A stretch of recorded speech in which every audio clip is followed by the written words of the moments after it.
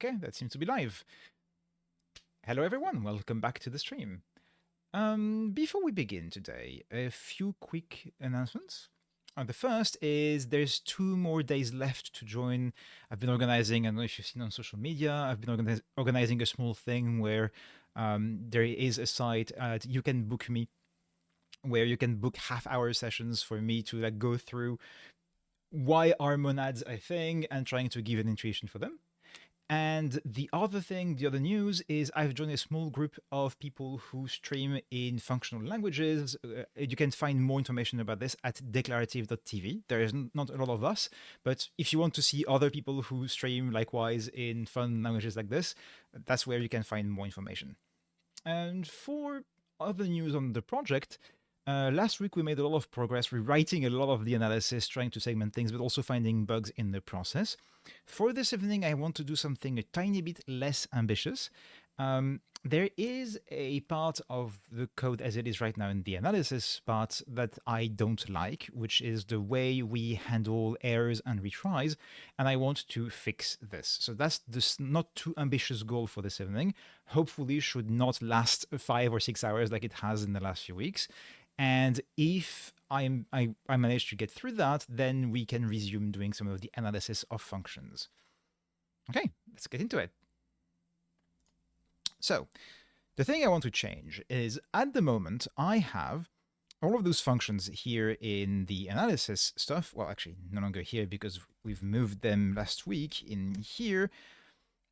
You'll notice that rather than returning something in the monad itself, they return something in maybe t over the monad. And the idea is we stack this maybe on top of it that makes it so that, like for instance, this one, maybe t on analysis of m, makes it so that basically we can short circuit because, well, maybe we don't have a value rather than having, in which basically running the maybe t means we get a maybe of the thing in analysis of m, but we get the short circuiting thing, basically. The downside of this is it makes all of those function signatures add a maybe t on top of the stack rather than deferring the role of handling errors to the actual monad, which is kind of ugly, and I end up doing a few very unelegant things, such as the way that report error like short circuits is by using M0, which is very readable on its own. And a few other issues is that when I want to recover from a MABT error that is recoverable, for instance, if I go to where is that function? Maybe it isn't actually in analysis. Where here I will have a run MABT somewhere. Yep, I do a run MABT of each thing, so I unwrap them to rewrap them to be able to handle errors. Hello.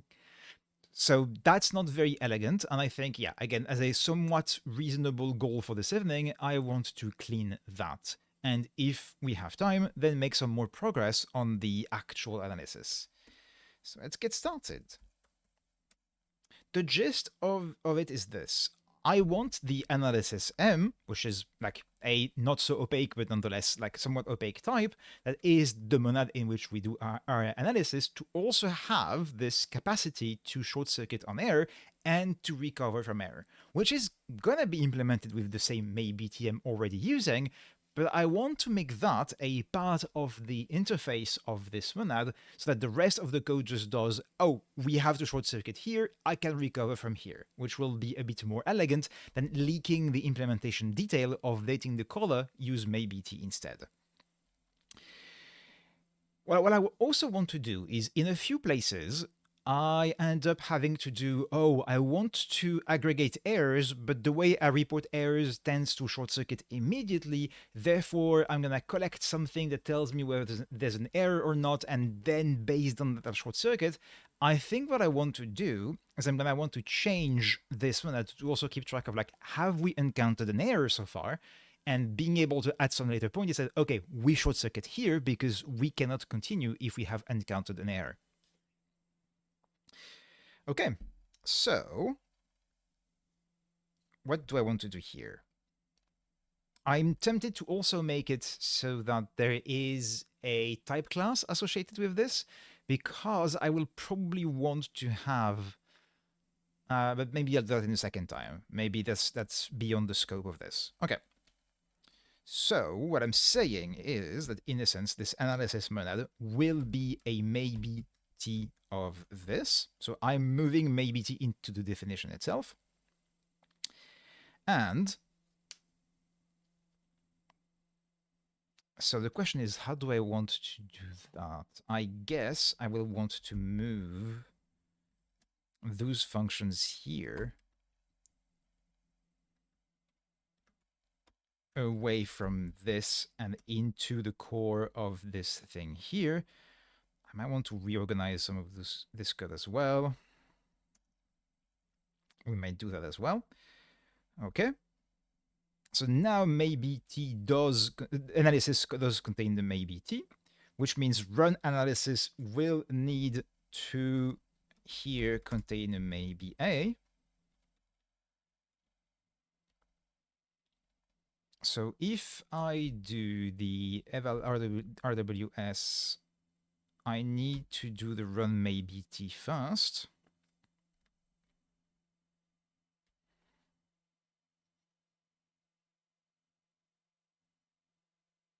Yes, that's correct. I need to do a run maybe t.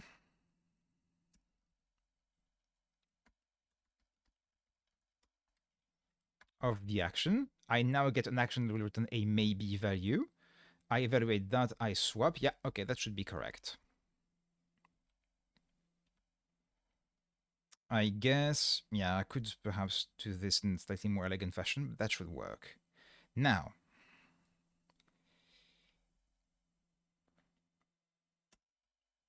we're going to want to do a few things. We're going to want to be able to say, here's a diagnostic that I want to signal, here's an error or a warning, and short circuit or don't. We are also going to want to have a recover function that basically allows us to give an expression and like, okay, even if it doesn't succeed, that's fine. So what we need is, let me think for a second. I guess we don't need report warning, report error anymore. We just need to report that is a function that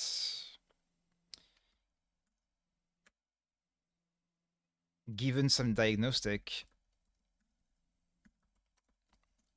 will return something in the analysis monad which happens to be unit because it doesn't short circuit and therefore needs to return something, and that something is just there was nothing to report. Well, to return, I should say, which is going to be this very simple thing there, tel of pure. So pure makes it in a list, tells puts it in the writer that we have here of a list of diagnostics. And we no longer do any of this. We are going to add abort, which is going to be a function in the analysis monad that will simply always short circuit at this point, which is just M0. We will want a recover, which is going to be given some action in the analysis monad. Well, I guess it could be any of them. Will be a unit instead. And it's basically try to run that function. If it fails, recover. The diagnostics will not be lost, just we are going to be able to resume the expression from there, basically. Or do I want to name this differently, like with recovery, or try, or something like this? Because that's a catch, basically, what I'm doing here. I'm catching the error, like I'm... So recover is not a great name for this, because this is basically going to be, call this function, but before, like, do this with recovery, perhaps? How do I want to name this?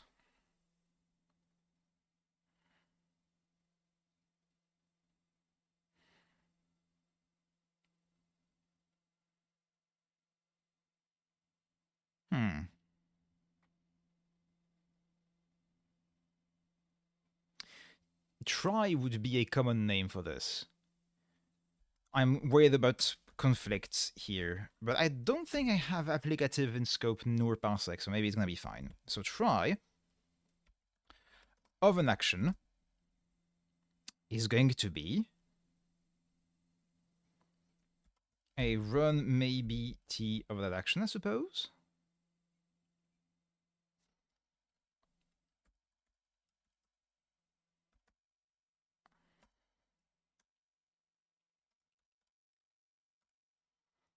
Of the action, which in the monad here gives me the value.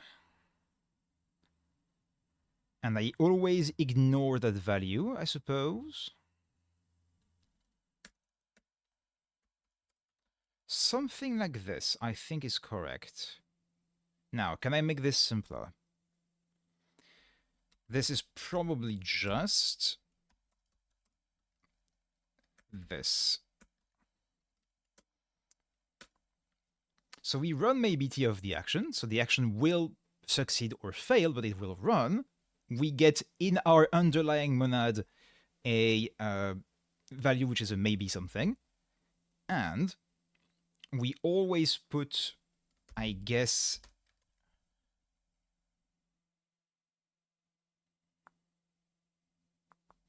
we always put just unit, that's fine. And then we lift it back into a maybe t. Yeah, I think that should be fine. And what else? I think it would be useful. I think it would be useful to be like, it would be useful to be able to say, oh, I need to abort if there's been an error at this point. There's no point in continuing. And therefore having a like abort on error at this point or something like this. But that would mean that this report would need to be able to track whether something was an error or not. So that we can say, oh, there's been at least an error, then just give up at this point, basically.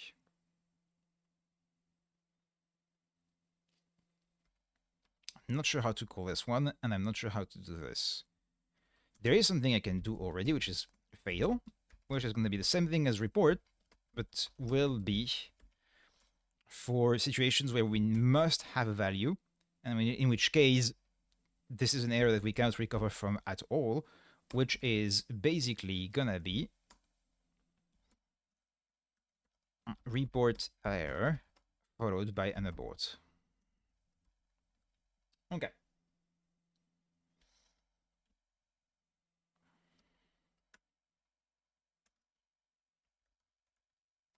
And I guess I could do something like validate, which would be if we currently contain an error. If we currently contain an error, then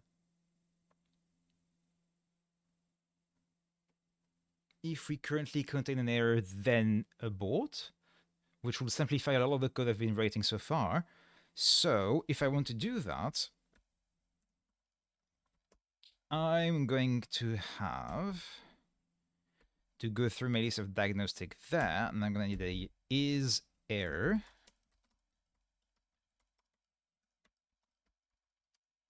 Is error.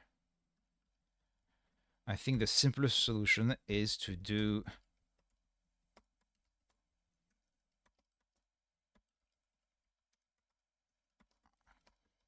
so far we have only one warning. Everything else is an error. So now I can add in my state that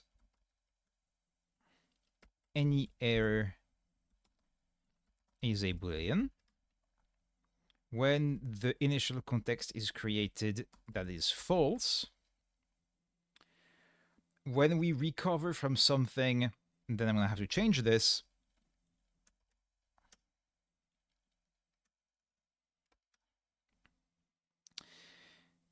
We recover from something, we are going to reset the status of that. So that means, oh, I will need this function to be after the declaration of the lenses, I guess. Slightly annoying. Because I will need context any error.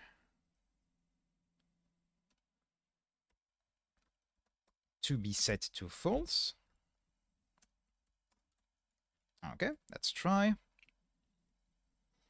And that means finally that here in report, given some diagnostic diag, when is error then context any error is true, and after that tell that diagnostic. Okay, and finally we can therefore do validate, and validate is simply when m uses context any error abort. When this monadic expression evaluates to true, so if the context contains a boolean saying we haven't encountered an error, abort. Okay. Now, how can I clean this?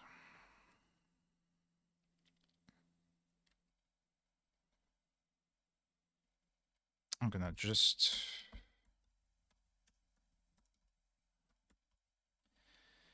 move this here.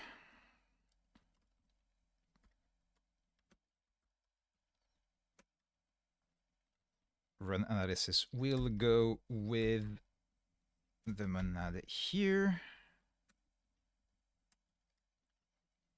And then error handling, which will have all of this stuff. I think handle maybe will have to go away, but I will probably want to have the lenses here, which is a bit annoying, but should be fine. Because now I can move reset state here, there we go, alongside the context. Should I don't think I should reset any error on a reset state. That's the job of recover. Like, it's pointless if we try to do a reset state, but there was an error and we've aborted already. That being said,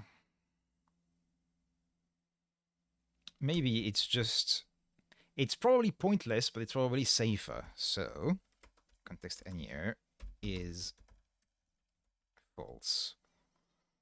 Okay, report.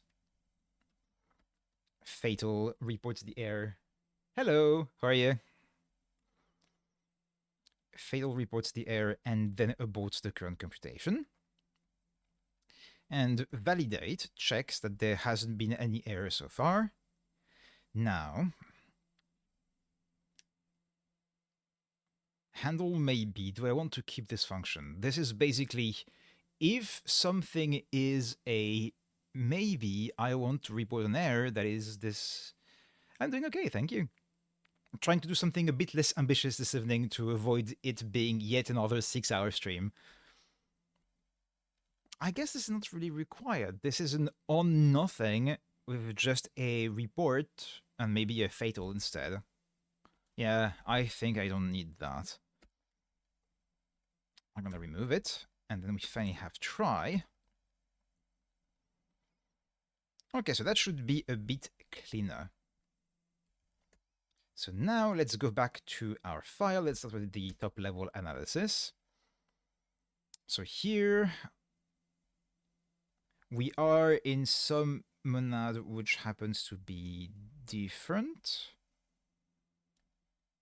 Yes, that's normal, that's fine, because we do run the analysis for each.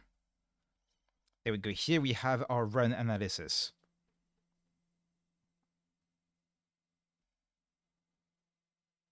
And that is a maybe because we do a hoist maybe here, so that's all fine.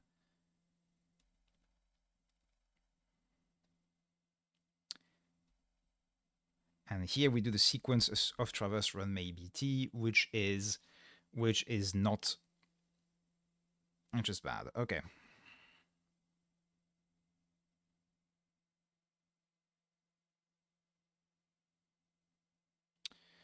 I will probably want instead, come to think of it, I will probably not want try to be this. I will probably want to try to be a maybe A,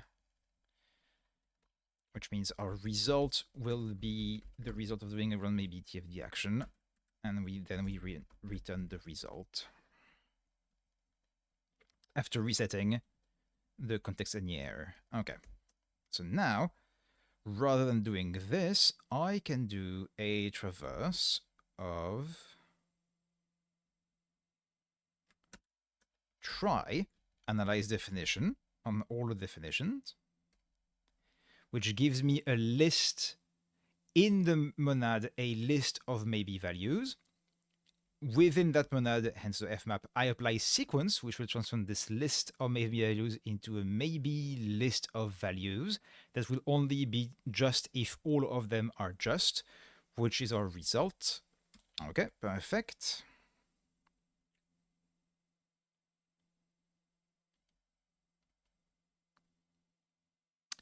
And I'm putting this in the result, so I'm returning a maybe value. Okay, so that should still be fine. Nothing else should have to change here. Okay, we can go to core now.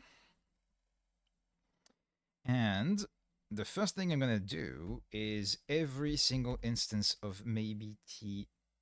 Oh, except actually, those ones are actually correct. So maybe t analysis. There we go. With analysis m.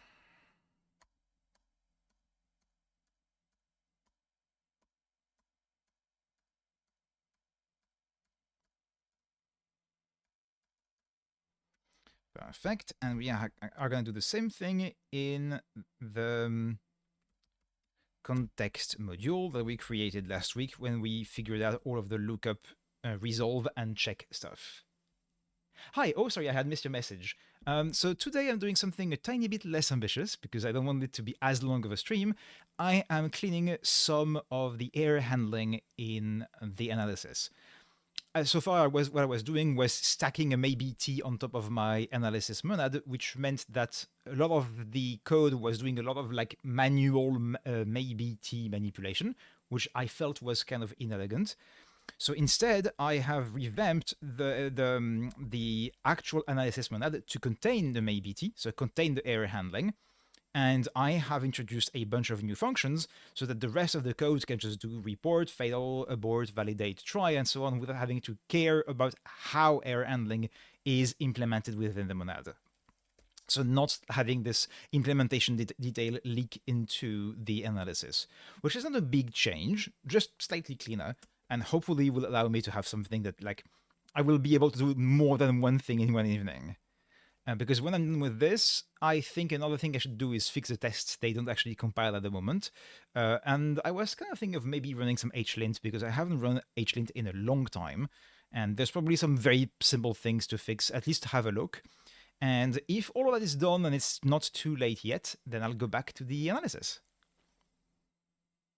So here I'm going to have to do the same thing where I'd replace this like that. Just gonna replace all of them. I don't expect any of them to be wrong. Okay, so now let's look at all the reports. So report error is something. I guess a lot of report error are places where I need to return a value and I don't, and therefore I must immediately short circuit. I cannot continue. So I guess I could do a very simple report error into fatal.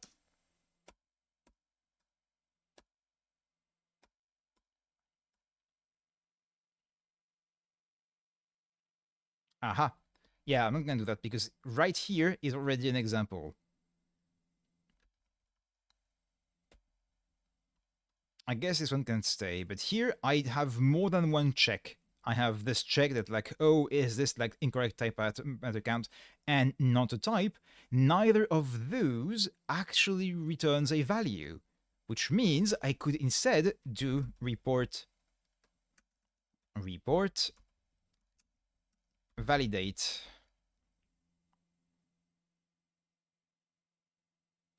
The only issue I see here is that if I fail to run validate after reporting errors, I will let things that are wrong pass through. Like, I have no way with the type system to guarantee that if I forget the call to validate, this does not like allow something that is wrong. That is a bit risky, come to think of it. So maybe that's not the best approach.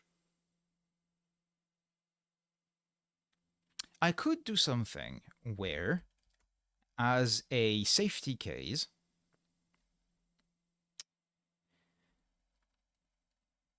when I run analysis, the action I'm running will be slightly different.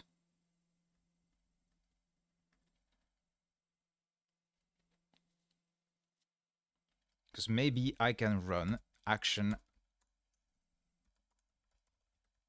validate.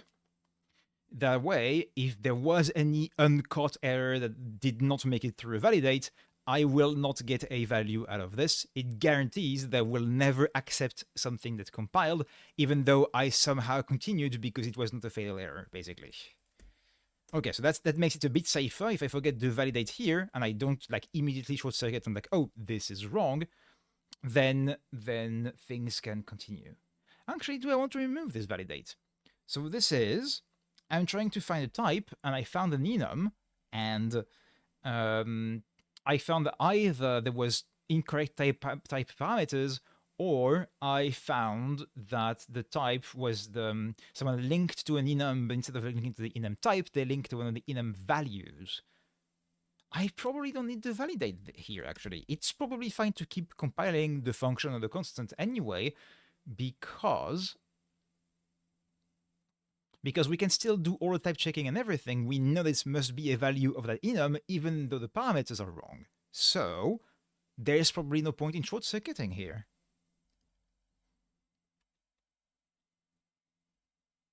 So I think I'm going to do the same thing here for things that are not preventing me from continuing with type checking. I should probably just do report and not fatal.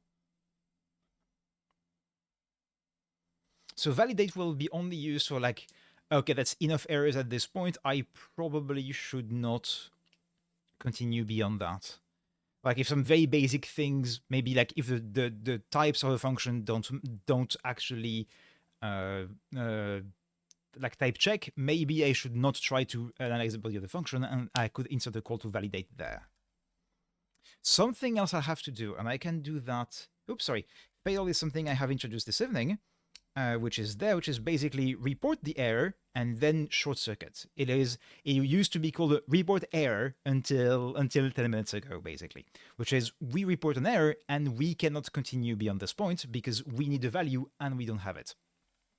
What report is just something that returns pure, like it returns a unit, and therefore execution can continue after this. It's just we have signaled an error there, basically.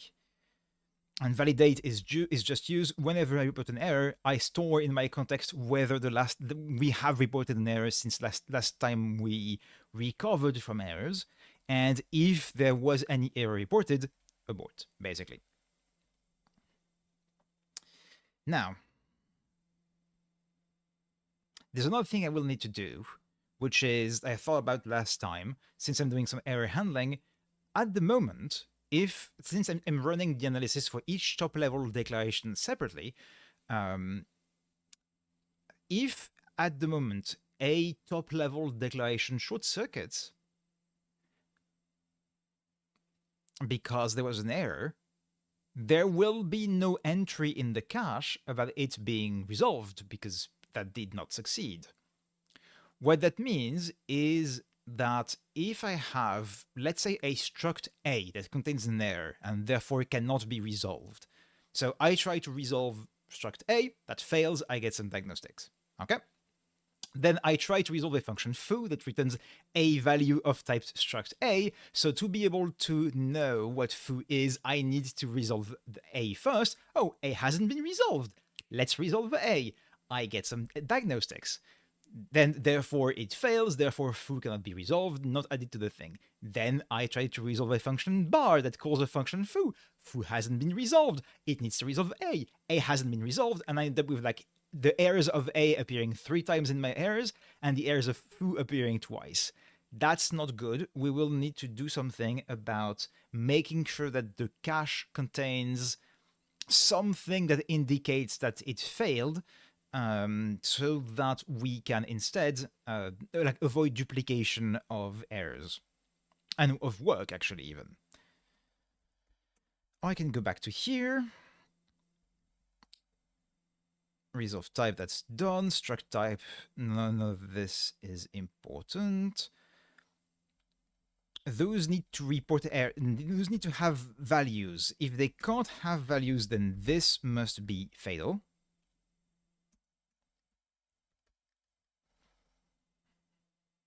Because I cannot return a value that makes sense.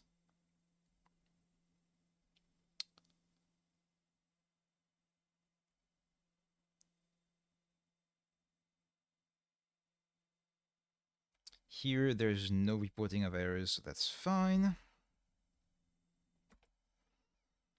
Next, for const value, all of this is fatal. There's no recovering from this. Verify enum value, verify const value, okay.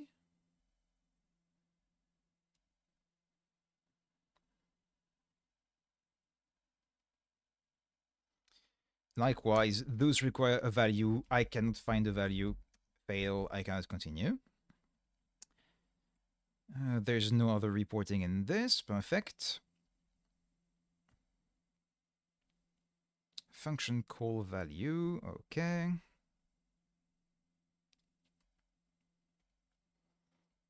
Likewise, all of those things require returning a lot of information about the function. I cannot provide that. This is a fatal error. We cannot continue doing any analysis past this point. Something I wonder, it's not relevant yet, but there might be some value in like some functions. If a statement fails to, like within a block, if a statement fails to analyze because there's an error in it, it might be worth catching up at the layer above. Like if within the block of an if there's an error, I can try doing a try at the level above so that we can resume, that's within a bigger block, trying to resume the statements across that block because the scope will be different. So it might be worth it to do something like this. Okay. There's no more reporting of error here, except here, that's fatal as well.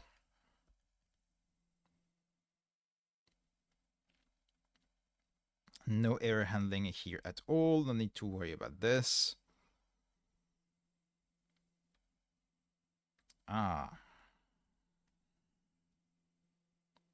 Here, this error is, you've called a variable foo or something like this, but there's more than one in the scope, therefore I have no way to know which one you mean.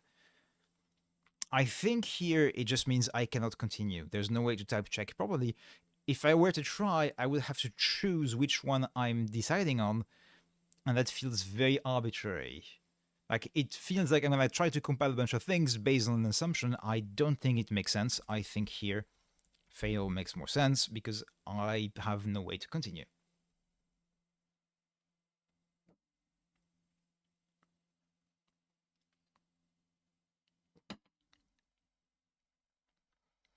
I mean, I guess I could just pick the first one and try to collect more errors, but those might not be useful errors. Yeah, I think I'm just not gonna accept that. Oh, actually, come to think of it, I have a few places that make assumptions about the number of type parameters being correct. If here in type I'm not doing fatal error when the number of type parameters is incorrect, maybe that will prove to be an issue. Like maybe when something is not a type, maybe I should not actually continue beyond that. So maybe here Yeah, maybe it would be better to actually fatal and validate.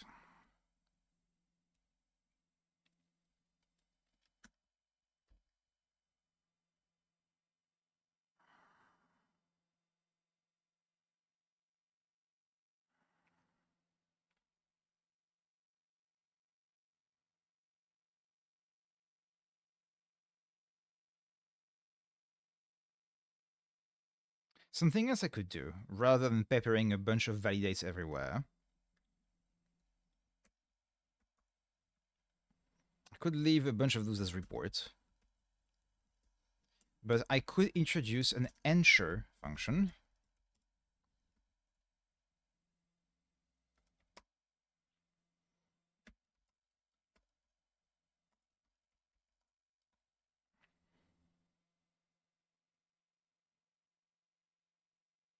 Actually, it doesn't need to do that. It could just be that.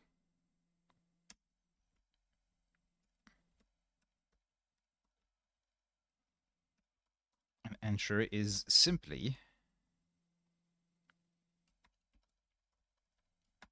validate, as in perform the action and then validate the result. And now that means I don't need to validate any of this. However, I can say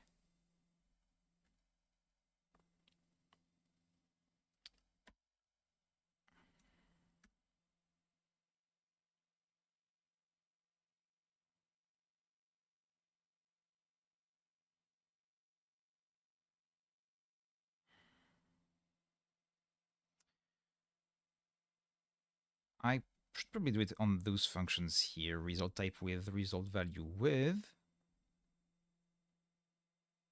Where are those? Here.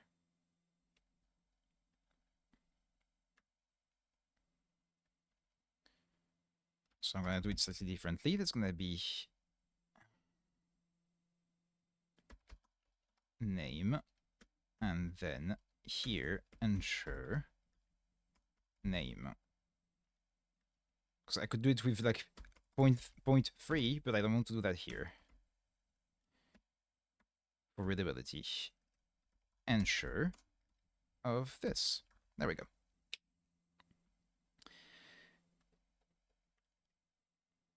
So now, if any of those return an error, we'll just short circuit. I think that's better, which means I can pepper a bunch of report everywhere in this file. Because basically, my point is, I want as much as possible to continue whenever I can, to try to report as many errors as possible, but it will not always possible to do so in a way that makes sense.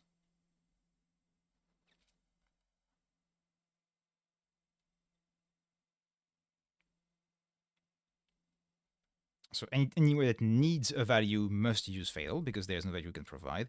Anywhere else, I can try to use report instead and not immediately short circuit. But at the end of the process, if I don't, I'm returning something that is kind of nonsensical. So it's probably better to have a bunch of ensure in place. But hopefully that means that we might collect more errors in the process rather than oh, I probably shouldn't do it at this level then. I should do it at the top level.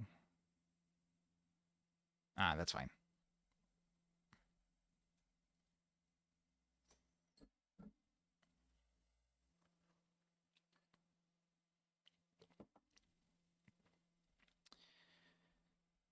Okay, so next, what do we have? Nothing here has any error reporting, so we're good. So yeah, that's fatal. There's no way to continue there for sure. Those have not changed. Those must return a value. That's fatal, I'm afraid.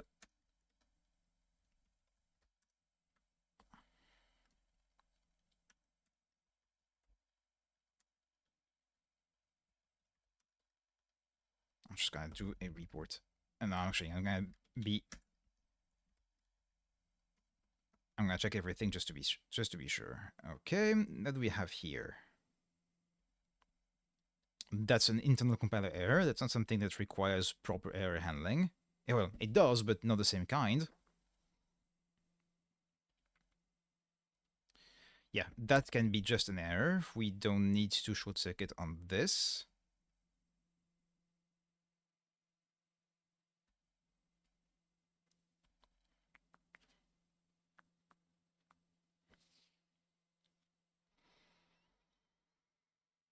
Okay.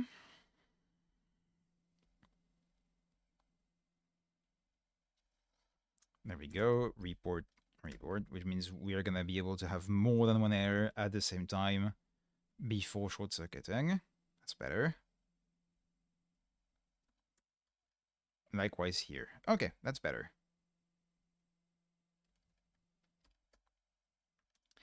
Now to do the same thing in core. Several of those functions are actually operating on the top level monad and therefore not in our analysis monad, so they don't need this kind of error reporting. That's fine. But set type parameters should not belong in this group, but it's there.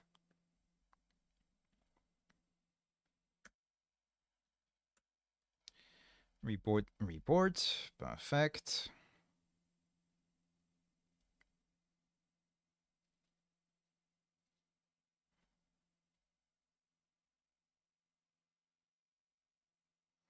No error in this, because we're not in the in the analysis monad. There we go.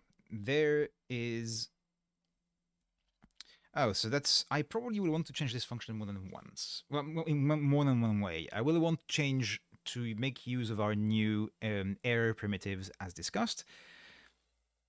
But I will also probably want to do that thing where I put something in the cache if it failed, so that I don't retry to analyze the same thing over and over again, because that would be kind of pointless.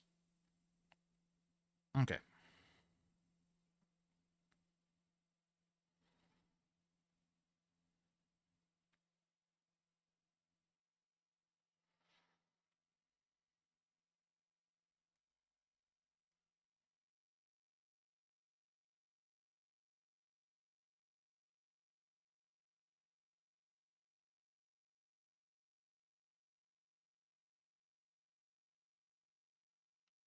Ah, that is annoying. I have an error here before I do my lookup in the cache. Which means if this error fails, regardless of what happens here, I will never put something in the cache. That's not great, because I want to always put something in the cache no matter what. Should I do this as a second step? First, I make this change, compile, and then I come back here. Yeah, let's do that. So for now, report here. Is that fatal? Can I not continue if it has a over? No, it's not fatal. It just means it can't be in the cache, I think.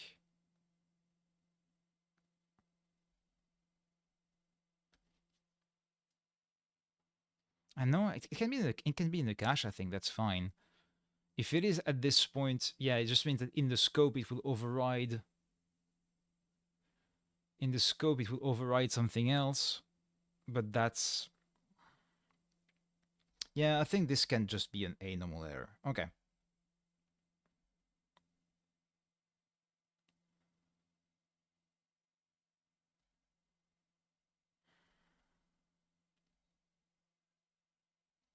Okay. Yes, this one is absolutely fatal. This is, we have a cycle between definitions, like A depends on B, B depends on A, in a way we can resolve. That is definitely 100% a fatal error. Okay.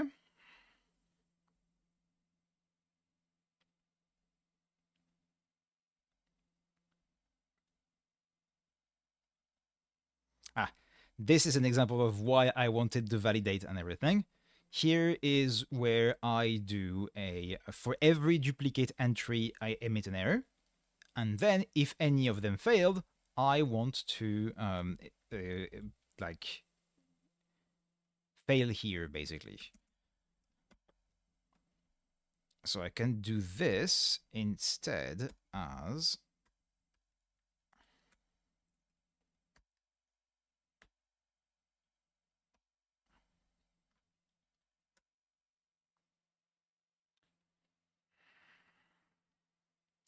Wait. Is that correct? This is not correct.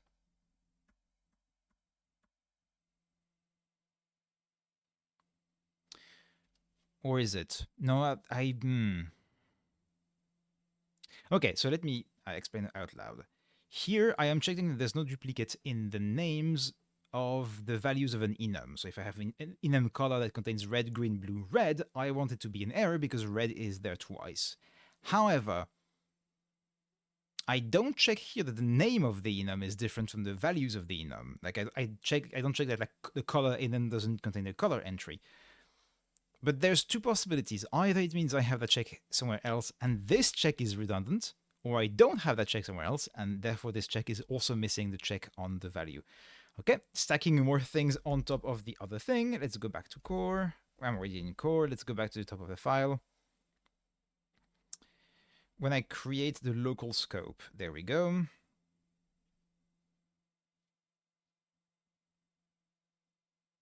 I would already get an error multiple declaration there. And given that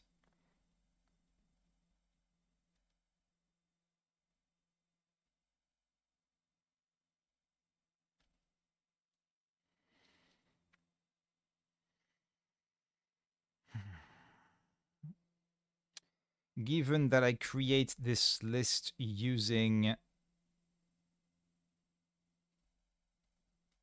the definition identifiers, which as far as I remember, which I think is defined in the AST, definition identifier.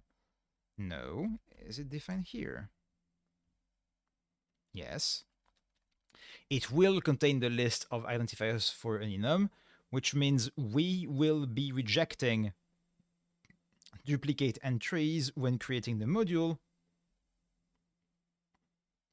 which means that this check is redundant. So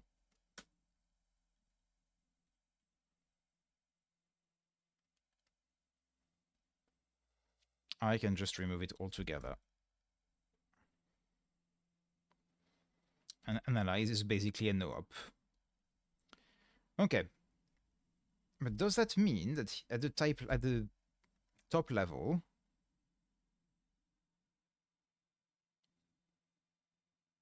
no, that wasn't core. This init local scope thing.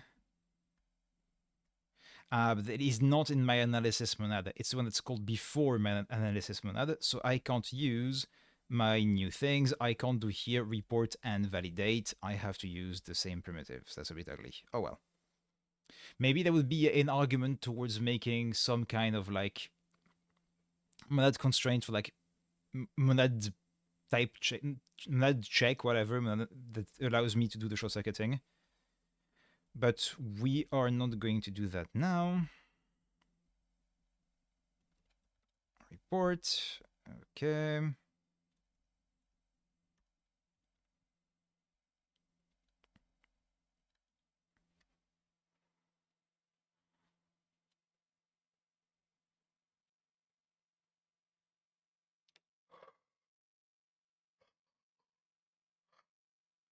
Yeah, I think this is just a report. I can just continue after that.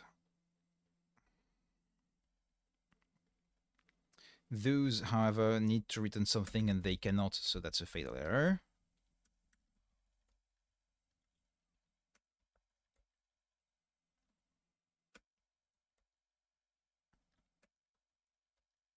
Oh, actually, this one could be a report as well.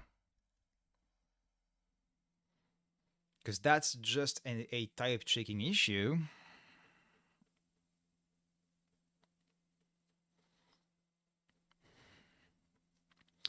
What I'm saying here is like I have a equality or difference expression, but the types don't match, so they cannot be compared for equality.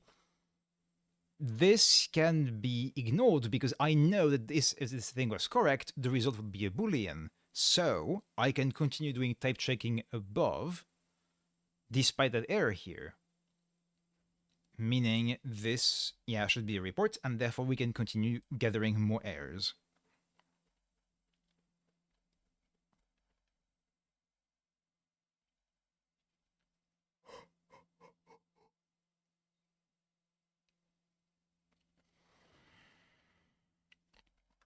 Where is this report cast error used? It is used in a place where I need a value, so that's a fatal. We can always short circuit.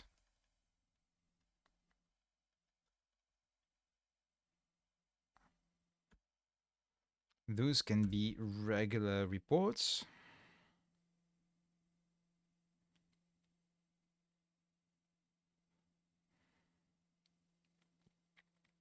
Yeah, that just means we have something that cannot be converted into a valid value of the enum, but at compile time, that's never going to be a problem. Therefore, we might as well try to continue analyzing the expression for type errors and name errors, but we just know that it cannot be allowed to compile, basically.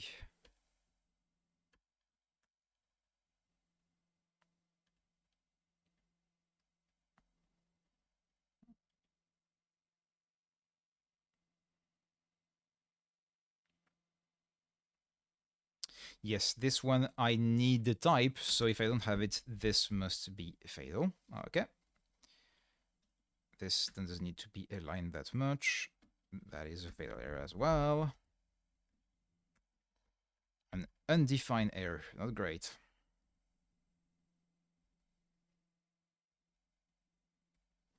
I have a few undefined that remain there.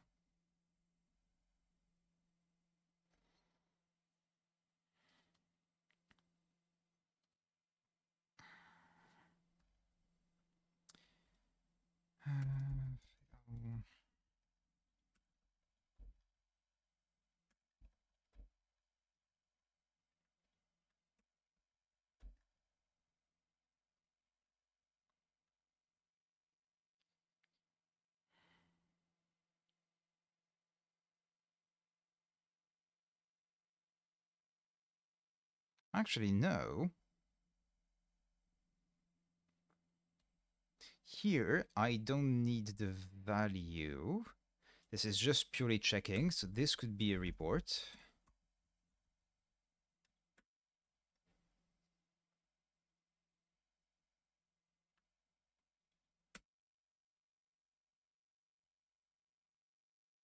No, here I need, okay, I can do that, but then I need to validate here, because otherwise here I'm assuming that like, oh, it has type checked so far, therefore I must be able to find the value. That's not true. I wonder if there's a way to make... No, I don't think, given the way I've defined validate, I don't think there's a way for me to make it type safe to like being able to check something like this without validating first. Oh well. Okay, struct fields. What do we have here?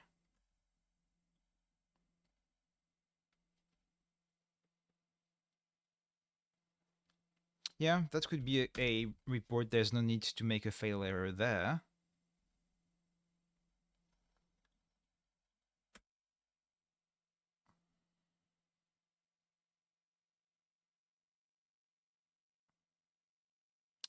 Except this expects a value.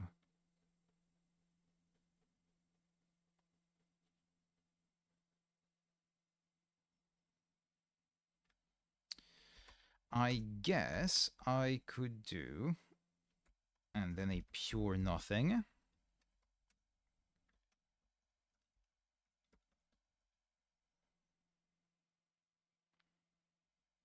No, it's not nothing because I do a cat maybes. So it expects a value that is a list, I suppose. So a pure empty list, I guess.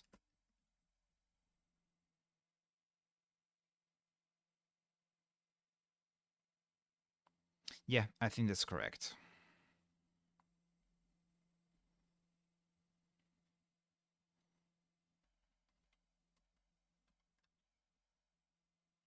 So this can be a reward as well. Doesn't have to be.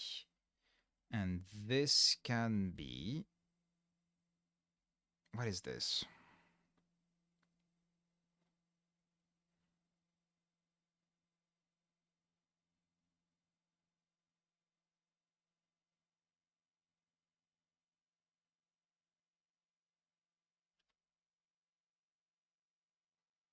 Okay, it is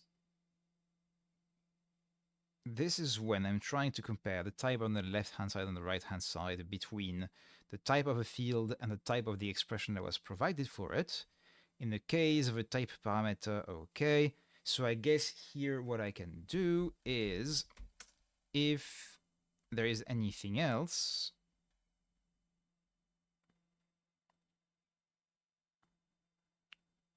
wait. Oh, it's because I'm checking on the type diff. That makes sense.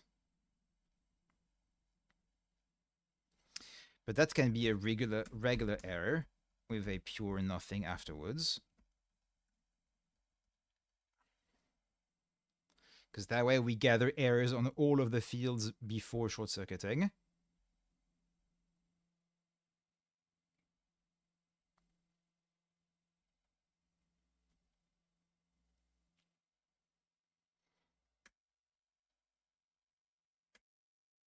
And here I validate before the end. Okay. So now, rather than saying, oh, field A was given an int but actually expects a string, I'll have errors for all of the fields. I'll have errors about ambiguous types. I have all of those errors, and then we'll short circuit because we cannot continue past this point. And now the last thing we have here. So this is another example of where we're going to be able to improve things. Here I have this all valid, which is not great. What I'm going to do instead, for each argument name in the list of arguments, arg count. Oh yes, because I'm counting how many times a given name appears.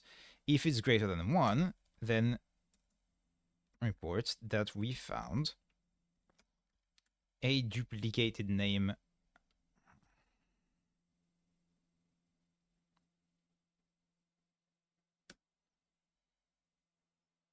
And after that, I can do a validate if I want. To introduce better error handling, I can remove that because it's already done. So here I'm going to do a validate at this point. So we try to resolve all of the type parameters, the types, the type of the return of the function. Actually, this one already does an ensure, so this one will do a validate. That's fine.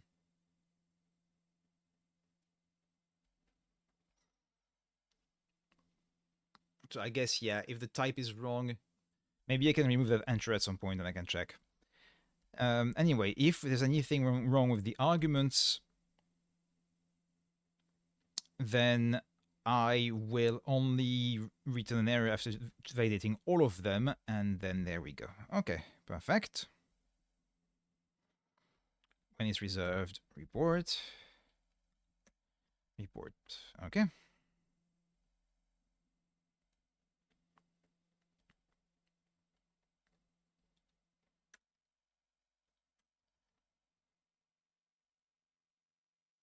Yeah, a continue or a break not being in the loop, we can just signal the error and continue. The compilation will fail, but we can still continue analyzing the rest of the statements.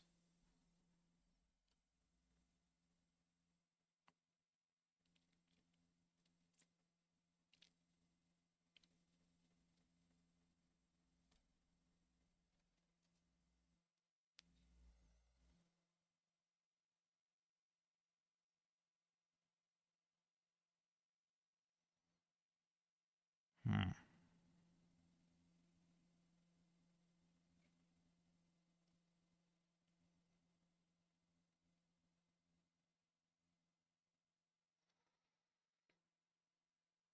Here, I have this written statement, and I think I want it to be able to recover.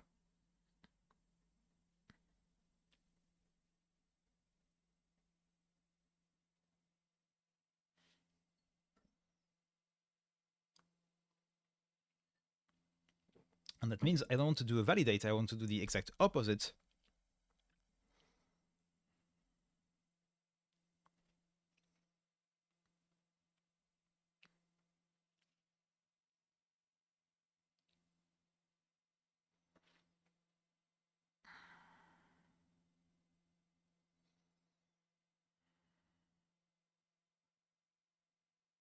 But the problem is I need to return something that I cannot return if I don't have the expression. So there's no way for me to recover there.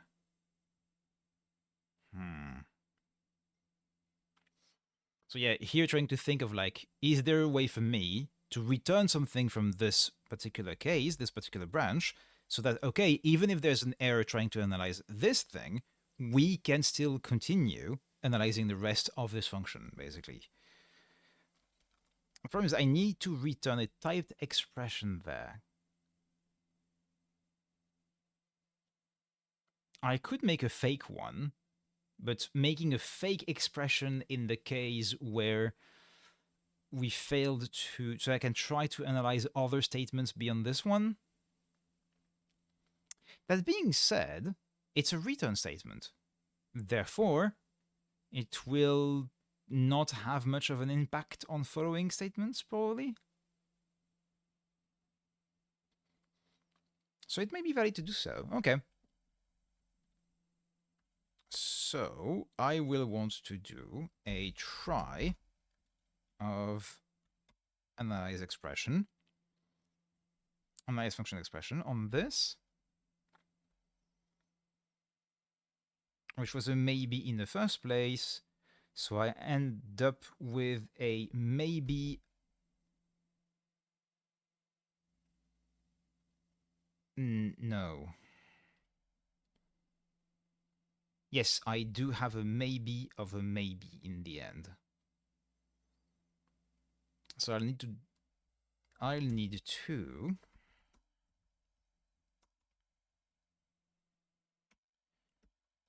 in this case, it means we encountered an error and try recovered for us. That means I need to do a pure return statement, and I think with nothing, which is wrong. But again, since there are errors at all in the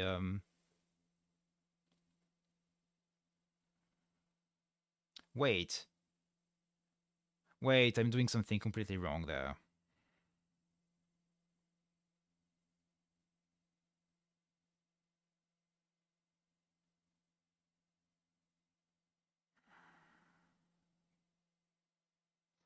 No, I'm doing something that is completely wrong. I need to change that.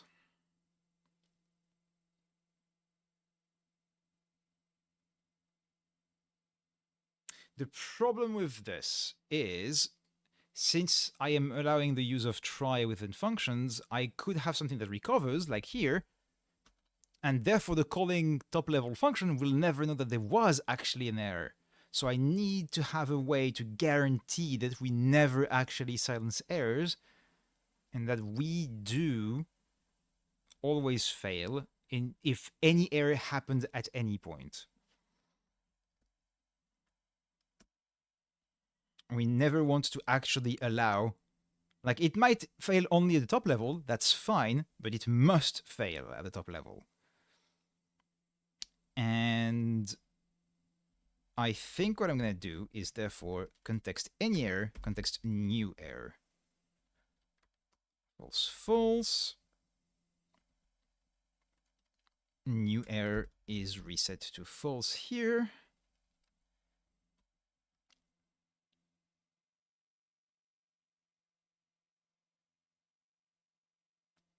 And that means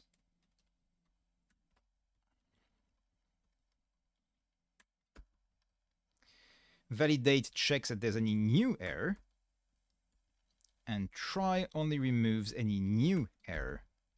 But the any error remains true, which means that when we run here,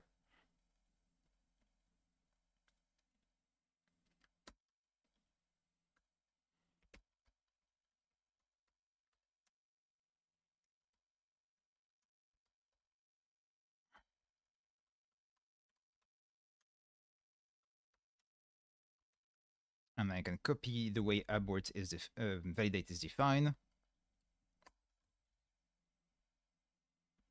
So just action followed by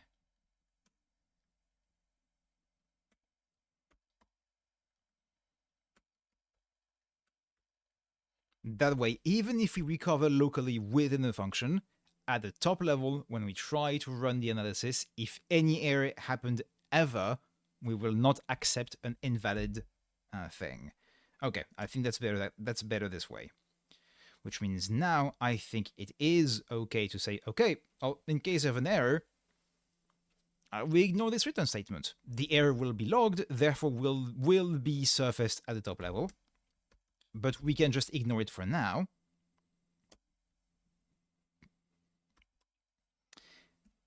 And if there was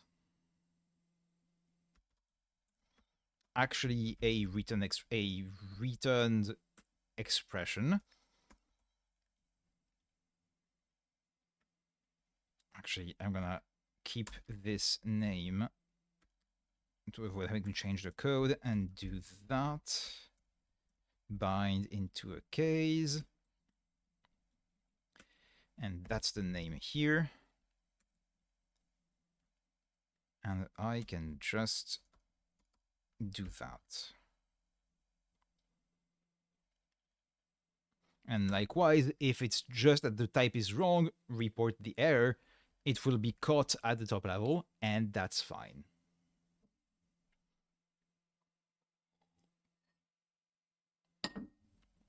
Okay. Now, what else?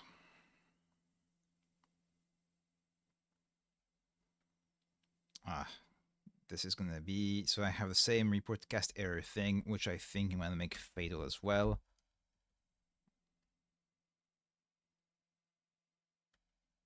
Yep.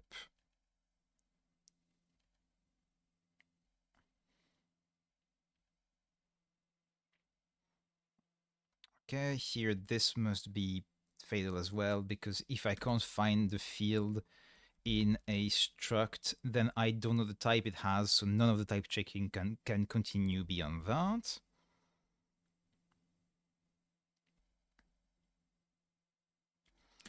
That can be a fatal problem. That's fine. A regular report that's not fatal. That's fine.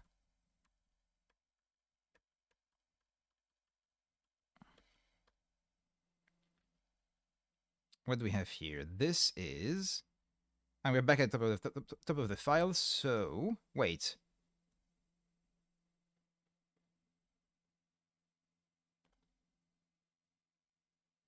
Oh, because I had defined report error in terms of any monad that has a maybe t on top of a writer. I don't have that anymore.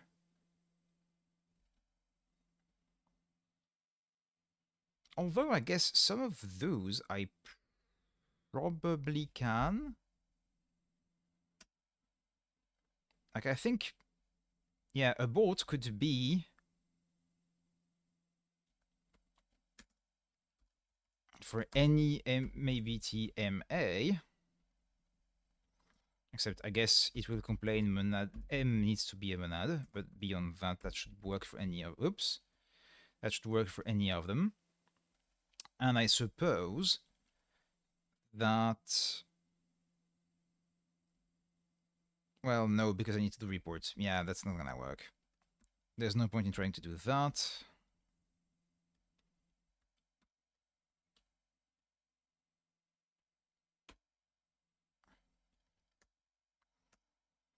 So that means that those functions that use report error will need to change. Sadly, this becomes a tell until I make the top level calling monad also compatible with this, which I am not planning to do just yet.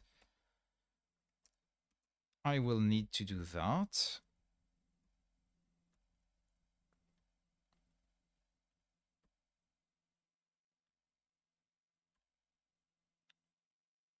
Okay. That should be all of it. Oh, here I could do... Oh, wait, this is the same. I am not in my analysis monad, so I cannot do a better check here. Okay, let's try that.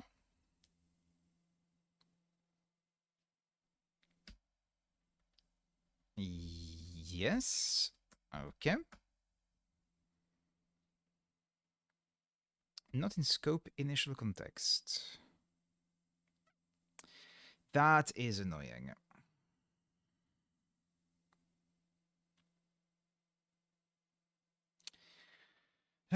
This is extremely annoying. The cause of this is template Haskell.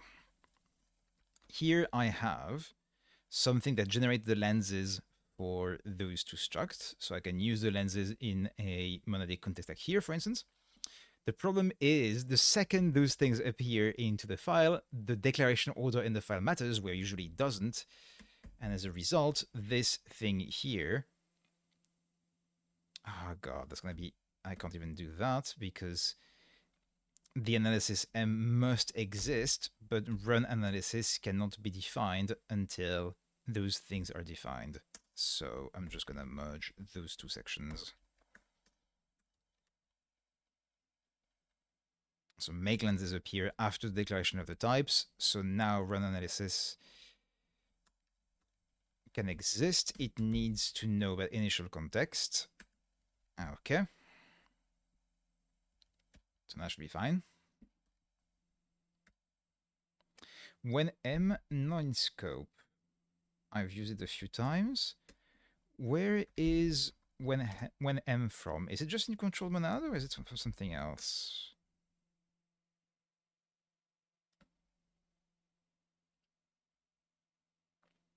It is a control monad extra. I'm fascinating. I didn't realize it was not in the regular control monad. Okay.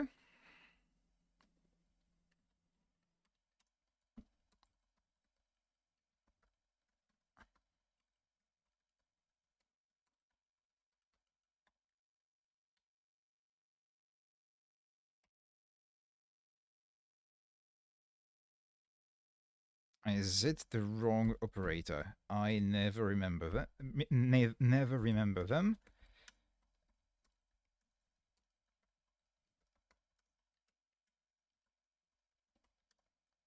So here I am using this one.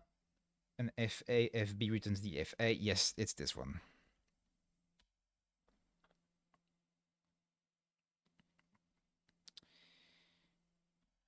Pure result.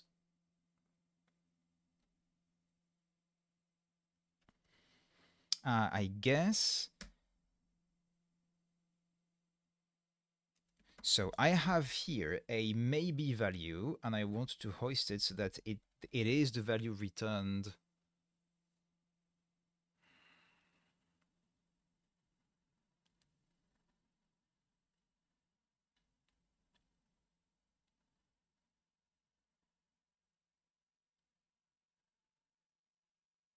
Wait, can I make it so that actually try always gives me a maybe A? No, that makes no sense. I want it to always be just the value, so...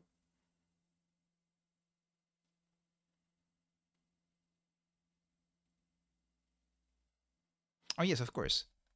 I want the result to be pure just that, with it being a maybe something. Okay, report error. One stray one that I didn't change. That is something that needs to return a value, therefore, and it cannot, therefore that is a fatal error.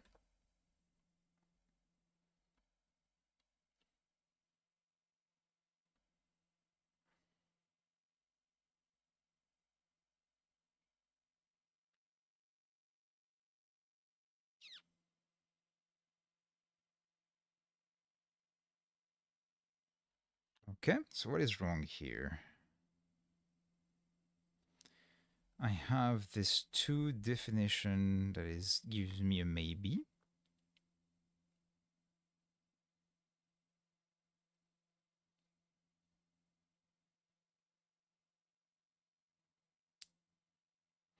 Is it the definition of from definition? No.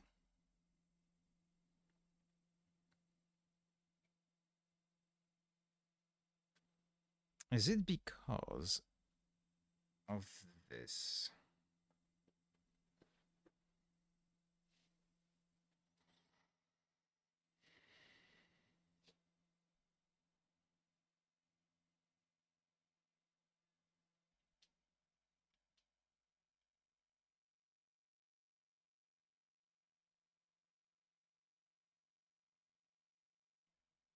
So I do the analyze definition here, and this F map is considered wrong for some reason.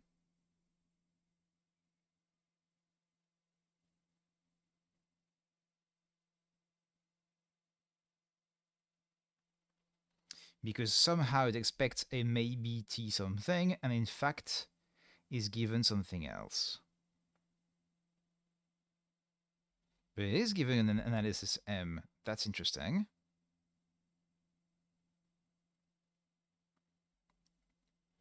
So I do an analyze definition, which is not there, it's in core. Analyze definition, which gives me a definition in the analysis monad. Okay.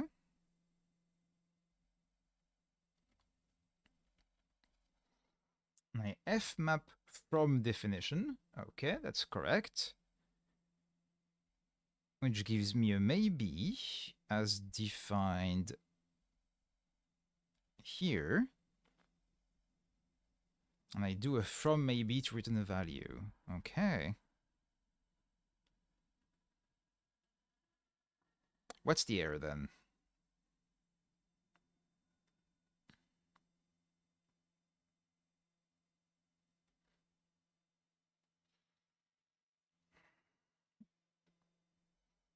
Expected a function from maybe T analysis M to analysis M.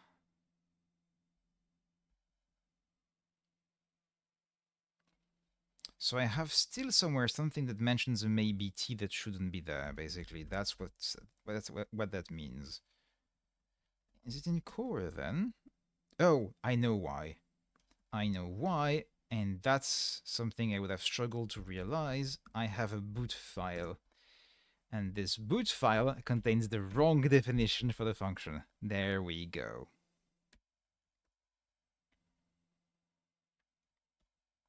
Prod is redundant.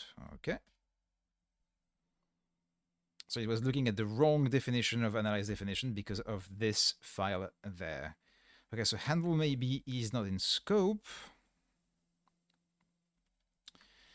because I decided that's just an on nothing M. And an on nothing M, I do a fatal error with this thing. Meaning I don't really need to have this handle maybe function.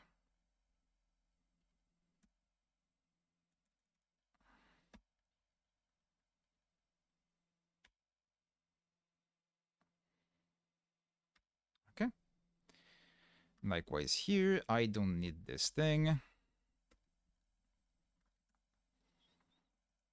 There is a lookup on nothing. There we go. That's a report error. What is this? Set type parameters. Oh yeah, that's gonna be a regular error, I guess. No, it needs to return something. And cannot, so that must be a fatal error. Annoyingly.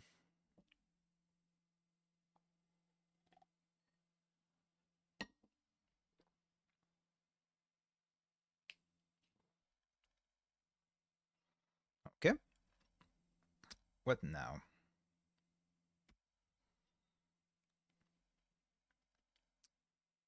I have another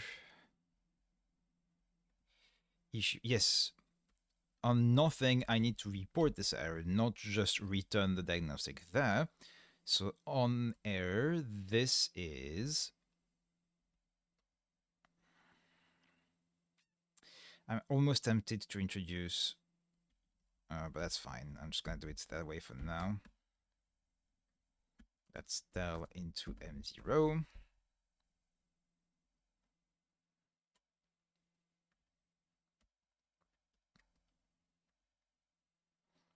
Report error here. Yes, this is just going to be fatal, I guess.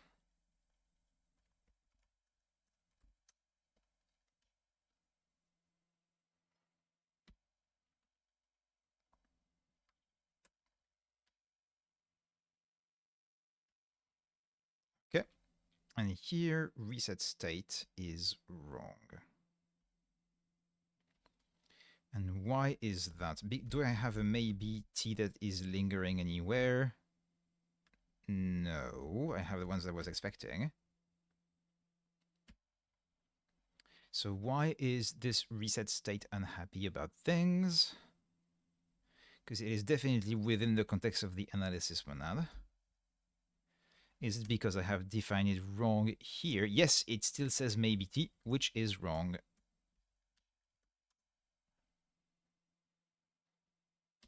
Okay.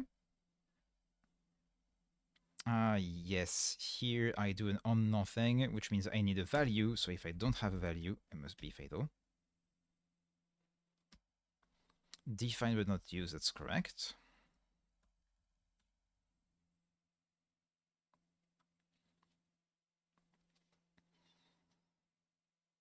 Okay. Hoist maybe.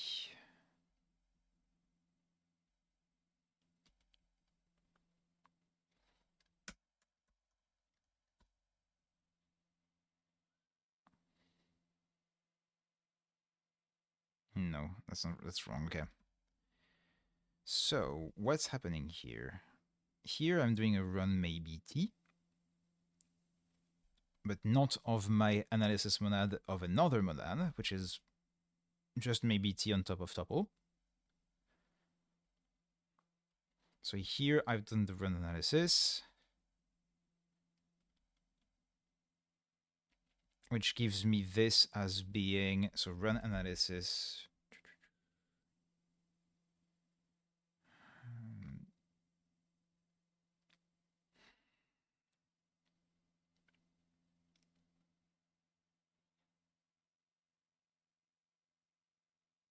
Oh, this is already, okay, I have too many maybes.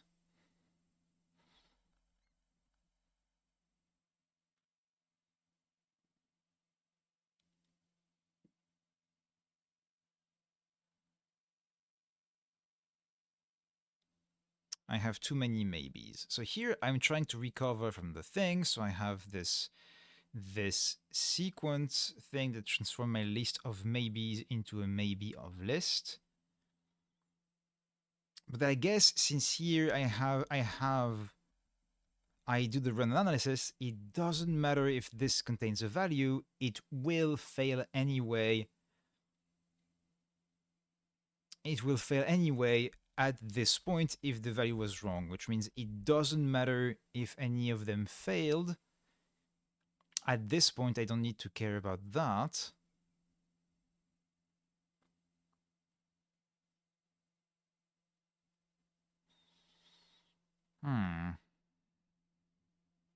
Which means I guess I could instead do a cat maybes, return the actual pure result in the optimistic case. This run analysis does return nothing here if any of them actually failed under the hood.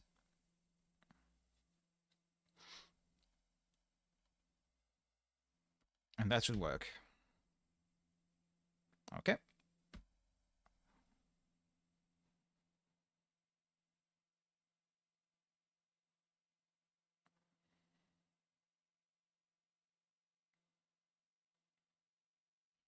The function resolve not user back to 3 arguments.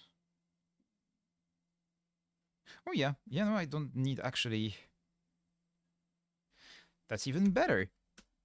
I don't even need to do that. I can just reverse with try analyze definition, which means we analyze the definition, and if it fails, I just like continue recover from that.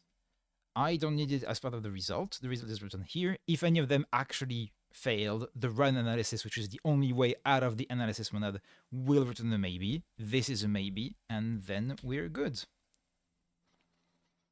Okay, and that compiles. Now, if I go back, since I don't have tests yet for this whole thing because the analysis isn't done, I can go back to this file, which should still compile. It does. Perfect. And if I reintroduce something that does not compile, what did I have that doesn't compile there? Can I try something that was going to result in more than one error to make sure? I guess I can easily do that by having a const this, which is a color, and its value is irrelevant. Its type will be green of blue. Actually, no, this will be an error. So maybe I should just say that. What I'm hoping is I will get two errors there, like, oh, hey, this green is not actually a type, and this is the wrong number of arguments for the color enum, which means we will have not short-circuited, we will have found more than one error. And here I think, however, if I put 1, we will not get the type error because this will have been a fatal error. We will have validated before reaching the point where 1 can be analyzed. Or maybe not, we'll see. That is because that's not the syntax, that's the syntax. Error incorrect type parameter count. Error another type. There we go.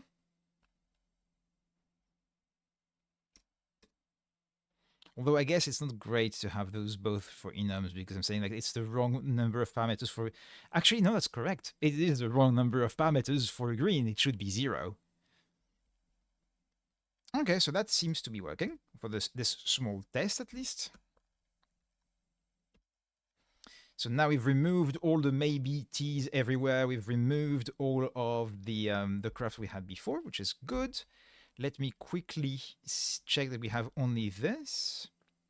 So now we don't do any result sequence, we just traverse, and that's fine.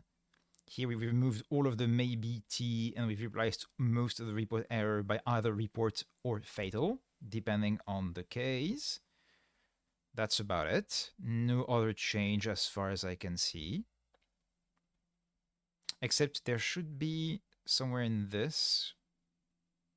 No, this is the context file. Yeah, that's correct. Here in core, we should have a few similar things. I removed the handle maybe function.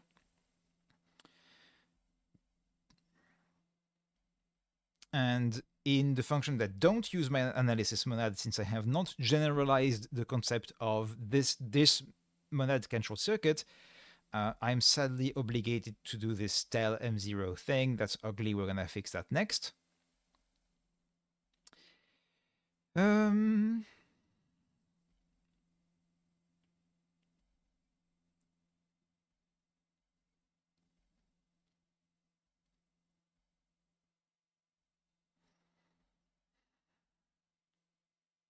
Here's just a change of report error into report or fatal again.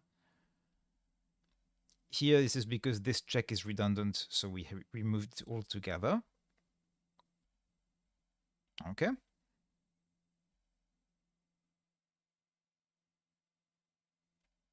Here we've tried to do some smart recovery there. Okay. What's this change here? Ah, yes, this is trying to be smart on handling a return statement so that we can continue analyzing a function even if analyzing the return statement fails because the type is the wrong one or the expression is wrong or something like this. Okay, and everything else seems to be basically it. What else we have? We have the boot file being changed, diagnostic having its report things change, and monad being rewritten. Okay. Stage that.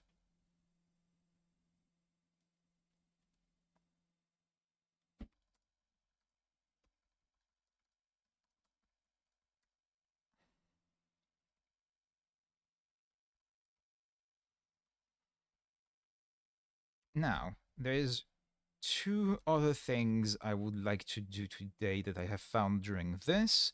The first is this analysis top level thing returns something which is not in the analysis monad. because the analysis monad is used only for analyzing the top level expressions. It is so this is initializing something that is not this, and as a result, the primitives that I'm using for reporting errors are not available in my are not available in the top level functions, which is why here in core, in create for in scope, for instance, and init create local scope, I am not in my analysis monad yet because I cannot initialize it yet, and I have to do some M0 stuff. I have to do this kind of ugly stuff there.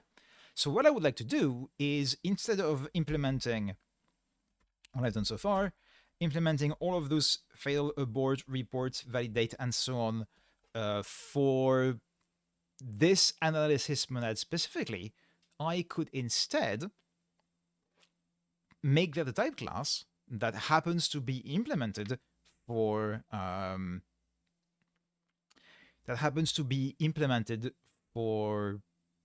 for my analysis monad, but could also be implemented by any other one, and then declare a new top level monad for the process of compilation that uses this same class. So if I do that, I was just got a notification. I was checking what it was. This is GitHub complaining that the dev branch still doesn't compile because I haven't fixed the tests yet. So we should do that. So I think the idea I will want to do that, or at least some of this. I will want at least, I think, report, fatal, and abort in a other thing, because none of those require actually checking some context. Those validate, ensure, and so on will require a bit more.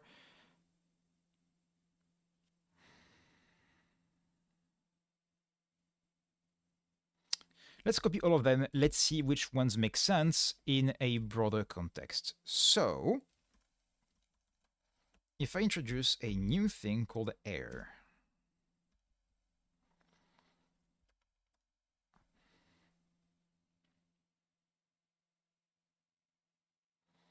how do I want to name this thing?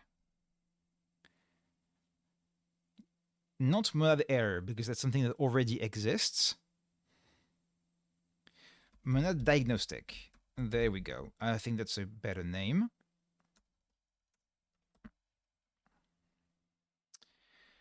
To be a monad diagnostic, oh, I don't actually need to put constraints there. It's fine for now to just let anything do it itself. So, actually, do I put this in the diagnostic? Maybe I put that in diagnostic. I don't create a new file, which means I can remove error, and I do that in diagnostic. So, monad diagnostic, a monad M. Yeah, I think I need at least this constraint. It can be a monad diagnostic if it provides report, given a diagnostic, give me something in this monad M.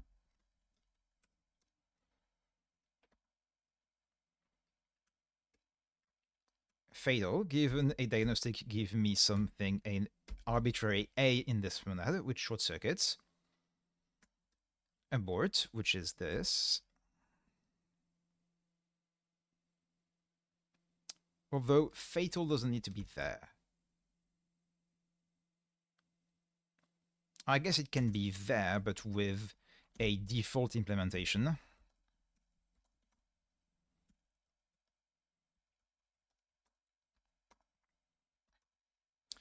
Which allows a other monad to make something different there if needed, but have the default implementation if it wants. There we go. I don't think I want to put validate in there, because this requires keeping track of like has any error that we did not actually handle happen. And I don't think that's a functionality that I want to handle in any monad that has diagnostics. And likewise for ensure, I don't think those make sense.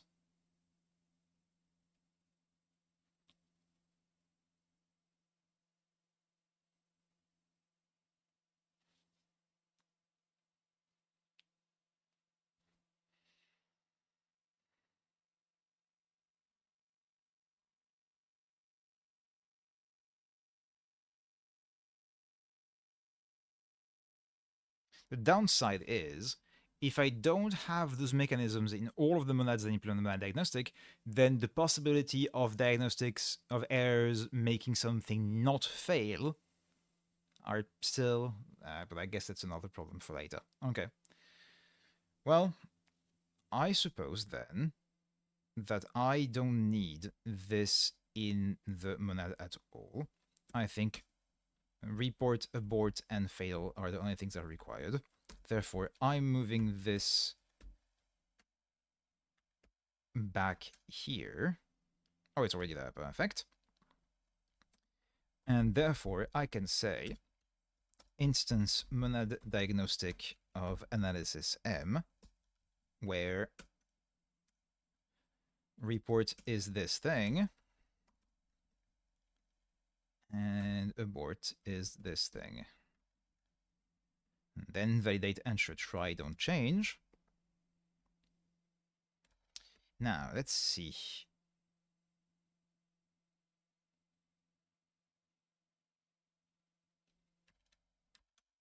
Here at the top level, I don't need to make any change. That's fine. However, in core, now I can replace this by a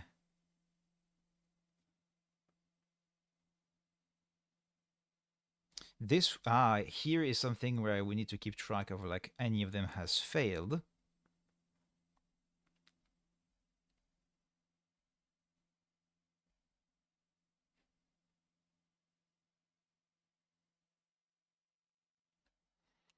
Hmm.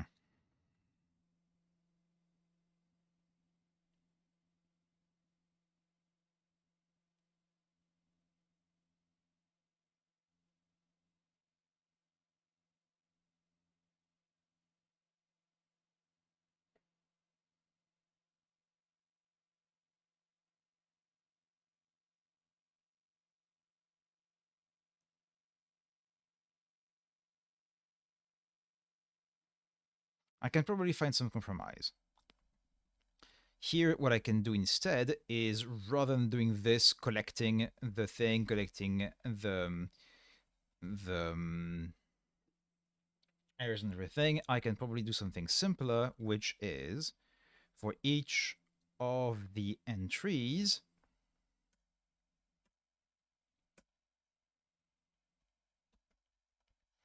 I collect the diagnostics. So which is gonna be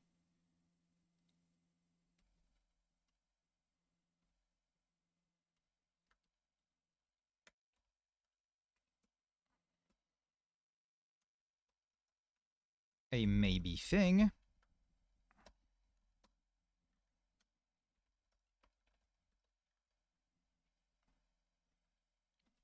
And I don't need this has duplicates anymore. I can inline it. So now I collect my list of diagnostics. I can do a cat maybes on it. And now I can do something else rather than doing this when failed.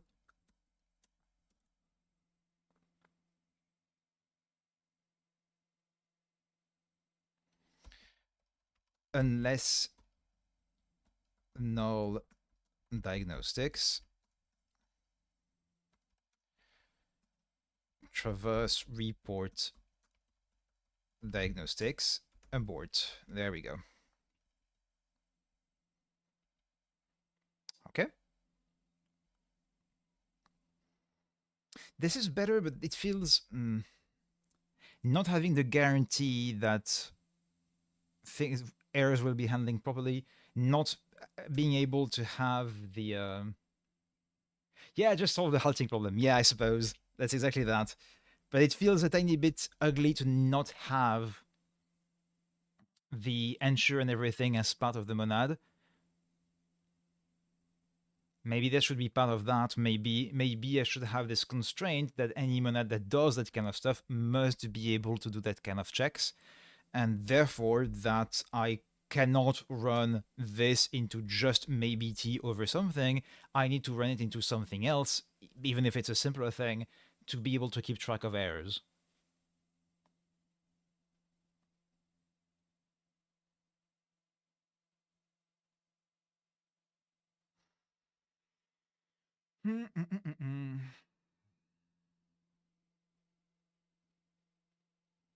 I don't know. Because there's also the question of like, here I am returning out of the monad at this point. I am returning like just a tuple diagnostic, maybe other thing. Maybe instead, what I will want to do is to return that in some kind of monad that is itself able to handle diagnostics and know when things have failed. And maybe then I can do this whole thing where this top-level mod also has a capacity to remember if any error happened and anything like this. And maybe I can go back and change my definition of monad diagnostic for that. It would be better than this. For now, I think this is still a bit better than what we had. And there's one last thing I think I need to change. I think there's one last M0 here. Yes, in this case here, I can do instead a fatal of this now.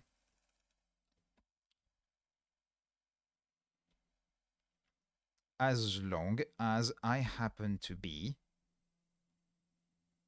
in a monad diagnostic.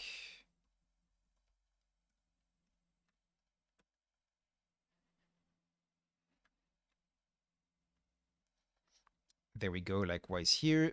Fatal of this.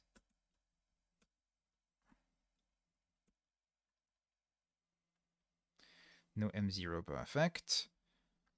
And this is the same thing here. This needs to just be a monad diagnostic.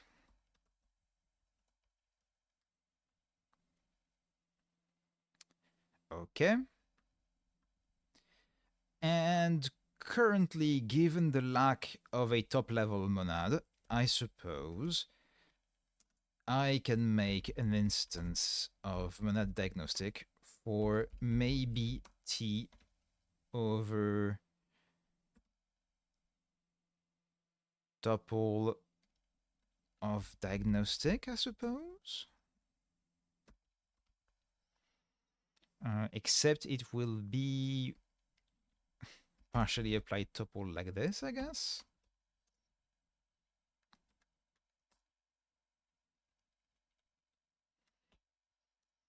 And in this case, report will be tel of pure,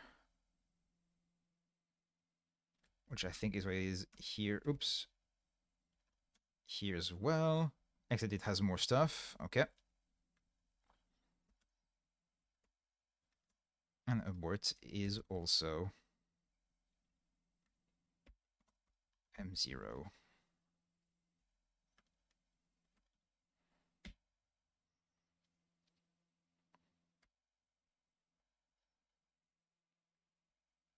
I guess this partially applied tuple doesn't really work.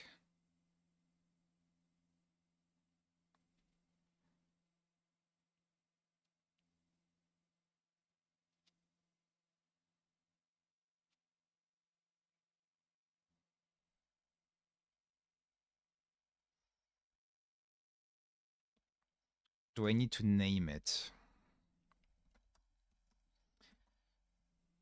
Since this is temporary, let me change something. Would this be allowed as being a tuple A and... Oh wait, actually, no, I'm wrong. I'm wrong. I am wrong because here this is actually with the diagnostic first.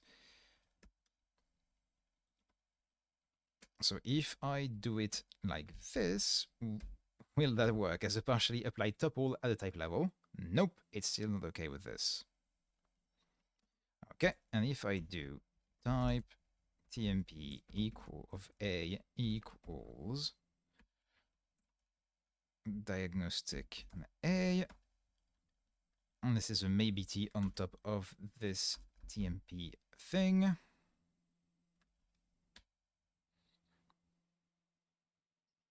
And now it's happy with this. That's frustrating. Okay.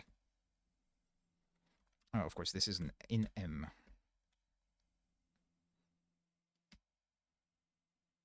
Ah, no, okay. It needs to be... That's the problem, okay. Is there a solution for this? Is there a Haskell extension for this that I'm not aware of? Haskell partial tuple type level.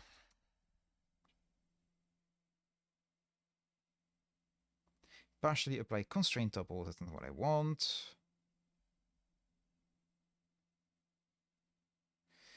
Data tuple type level isn't what I want either. Nope, okay. I think it's called tuple section, but that's for at the value level.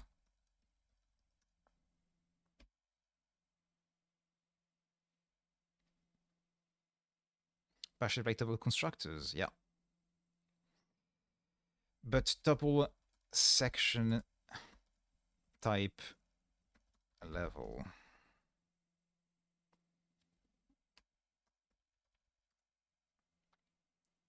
Wait, I can find a solution for this if I look at the definition of the writer monad. Because... Yeah, there we go. That is... Oh, I see. This is tuple partially applied to W. Okay. So, this is maybe T on top of tuple applied to diagnostic. There we go.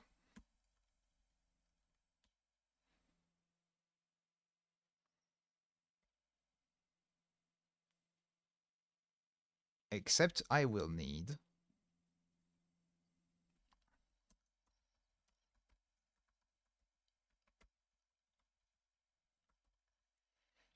Yes, so basically the name of the type of a tuple is of the tuple of a pair is this. This is the name of the type, and I apply one argument to it, which is this. So this evaluates to the partially applied tuple in a pair in which the first argument is this and the second is not given. To put this in other terms, the type at the type level, a pair int is a type, that's its kind. So in something like this would be, if it were valid syntax, would be its kind would be takes a type, returns a type. So if you give it int, you get pair int int. But this syntax is not allowed. However, you have access to this syntax, or this syntax, or this syntax, which is basically the type level constructor for the pair of things. So this has type, has kind, sorry, type, type, type. And if you apply a value to it, so this with int, that basically is equivalent to this, and then is of kind type to type, which is what is required here. But that looks weird, yeah. And I had forgotten that it was the proper syntax. But now with this, I should be able to make the current bad monad compile. Pure has duplicates. Yes, that is no longer something that is required.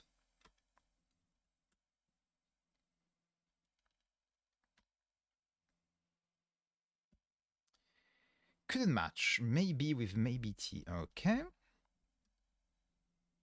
Oh, that's because I'm doing a traverse. Yes. Which I don't actually need to do anymore. I can actually rewrite this as being a flip. This is no longer needs to be in the monad because I'm not doing the report at this level. So diagnostics is flip map maybe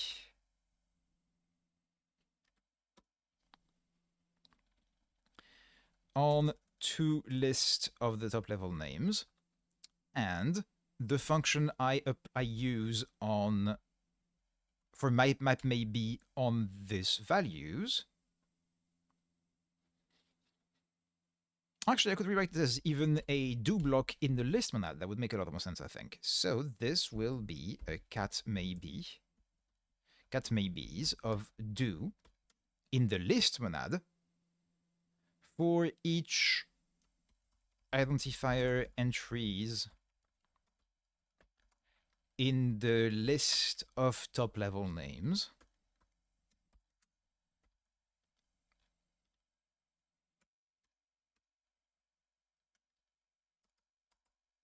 And I need to return one entry, so pure. There we go. And that is not a monadic thing anymore because we are just collecting the diagnostics at each level.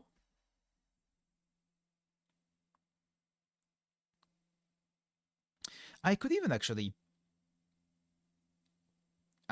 even go one step further to go to clean this. Since monad fail on list does not panic, it just returns the empty list, I could guard. Oh, that's a bit unintuitive actually.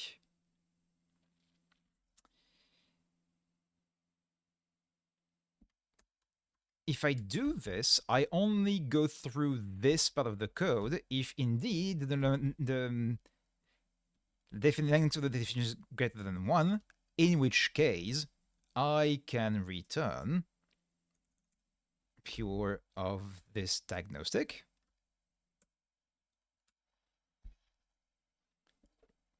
And in which case I don't even need to do a cat maybes. The values for which the length is not greater than, the definition isn't greater than 1, will not be included in the resulting list. That's an if in a list comprehension in Python, basically. So I'm only keeping the ones for which there is more than one definition, and for each of those I return a multiple declaration error. And here I have the list of diagnostics. If it's not null, then I report every diagnostic, and I abort. Yeah, okay.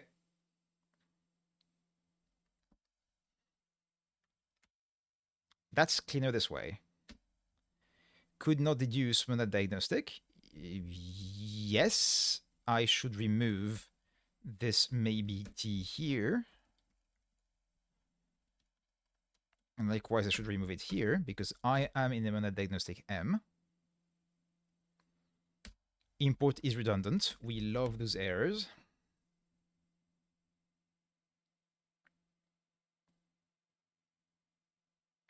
Okay, and now we're back to having in core, in those top level functions for the scope, despite the fact that we are not in the analysis monad, we have recovered the ability to use those like fatal, report, and so on. So we no longer have any mention of maybe t at this level. For now, we have this instance here for just maybe t over a pair, which isn't great. But whenever we introduce a better monad for the actual compilation at the top level, we can actually use the same monad diagnostic that we've been using so far. Okay, so that's cleaner. Let's commit that.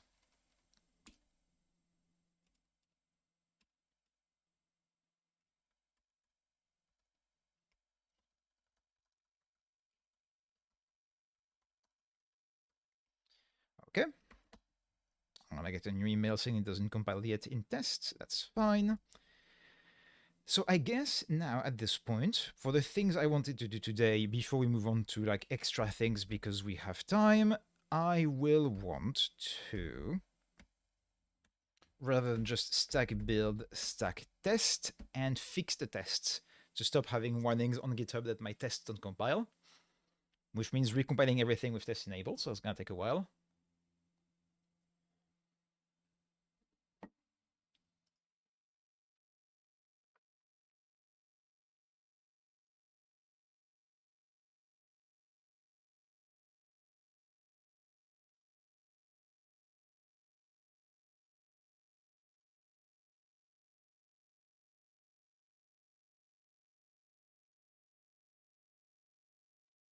Okay.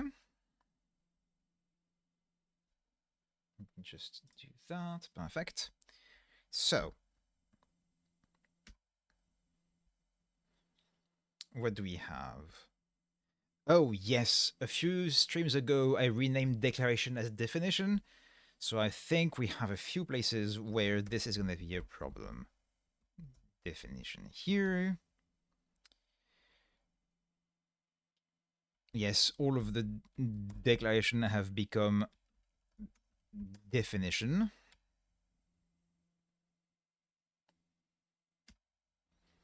Enum info is back to having a phase parameter now, but it doesn't change much beyond that.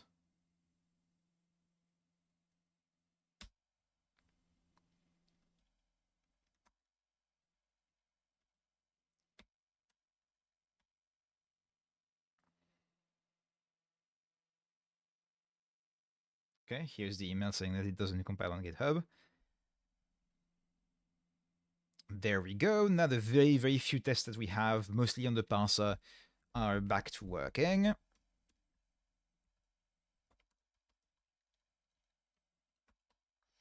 And now, out of curiosity, although I'm not sure I will actually apply what it says, do I have a hlint file in the root? I do have an hlint file with a bunch with no option. Okay, it's just a default configuration. Let's see what it has to say on this folder. I need to give the path, I suppose. Run on files tracked by Git. That's exactly what I want. Use list literal pattern. Yes, I'm doing this on purpose, but that's a good point. Likewise for here. Lift A2 call. Yes, I suppose that's a good point.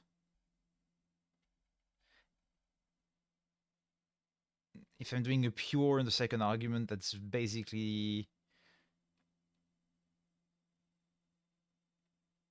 That's a good point. Yes.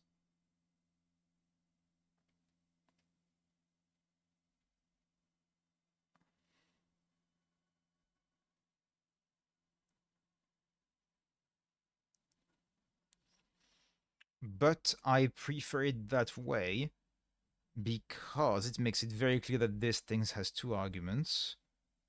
I use fmap when the constructor only has one, and I use a2 when it has two, regardless of whether I need to do pure or not. So, okay, that's a good point from HLint, but I don't want to change that because I like it the way it is. Unused language pragma. Interesting.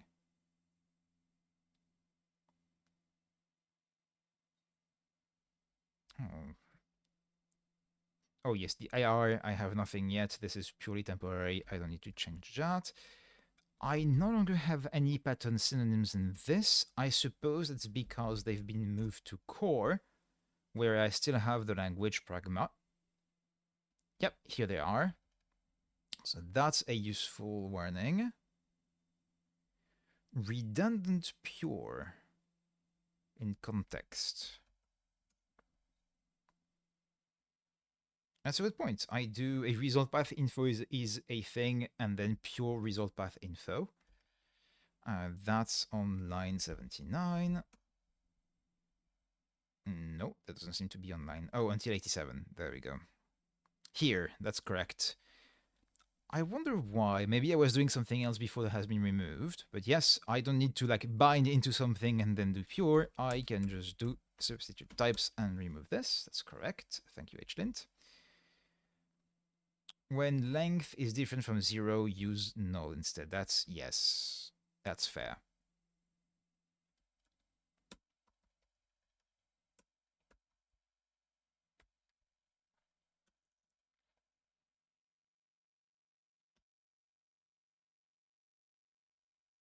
Redundant pure? No, redundant dollar. Yes, that's correct. I don't need the dollar. I think that's because I removed an argument there that used to exist before. Okay, let's... Oops, I shouldn't have done that.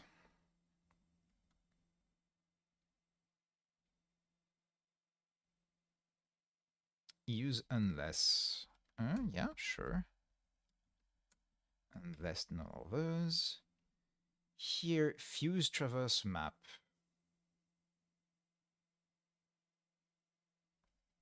Yes, that's a good point.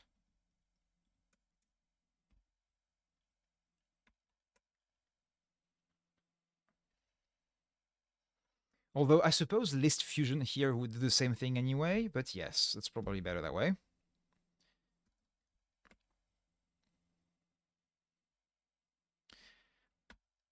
Good point. Use unless. Yeah, that sounds good to me.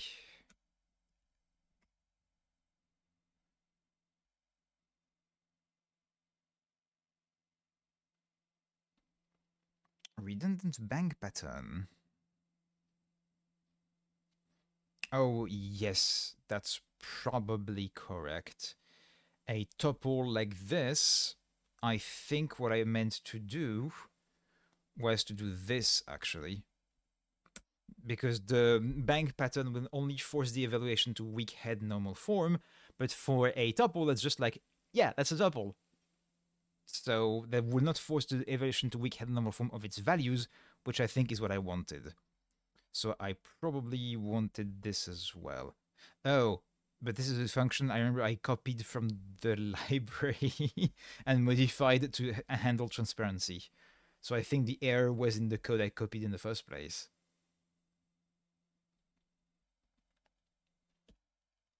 A redundant bracket.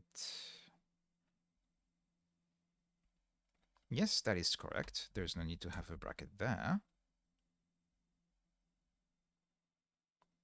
Unused language pragma. We can always remove those. It's good to remove them.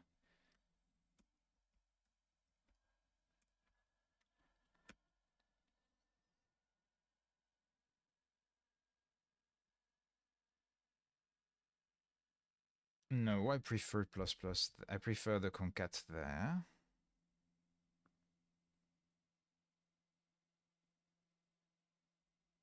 Yeah, that's the same kind of errors. Okay, that's about all I needed. Most of the hints I didn't actually care about, but a few of them were actually relevant.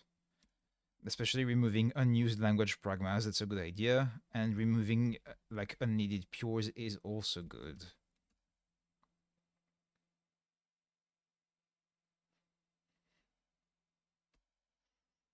For unless versus when not, I don't have a strong opinion, but I think it might be slightly better like this. Okay. So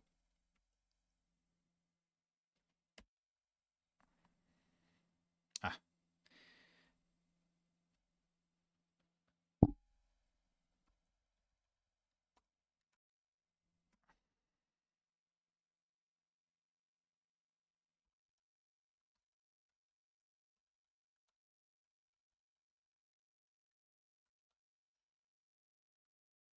okay, so that's about actually no, I checked. Okay, it compiled. That's about everything I wanted to do this evening. That was the goal for this evening, redo the error handling in a slightly better way. It's still far from being good. Like this diagnostic stuff is not great, but at least we no longer have some maybe T absolutely everywhere. Which means between last week and this week, we've done a pretty big cleanup of how the analysis works. Which means if I wanted to continue a bit this evening, I could go back to the bottom of this file that is still very long, even though it's no longer as long as it used to be. I could go back to doing the analysis of functions, which is still where we are in terms of making progress on the compiler as a whole. We're still trying to analyze functions. So, where were we last time?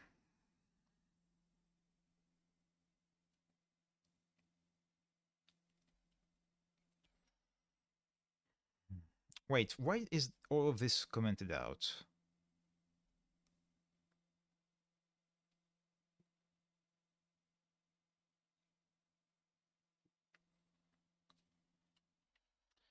Because here, what this is a field access expression. So we recursively analyze the expression on the left-hand side,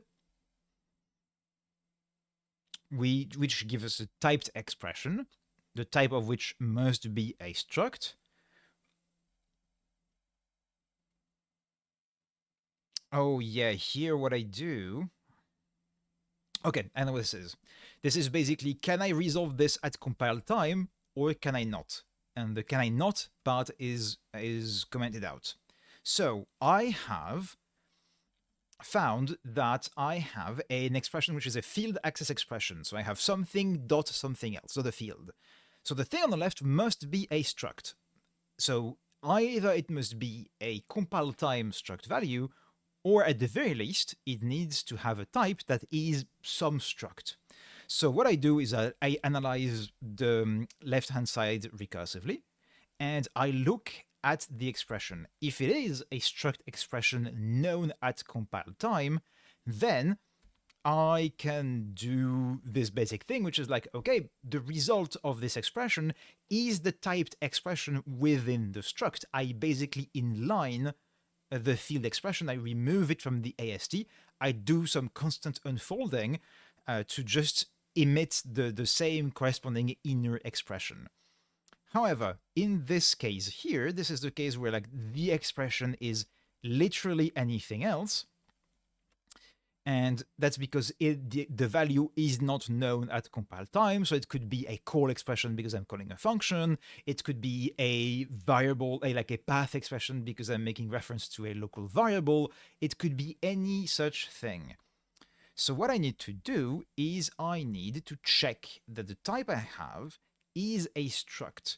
And that's the thing we did last time. So if I go back to context, I think it's called check struct type, something like this. There we go. Check struct type, given a resolved path info, so a path that points to something that, like a known quantity, a known top level definition, give us maybe I don't know where the path info resolved is still there actually.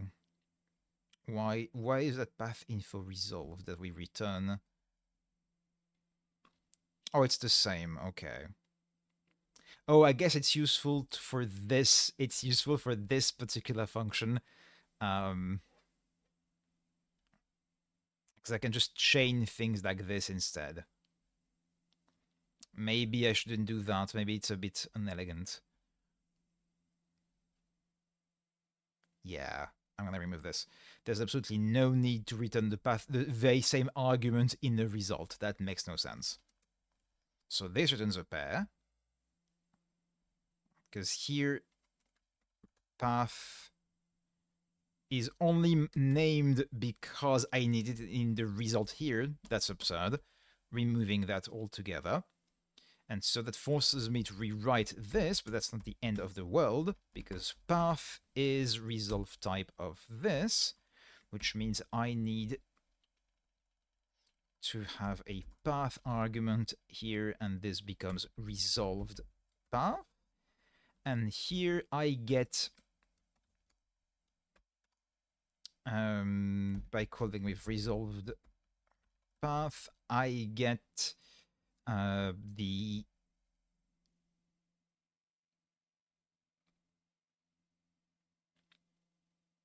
it's a maybe value, so I can't do that, but I guess I can do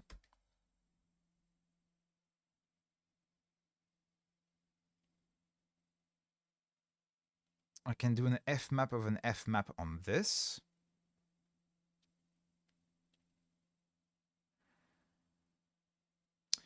There is, I think, who go to the rescue? Where is this operator defined? It doesn't seem to be in any dependency that I have. Do I have it in my prelude? I might have it there. I don't. Do I want to add it here? It's gonna make me recompile absolutely everything, but it is useful sometimes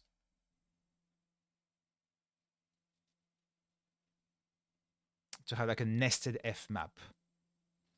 Nah, I think I'm not gonna do that. I think I prefer readability. I'm gonna avoid operators. So this gives me a maybe monadic value.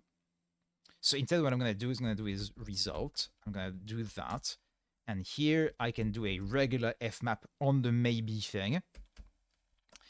And if I have the info and the mappings, I can return a resolved path info mappings, because there's no way, to my knowledge, to have a function like there's no function that takes a tuple of two elements and add an element in the front. There may be some in some libraries, but there's no standard one for that, to my knowledge. Okay, and that is a maybe value, so this is pure of the thing. Okay. Slightly less elegant than it used to be, but now at least this check struct type doesn't give me anything I don't need. Okay. So here I can go back to core.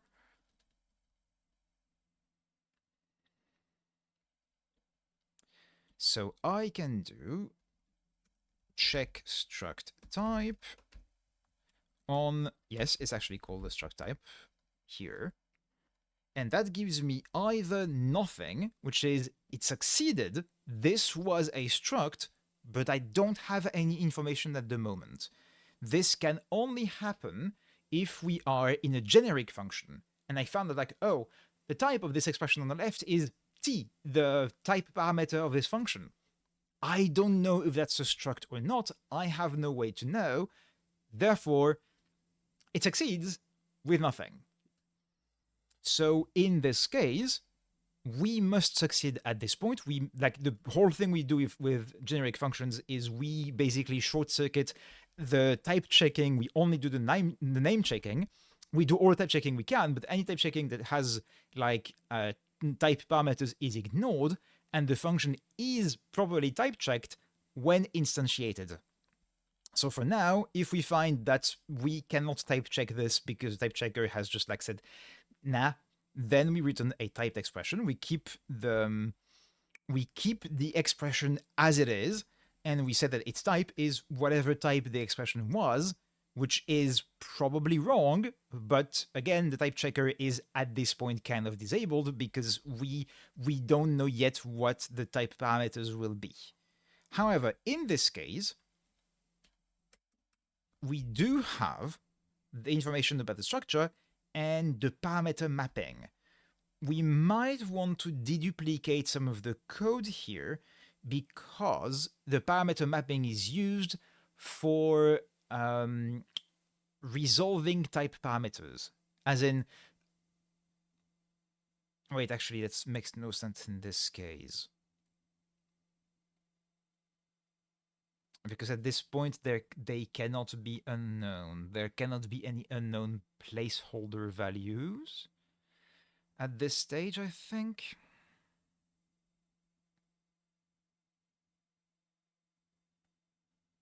So maybe the mapping is actually not useful here. We'll see.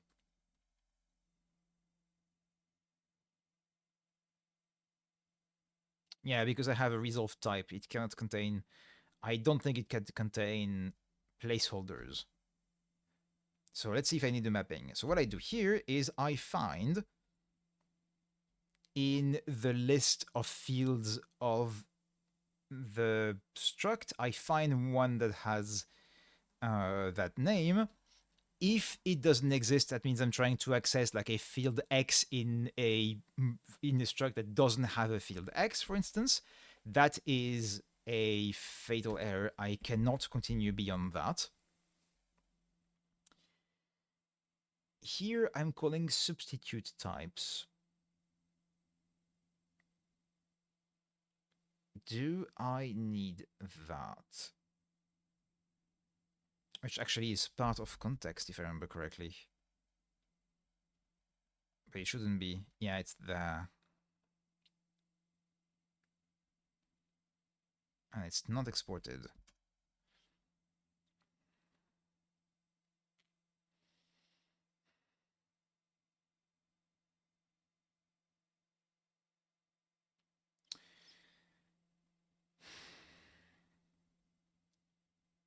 I feel like it doesn't hurt to do it, but at the same time, I don't believe that this is actually required. The whole point of this is I have some type parameters in the type of this subexpression, and I know how they map to.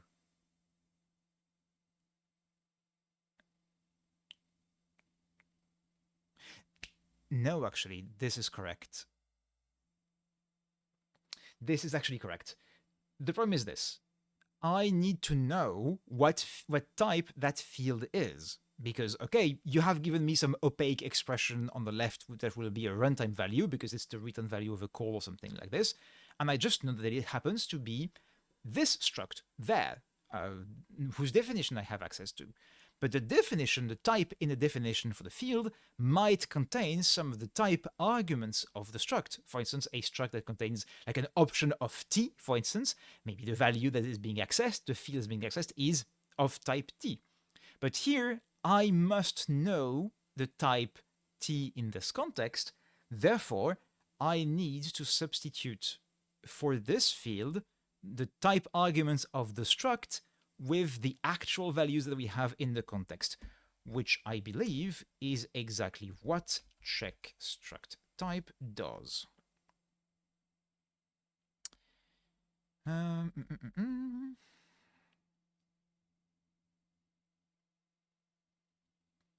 Yes, because I have found the type.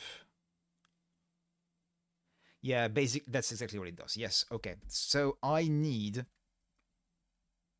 this function here. I need it outside of this module.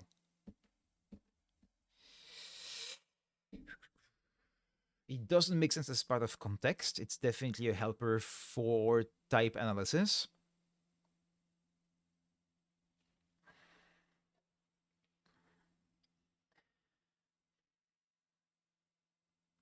This is, I think I'm going to move it, as the command suggests, to a new file that doesn't exist yet, which is the instantiation file. Because that's going to be a lot of work, and we don't have anything for this yet. I'm going to need a few things. Actually, I'm going to context. Sorry for scrolling so fast. I hope it's not too unbearable. Instantiation. There we go. I don't need this. I do need this. I don't need diagnostic. I probably don't need any of this. I don't think I need lens, for instance. This is probably already too much, but at least that's going to be easier. It's just going to tell me what I'm missing. And since I'm using it in context, then I'm going to need to import instantiation as well. And then I'm going to import it from core as well.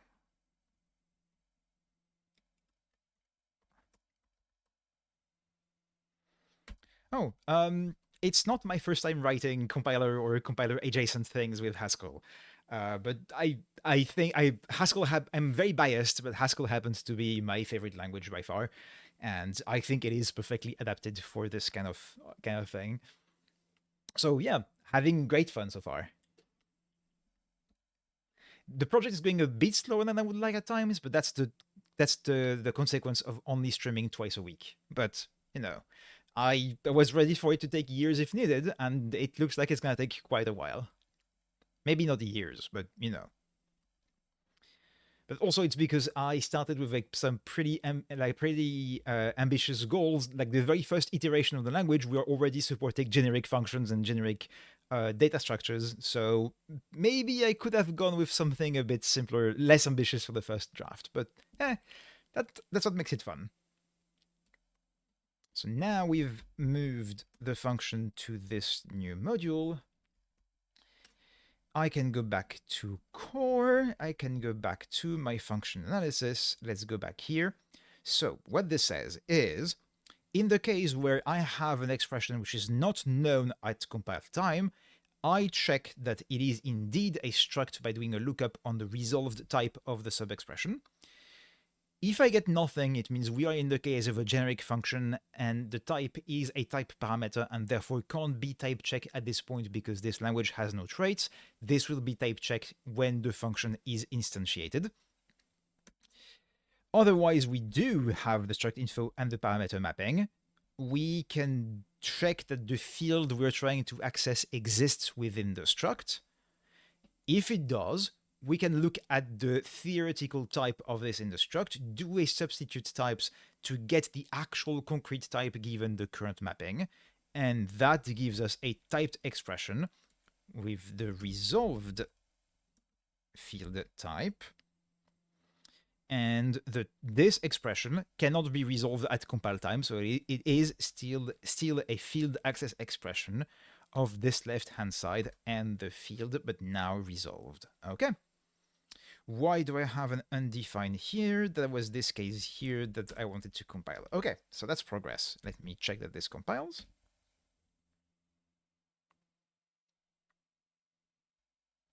Unused. Oh yes, of course. I created this new file full of inputs that are not required.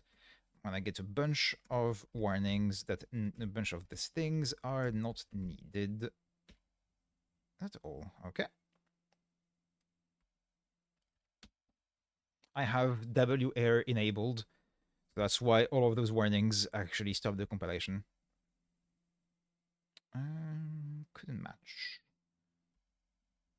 So I've been there here. Yes, this needs a path argument. When I rewrote this function, I forgot to give it its argument. Now, yes, here this function no longer returns the path info. We've removed this from the result. LHS is not... So that's what we were changing right now. Not in scope.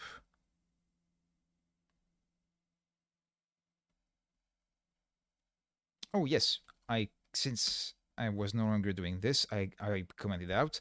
So we still need, this is the typed expression on the left-hand side. We need it here.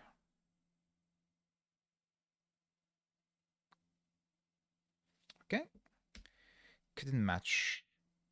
That's because I am in a monadic context. Therefore, I cannot just return an expression like this. I need to use pure or return to put it in my monad. Couldn't match. Path info resolved. Oh, how's field type? Oh yeah, I suppose. I'm doing a find on a list. Let me go back here for readability. I am doing a find on a list of tuples name value, and I'm checking that first, so the first element of the pair, is a name that matches. But as a result, this is the pair that matched. So if I want the type, I need to ignore the first argument, which is the name that I know to be field.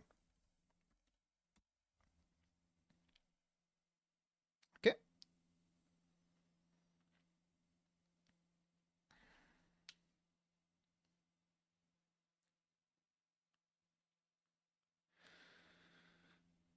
Do I have... Not yet. I don't have... Because the problem is that I cannot write a lot of tests or do a lot of manual tests yet, because this big function I'm writing, this gigantic case switch here that goes over so many lines, is basically, I am resolving an expression within a function. And until I have resolved enough of them, there's a lot of things I cannot test yet. For instance, here, I would love to be able to try writing in my test file a function that does a field access expression to make sure that, like, yeah, if the type of the thing, of the expression on the left is the wrong type, then we get an error, otherwise it does succeed and returns the right thing. We haven't done yet struct expressions in the context of a function. So, oh, but we have done path expressions. So I could make a constant of a type struct and test that a field access expression compiles correctly. Let's do that. So, except I can't test with generic parameters because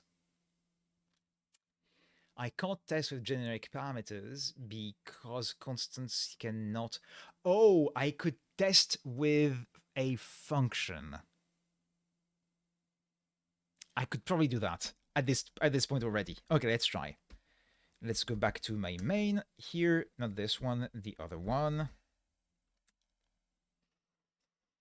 Okay, so what do I want to test this time? Let's comment all of this out. So all of that previous test. Since my analysis is not finished yet, there are so many things I can't automate yet. I want to try. I have a struct S with a type parameter t that contains a field x of type t. Okay. I have a function foo, text no argument, a function foo of t that returns. Wait. Have I done? I haven't done call expressions. I can't call functions yet in my tests. Okay, so no function yet. But that's enough already. The substitution must already happen. So if I try having a const c, which is of type s of int, which is equal to s in which x is 0. If I make a function foo that for now returns absolutely nothing, or actually returns an int, I suppose. If I do a return, because return is implemented as long as the expression within it is implemented. If I try doing c.x, this should compile, because it should find that c is indeed of type struct, find the definition of the struct, find that the type of x, that x is indeed a field within S, that its type is t for some argument t here, but that we do have a value for t from the context which is int, therefore figure out that x is int, therefore figuring out that this expression is of type int and therefore compile. Let's try. Pass error. That's because I have changed the syntax for struct expressions. Still an error somewhere. That's because this is a syntax for type parameters. This compiles foo. This function is a function indeed named foo that has no type parameters, takes no argument, returns a built-in type int, and its body is a written statement in which it is just a typed expression that is known at compile time to be an int that is 0. That works. The substitution of the type parameters works in function expressions. Okay, so this seems to be working. And if I do this, I will get off. Oops, wrong button. Use nothing. If I do this, however, I will get an error because error field access field not found, because I am trying in the full path is S with parameter type int, and the wrong thing is y. Oh, and I also get an error wrong type. Why do I get an error wrong type? Oh, I know why. That's something we did earlier this evening. Earlier this evening, we decided, okay, maybe some errors are not worth. some errors are not worth short-circuiting over. We might want to continue to collect more errors before we continue. And what I'm assuming is we run into core statement.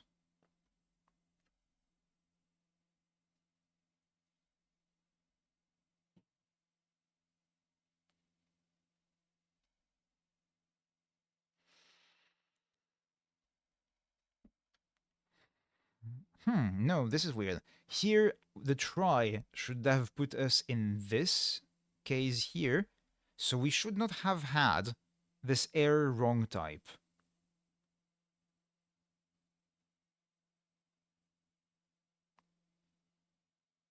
So where did it come from? Because I was expecting an int, and I found a unit.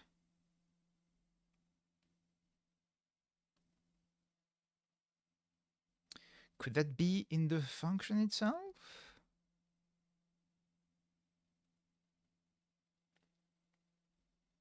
Huh.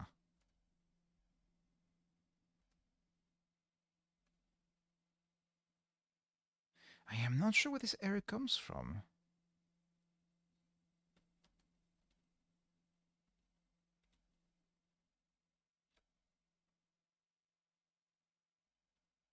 Because the analyze function expression, which is this thing, in the case where... Oh, I think I know. I think I know what happened. Here...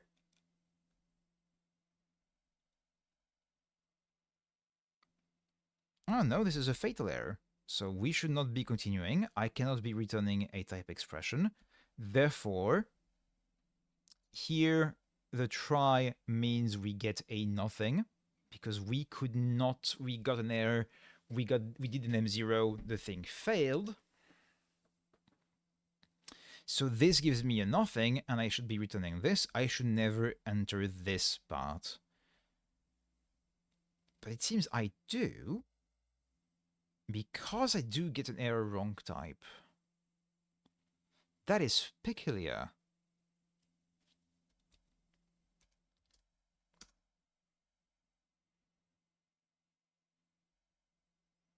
What else could it be? What else could it be?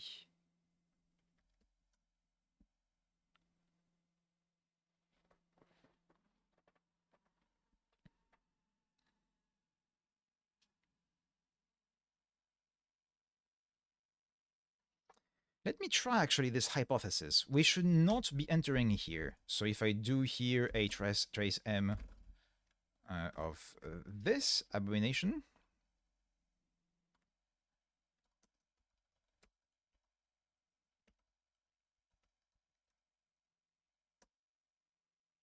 I do not indeed see it. And I am assuming that if indeed I do this instead... Wait, did I actually compile properly? So let's try this again. Compile first.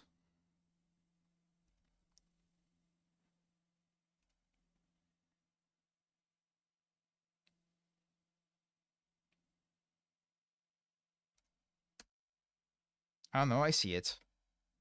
So something about the error handling we did earlier this evening is wrong.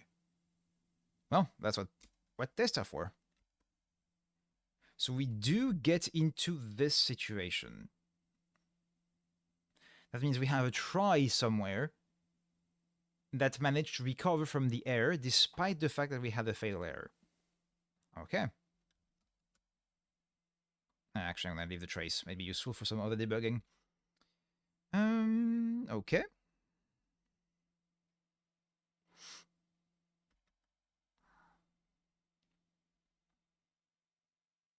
So here, analyze function expression, takes the return expression, goes into a top level, which is a field access expression. This analyze function expression recursively succeeds. Oh, No, we are in this case, which it does a fatal thing here. We're not in this one.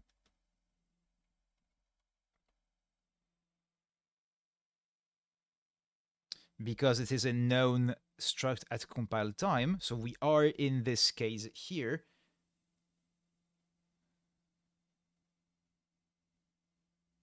Oh, so I guess we didn't test the type substitution here because we are on a known at compile time struct, which is a bit different.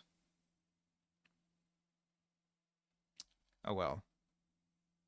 Still interesting. Why do we get? We get this error, the field error field access field not found, which makes sense. That is a fatal error. So as we have implemented in, oops,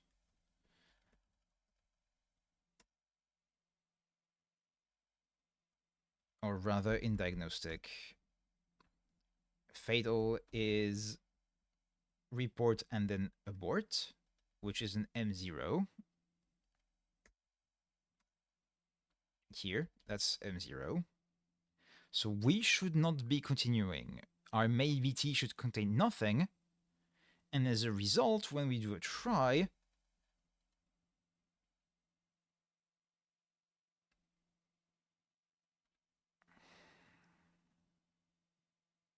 am I confused between two layers of maybe?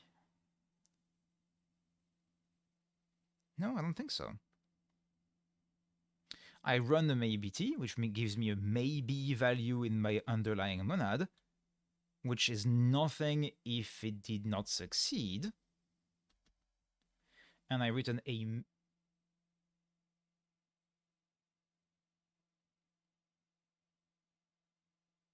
Wait, yes, I am confused between different layers. Yes, that's what's happening. This is wrong. This definition of try is wrong. Okay. Okay. So, this pure of just result is wrong. Because that's... Why is it not just pure result? This is... Oh, because I'm then hosting it in the maybe t. That's what I'm doing. That's the problem here.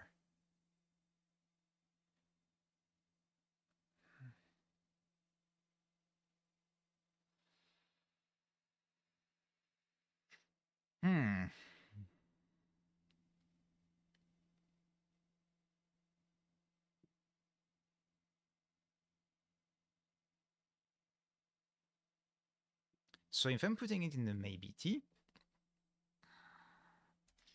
if I look at the definition of maybe t, no, I think this just was actually correct.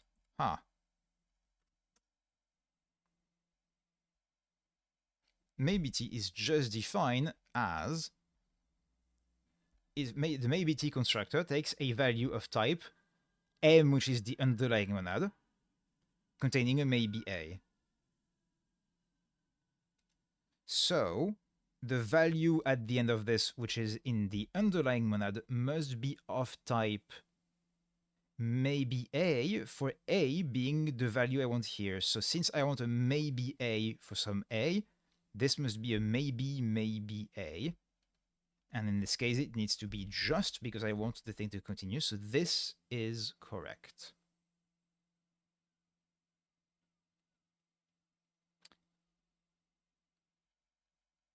Oh, I have a do here. That's wrong.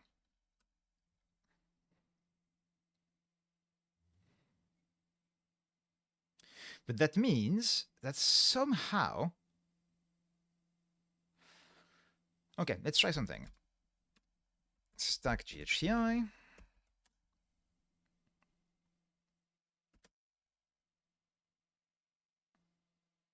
It doesn't compile with test enable, so it's going to recompile everything. That's fine.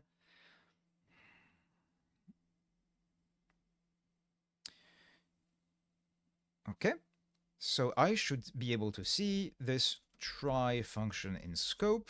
Yep, there we go, there it is. So if I try M0, which is a analysis M of int, the result should be It doesn't have a show instance. But that should be an analysis M of maybe int. And it should be nothing. Wait, no.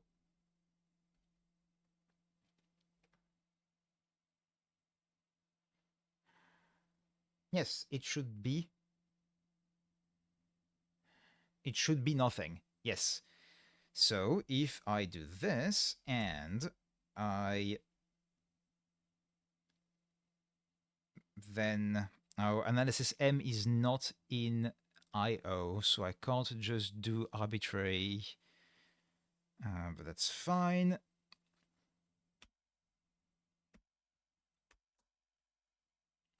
Trace show M. I need debug.trace.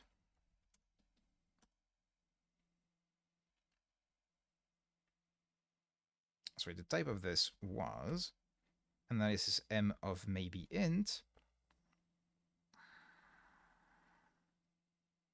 So why doesn't trace show M? Wait, where does it say print? I don't have a print in this.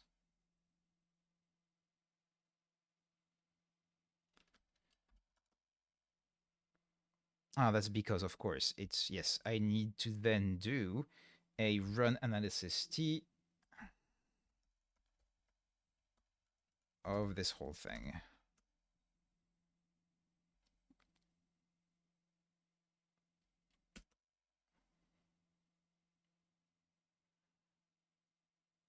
Which requires a bunch of things. Ah, this is annoying. Debugging the analysis model is annoying. I should have thought about this. Okay. Can I...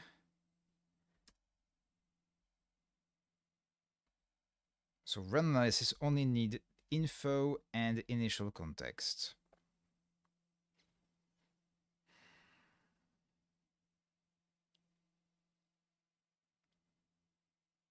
Okay, so I basically, as long as I have some default analysis info, so let's say that the info is an analysis info.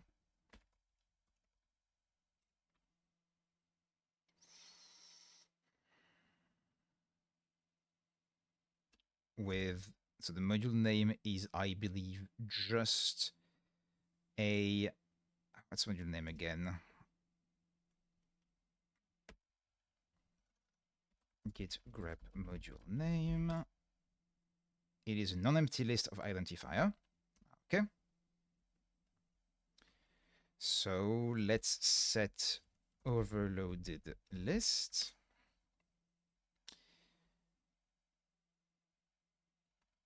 Let info equal analysis info. I can't type, I'm afraid. Info, the module name will be foo, and that's going to be good enough. The stack will be MMT. The local definition is going to be MMT, MMT, and MMT. Okay. And so now I can do, I don't even need to do the trace show M. I can just run analysis. And run analysis, I will need the info and the initial context.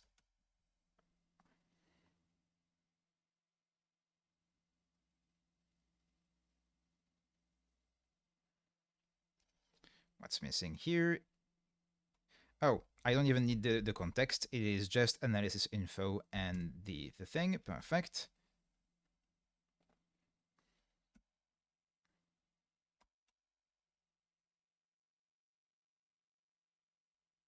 Just nothing. I think that's correct. We have recovered from... So if I go back to doing trace show M, I should get nothing. I do get nothing here. So indeed, if I do a try on something that contains an M0, then it fails.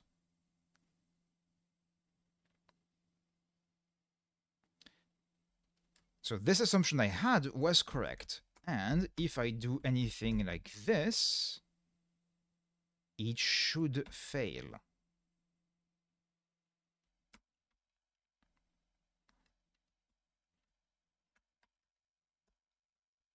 Well, fail in the sense of like still return nothing because the M0 short circuited. Yes, that's correct. So when we encounter an M0, we short circuit. So this is where I'm getting confused. We got the field access field not found error.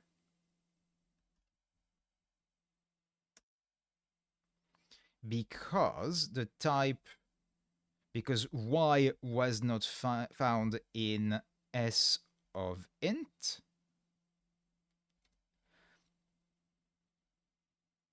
So we got this error, which is a fatal error.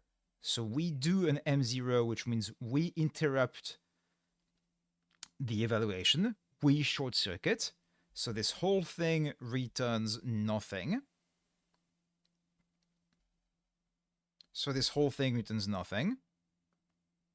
So analyze function expression in the case of a return returns contains nothing. I do a try on it.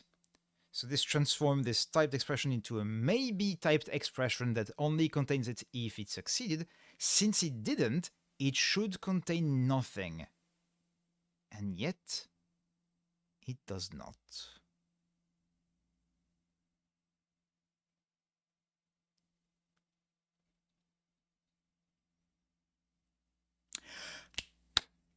I know. I know. That's because I have too many nothings. Okay, I see. So the problem with this is this try transformed this into a nothing, but the return expression is itself it's transformed into a maybe of my typed expression, but this return expression is itself a maybe return expression. So at the end of this, we have a maybe typed expression. My assumption was that the outer layer, the first maybe, was did we encounter an error in the processing of this thing? And the second layer of maybe was there something in the written expression in the first place? That is not the case, however, because here I use a traverse, and traverse will swap the two things. So traverse, if I apply a function that is some monad m and I do it on a maybe, instead of getting a maybe of an m of something, I'll get an m of a maybe of something. So here I got a maybe of a maybe of something, and it swapped them. Wait, no, I should be getting an m. No, I'm getting a maybe of an m of a maybe. It swaps the m and the maybe, but it means the top level maybe was this thing a maybe in the first place?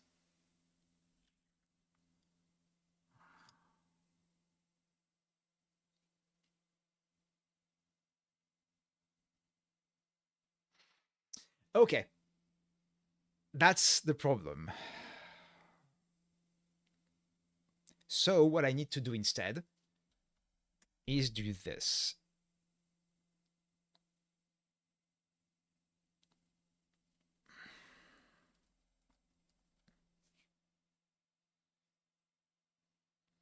And I'm not sure what this is actually.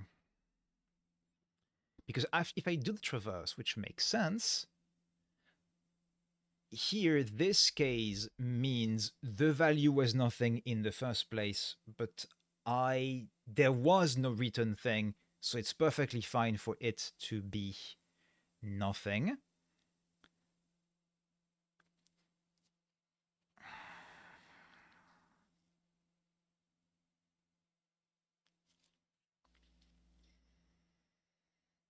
Okay, let me think for a second on how I want to write this, because basically I need to invert those two cases.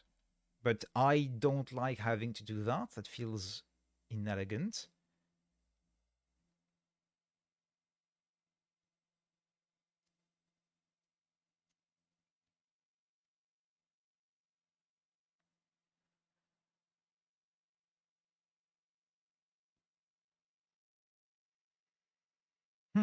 Can I swap those two maybes, basically?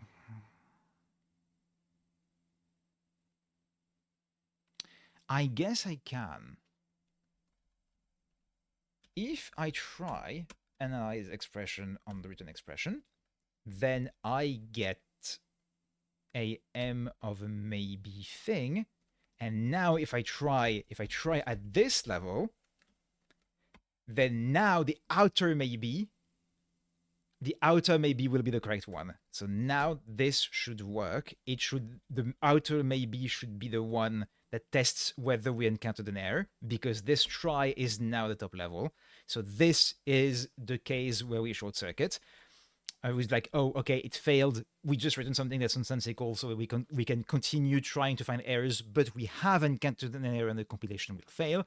This is the case where trying to do this succeeded, but it is still a maybe, and we substitute with unit type if there was no value to analyze.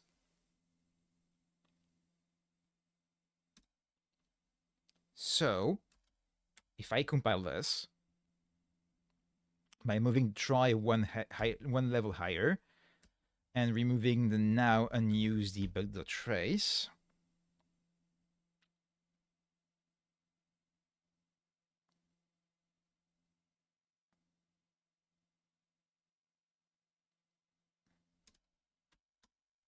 now I only have the error field access not found. Okay, we fixed it. That was subtle. Okay.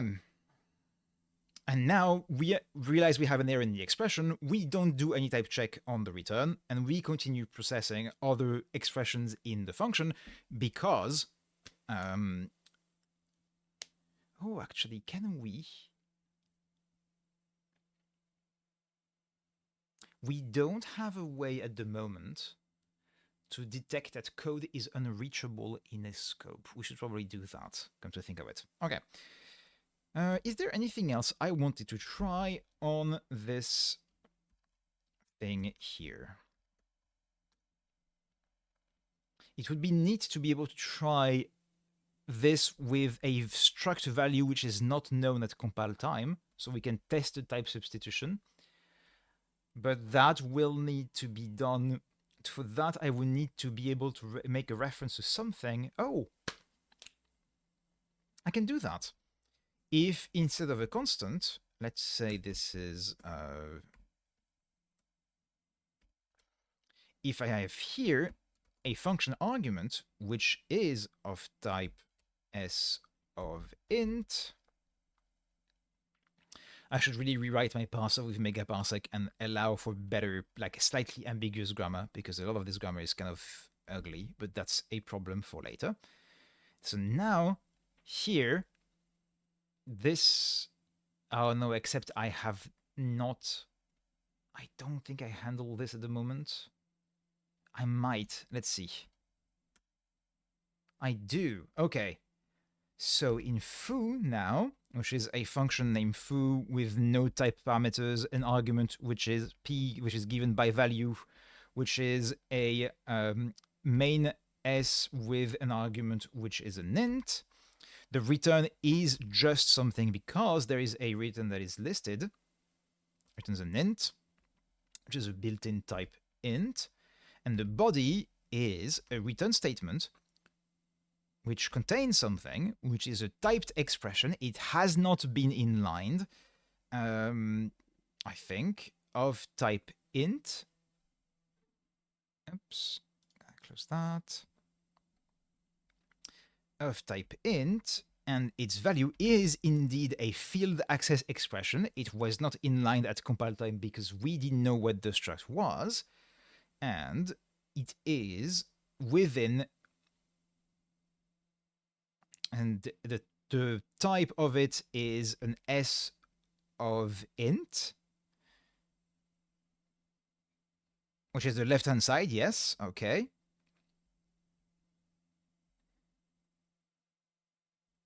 and the value of the left-hand side is a path expression, which is the function argument p. There we go.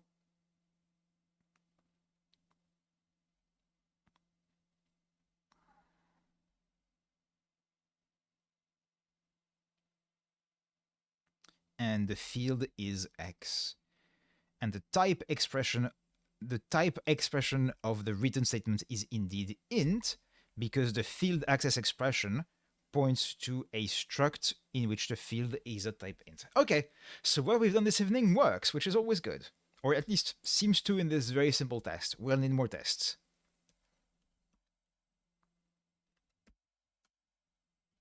Now, to go back here. So what we've had this evening is, beyond the restructuring of error handling, this branch here is now seems to be working. Let's see if I can try to do a tiny bit more work on a function calls using what we've added last week.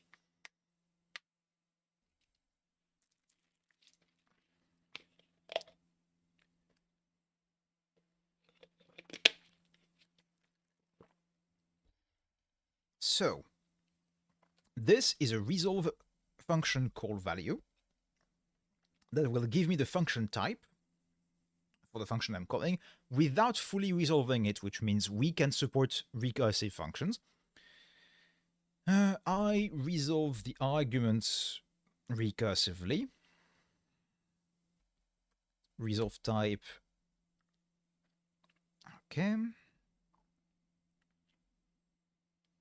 So now what I need to do is I need to check that the number of arguments matches the number of arguments to the function. And I need to check that the types match the types of the written argument of the function.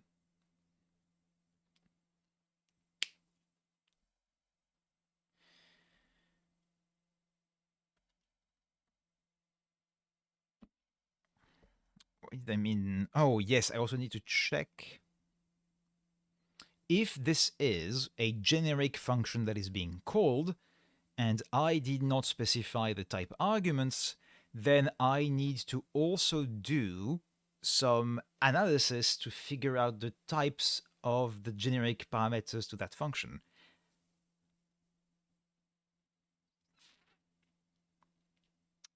Okay.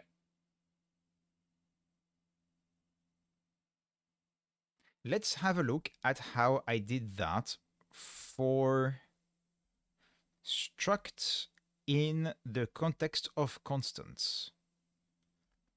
It is this function.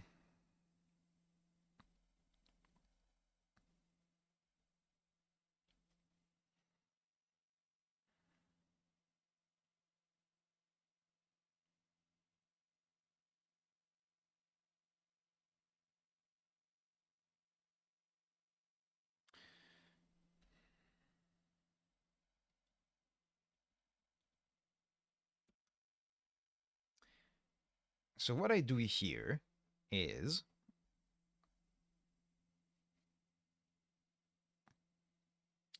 and I will probably want to duplicate this for the function call, is for each argument, I am constructing a list of the diffs of the types, which is, okay, here's the type I was expecting, here's the type I got, what's the difference between them recursively? Like if I got vector of string versus vector of int, then string and int are different. That's the diff. What I do here is trying to identify, okay, I found diffs within the types. Are any of the diffs caused by the presence of a type parameter? If yes, I can try to figure out the type parameter of something. For instance, if I know that the field has a type, which is the parameter type t of that function, and I give it something that I know is an int, then the diff tells me that the t thing must be an int. And I can collect that across all of the arguments, or in the case of a structure, a field, and then I can look at the mapping of, for each field, all of the instances where I found that thing, And finally, I can look for all of the type parameters. Did I find a value? For any of them, did I find more than one possible type?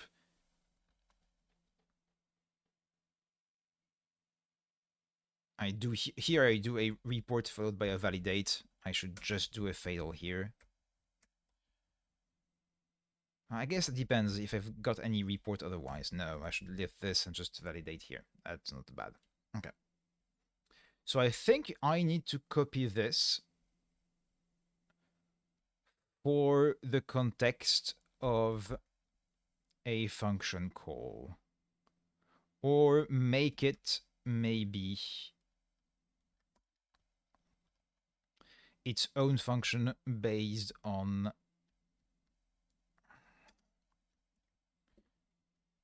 so this is analyze function and call args.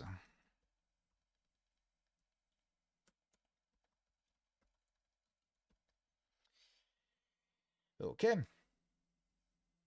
Which means I can probably here replace all of this by inlining of functions will not be done at that stage. So here I don't need to bother. I don't have to like handle like, oh, this isn't at compile time, I need to do it. No, it's fine. So this is going to always be some kind of like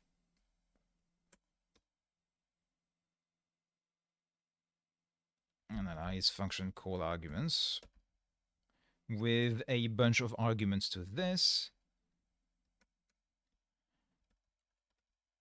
which is probably gonna be at the very least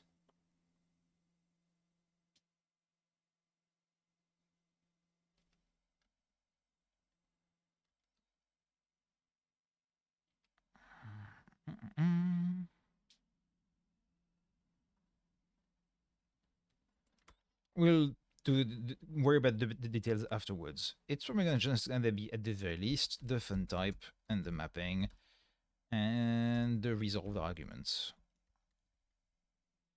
Okay.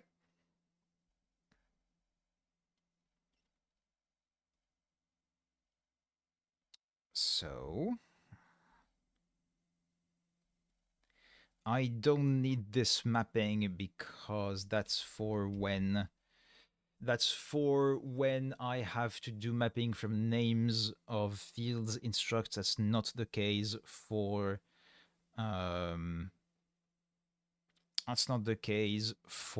arguments. So for arguments here, my values will be a list of typed expression, which are the arguments to the function. The parameter mapping, however, will be the same. I don't have a type name at the moment. And instead of a struct info, I have a fun type.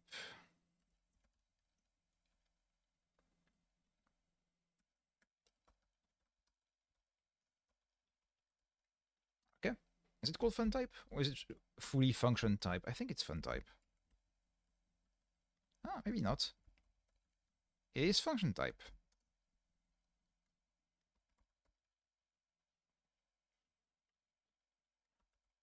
Okay. So all of the diffs are going to be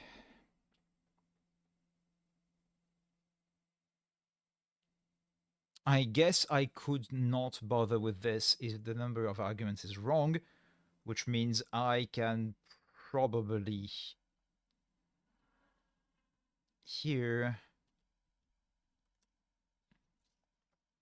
And that's a fatal error. There's no point in trying to analyze the function call arguments if the number is wrong. So there's actually, is there a point in doing that? No, actually, I'm wrong. There's a point in doing that. It's just I'm just not gonna check all of them. So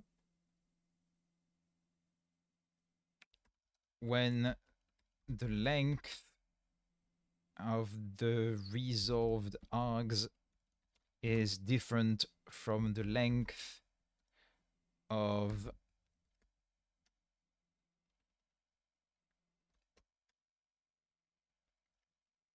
the fun type args of the fun type,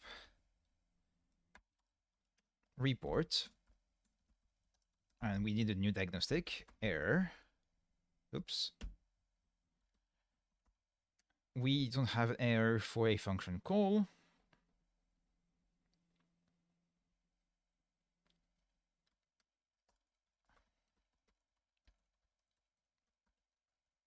Wrong number of arguments. And I can probably give, what do I need here?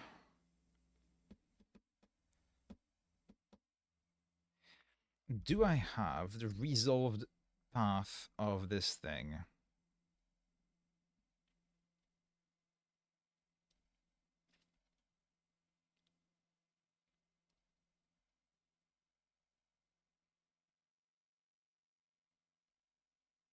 This should probably give me the resolved path.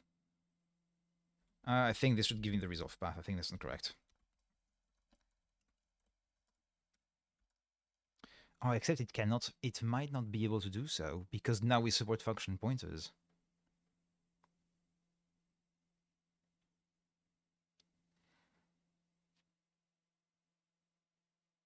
Now we support function pointers. So this is going to be a maybe resolved path, but I think it would be good to have it for error handling anyway. So let me add more things on the stack as usual. Go back to context, go to resolve function call value, which is here, and add the path info resolved, which is where this function comes from. No, we should always have it. Yeah, we always have it. That's fine. So path info resolved, the resolved path, and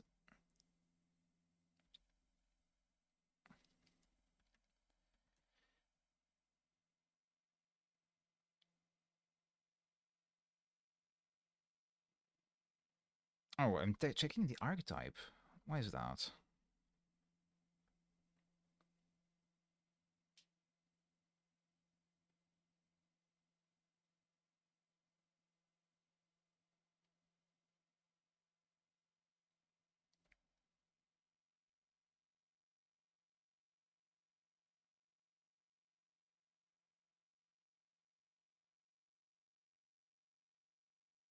Okay.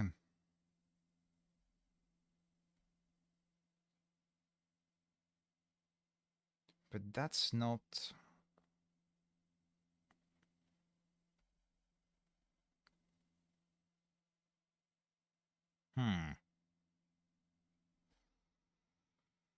What resolved type do I want? Which resolved path do I want as part of the return value of this? I think it's just enough to know. Yeah, I think this one is the one I want in the result. I don't want necessarily the thing that is being pointed to by... Yeah, no, okay. So I will want to probably add the resolved path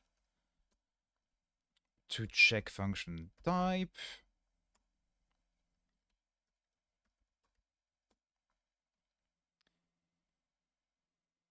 Partially resolve function type. Okay, that's something else.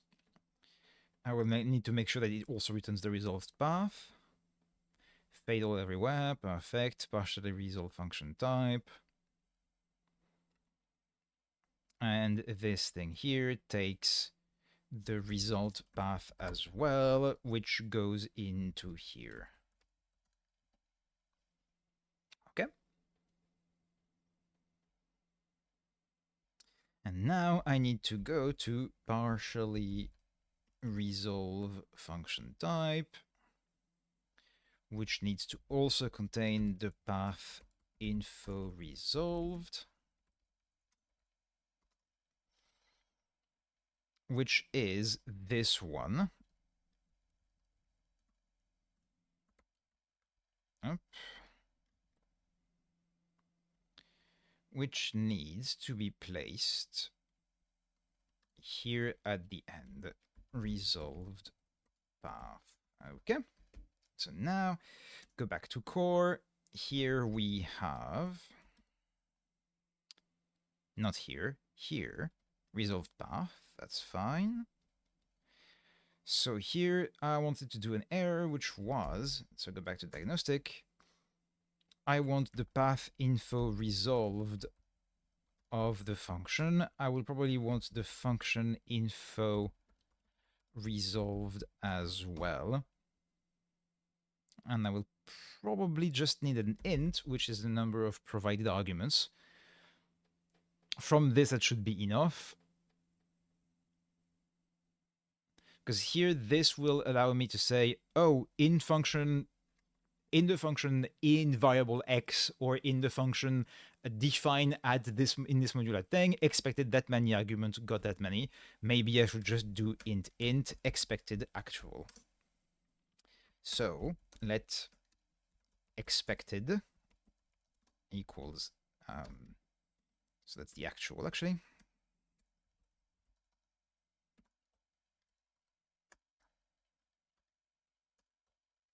Okay, when expected different from actual, error function call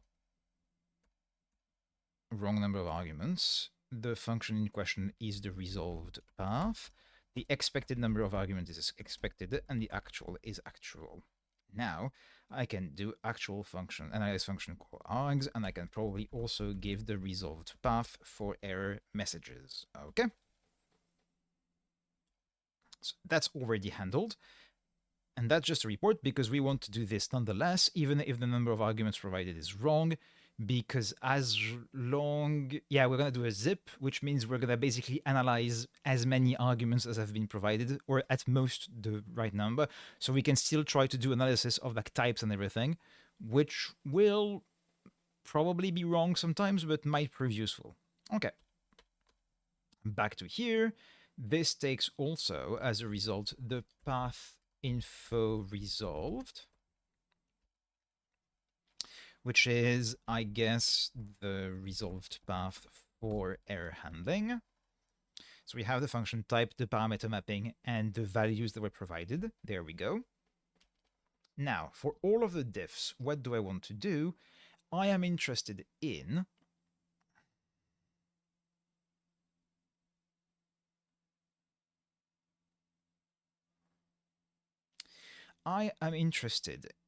doing this for a zip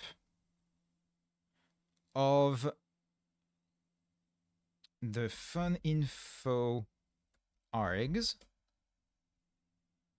with the values that were provided. This puts me in a case where I have a pair where the first element is this, the field name field type of the function info, and the second part is some arbitrary typed expression which matches to this case. Here I do a cat maybes. So here I do a type diff of the field type and the expression type of the expression. For all of those diffs, left-hand side, right-hand side, if I do have a type parameter that comes from the definition of the function, that's perfect. And I need to look it up in the parameter mapping or nothing. That's a compiler internal error. There's nothing I can do.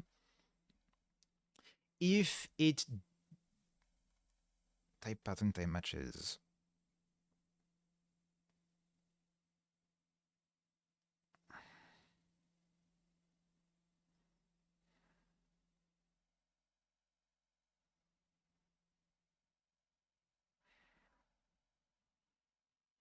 Okay, yeah, of course. Okay, so I do a substitution of, okay, I found that the argument to this function must be of type t, which is a parameter of the function. I know that in this context, I know that t must be some kind of placeholder in it, or its given must be int. I check that it matches the right-hand side, and this function will succeed if we can't determine whether that's true or not, like whether if the argument was not given and it's a placeholder, for instance. So if it succeeds, perfect. We return the parameter name and the right hand side. So we're able to say, hey, for this function, the type t seems to be an int or something like this. Here it means the right hand side, the expression, is a type parameter, which means I'm making the function call with something whose type I don't know yet. I can't do anything about that. Oh, however, there's an error there. Oh, interesting. That's interesting. I need to be very careful there.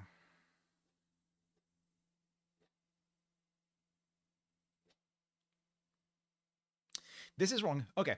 So the problem I have is the way I deal with generic functions is I do something somewhat similar to C++, which is basically there is no trait in this language, so I can't check that like, oh, the type argument to this function has this trait, so I know that it is compatible with whatever function call is made or field access is done or whatever.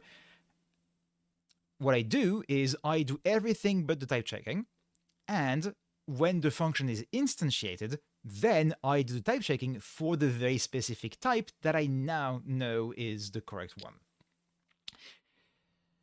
However, here is where this is wrong. What this is supposed to mean is, oh, the value that was given for this particular field in the case of a struct, or for this particular argument in the case of a function, is itself of a type that is the type parameter of the function, meaning I cannot know yet what it is until I instantiate the function and I know what the type argument is. So, consequently, what I want to do here is short circuit. I want to not continue with type checking because I am unable to perform the type checking. Instead, I continue. And that is wrong. Because that means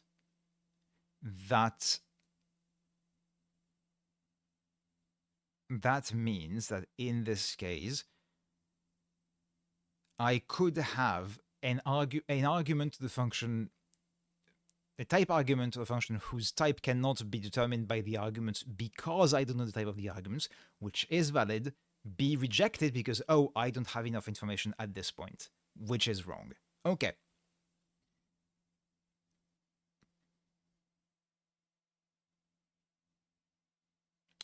So, maybe instead of a cat maybes to only keep, I should do a sequence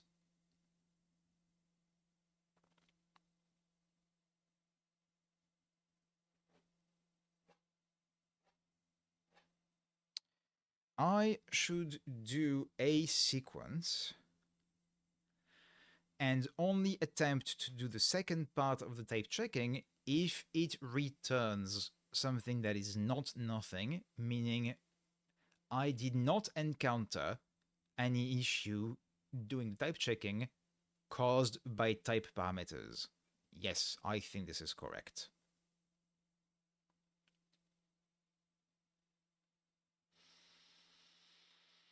Okay.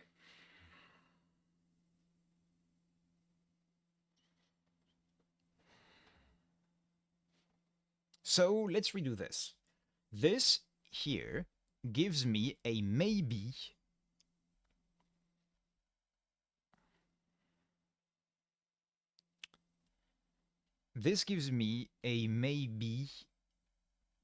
tuple, which is the thing I need to do for my type checking.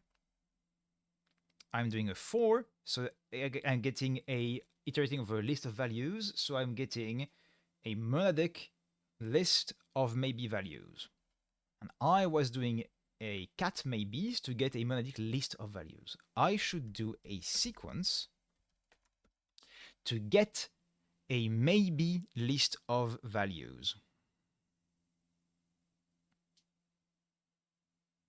But I was already doing that in a list.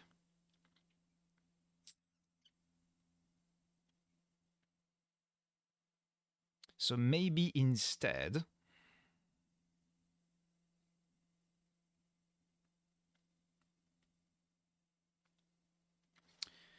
maybe instead I should do this double for, which means I get a list of maybe values, which means here at the end I can concatenate them to get a list of maybe values, and I can get and I can do a sequence to make that list of maybe values into a maybe list of values that is just only if all of them returned something that is not nothing. Okay. And here I can then do case all diffs of and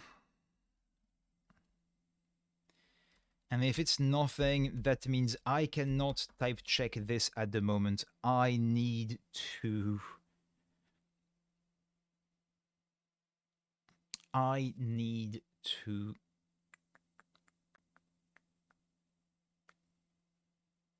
basically return something that indicates that.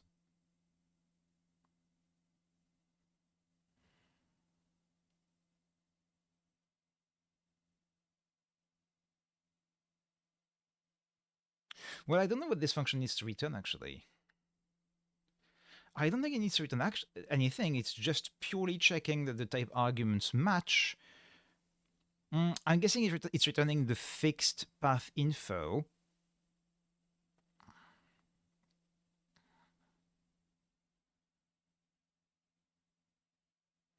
It's returning the path info in which the function has been properly identified.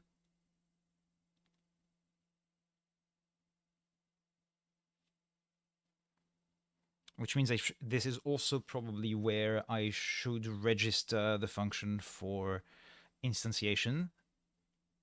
Yeah, so in this case here, we cannot do any substitution. I return the resolved path unchanged. This might not be correct, but this is not something we're going to find for a long time. That's fine. And otherwise, we can do that. My worry with this is basically, does this thing contain something that indicates that the function has type arguments that have not been resolved? If yes, that's fine, because that means that like the type checker will not attempt to resolve things further. That's good. Otherwise, if it does not contain anything that contains, no, I think that's fine. Yeah, that's correct. Okay. Okay, so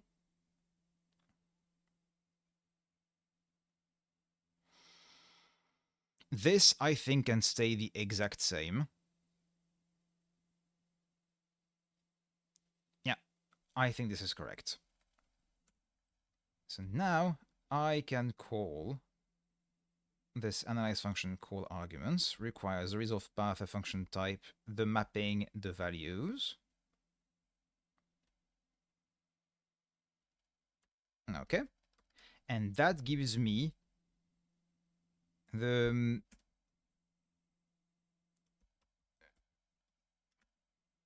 fully resolved path, I suppose, which is the name of this function with all of its type arguments substituted if possible.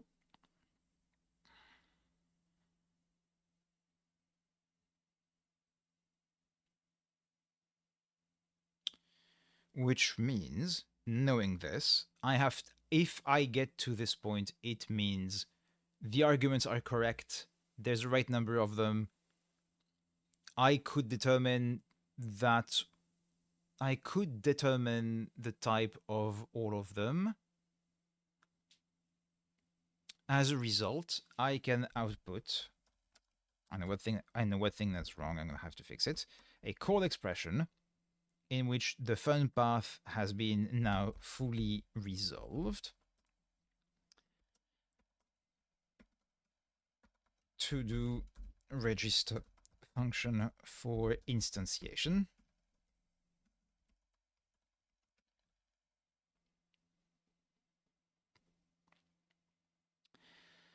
fully resolved path and resolved arguments.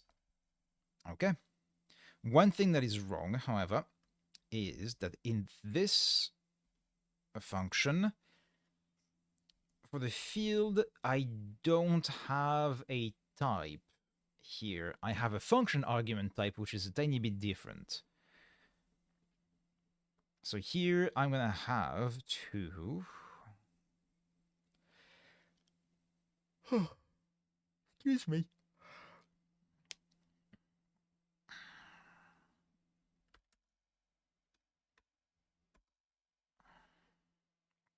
This is where I will have to check that the arguments that are by reference are given by reference, and the ones that are... Actually, do I need to do that? Yes, I think I will need to do that. So I will need to check that I have references here instead of values when required. It's getting late. Let's try to do this quickly.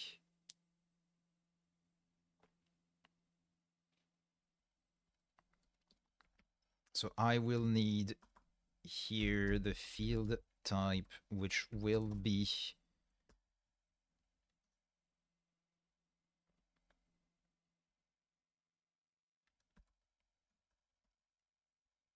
function archetype. Okay.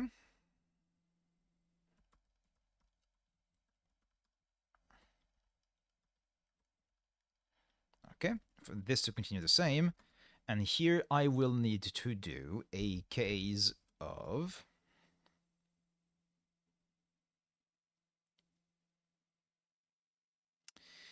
I will need to do a case of on the field arg type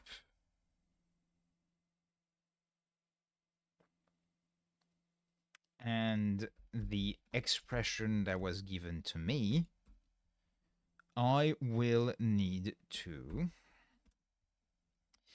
if the field archetype is by reference with some type, it doesn't matter which one, then if the reference, it's a reference expression I have here, then I do nothing, that's fine. If I have a by reference and I have literally anything else, that is undefined for now, but that is an error. That is a report undefined. I don't have an error for this yet. Otherwise, it's by value, and I guess I can do the exact opposite. If it's by value and I have a reference expression,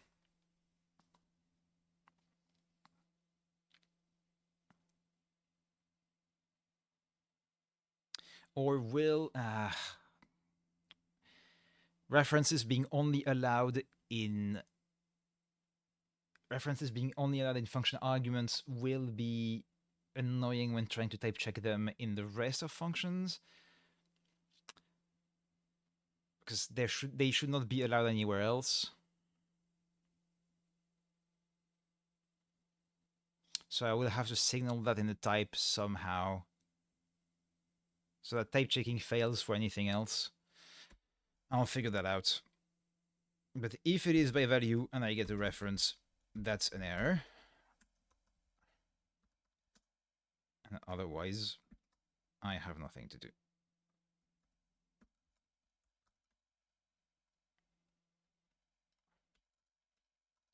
And to be very clear, I'm gonna make it. The question is, what's a good start to get into compilers? I've been asked this question the last time. I wish I had a good answer in terms of like books to recommend. My personal experience has been trying to make them and then working at a company where I was working on a project that was basically a compiler and then making passes for fun. It's been basically like trial and error has been my experience. I've also I've found some bugs in GHC, so I've opened some bug reports for GHC. There's one patch in GHC that is mine, that was co-authored by someone else, but like I did some of the work on it. I have no better answer than like trial and error, basically trying to do things. I guess I guess a good way to get started is like, yeah, compilers are a very specific. Like you will struggle to find jobs that pay for compiler stuff, but in open source projects in your spare time, you will get you. That's where you can probably contribute to things.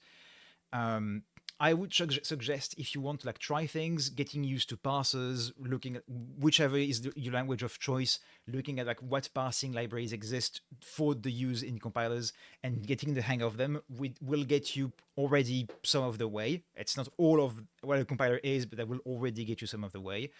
And otherwise, I guess, yeah, reading like going to like read the documentation of your compiler of choice and seeing how it's implemented.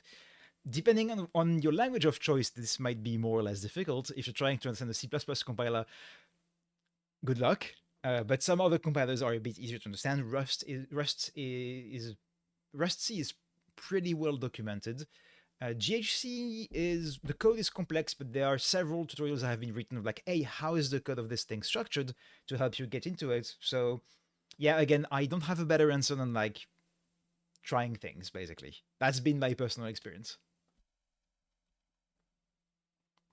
But yeah, finding a job, being paid full time to work on a compiler is extremely rare. And I'm just, I think, gonna make this a by value explicitly, just so it's more readable what we are doing here. The only thing that bothers me is, again, this is what I'm compiling is.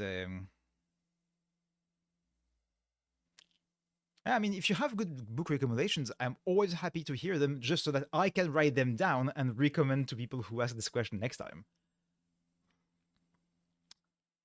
So the thing that bothers me here that I have to figure out how to do is in this small language that is a subset of Rust that I am doing, references are only allowed in function arguments. They make no sense in any other context.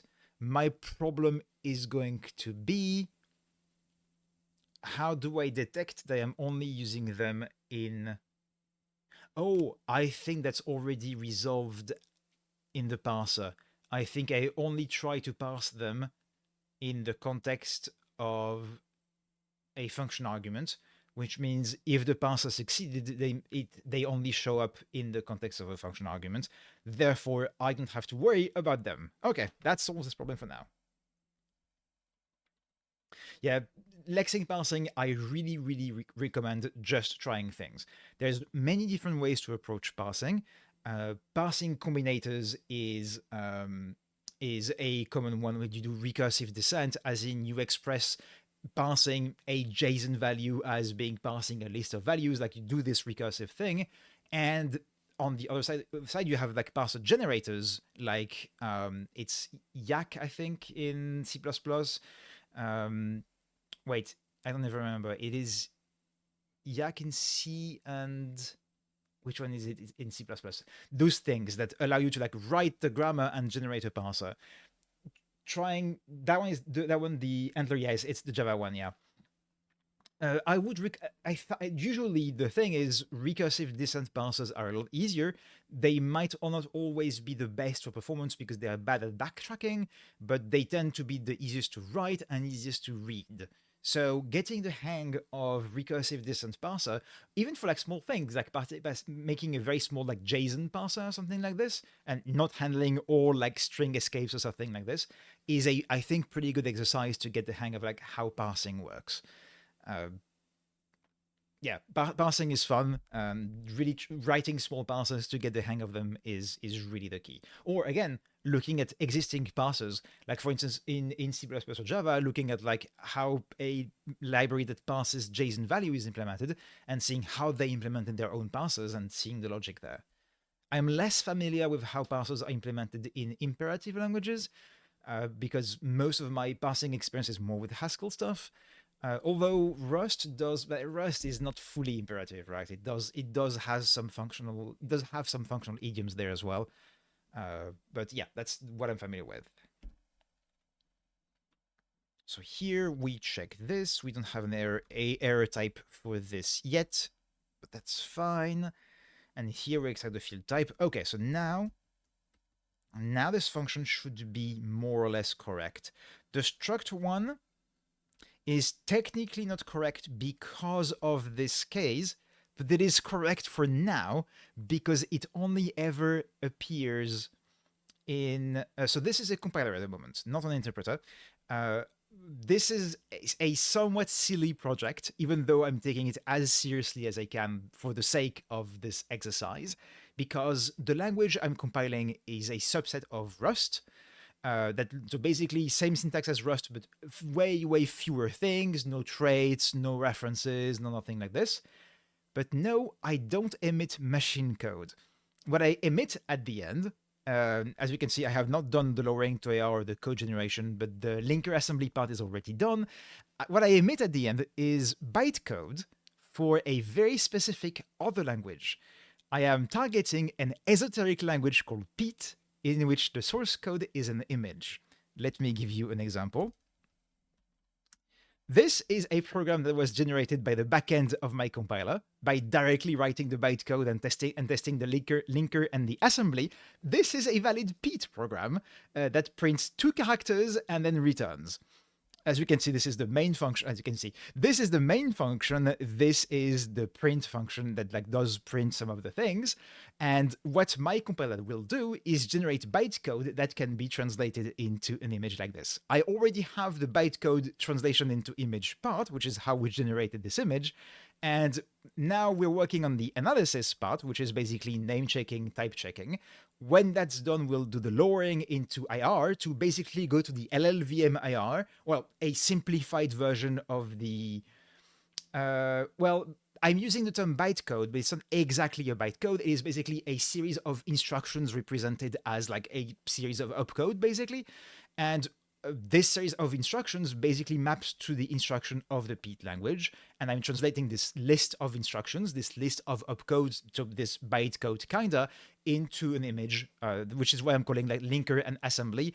Linker because each function will be translated in bytecode independently. So at that point, all like function calls will be symbols that are unresolved, and the linking process is taking all of those bytecodes that point to functions by name and assigning a unique address to all of them, which is kind of what a linker does, in a sense, deciding the layout in memory of all of my functions. And what I call the assembly is then getting all of this linked version of the bytecode into an image, which is slightly abusing the terms of the real compiler, but the logic is there.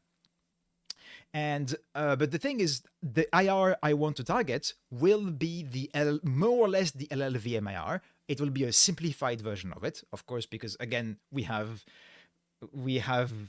Oh, do you have ads on the channel? I thought I had disabled ads. I'm sorry about that. Yeah, so the IR I'm targeting will be a subset of the LLVM IR because again, our language is much simpler, so we don't need all of the complexity of the LLVM IR. What I'm planning to do as a side project, however, is at some point, since we're going to have an AR which is going to be close to the LLVM1, I'm tempted to, at some point, make a translation into the LLVM-IR so we can actually generate machine code from our fake language so we can compare the execution of the machine code with the execution of the Piètre version of the language.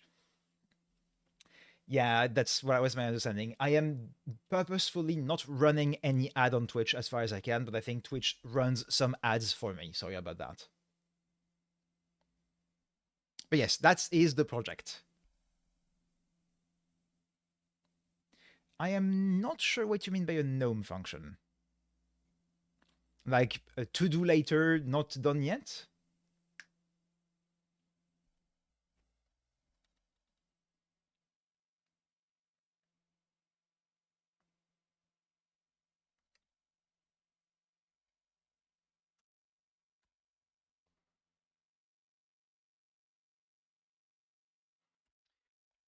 While I wait for you to tell me what you mean by a gnome function, I'll get starting compiling this thing I've written.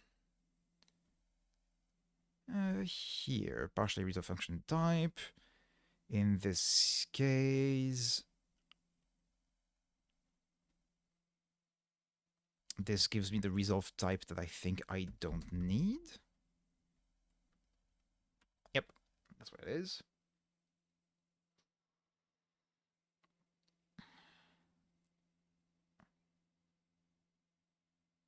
Oh, that's the problem.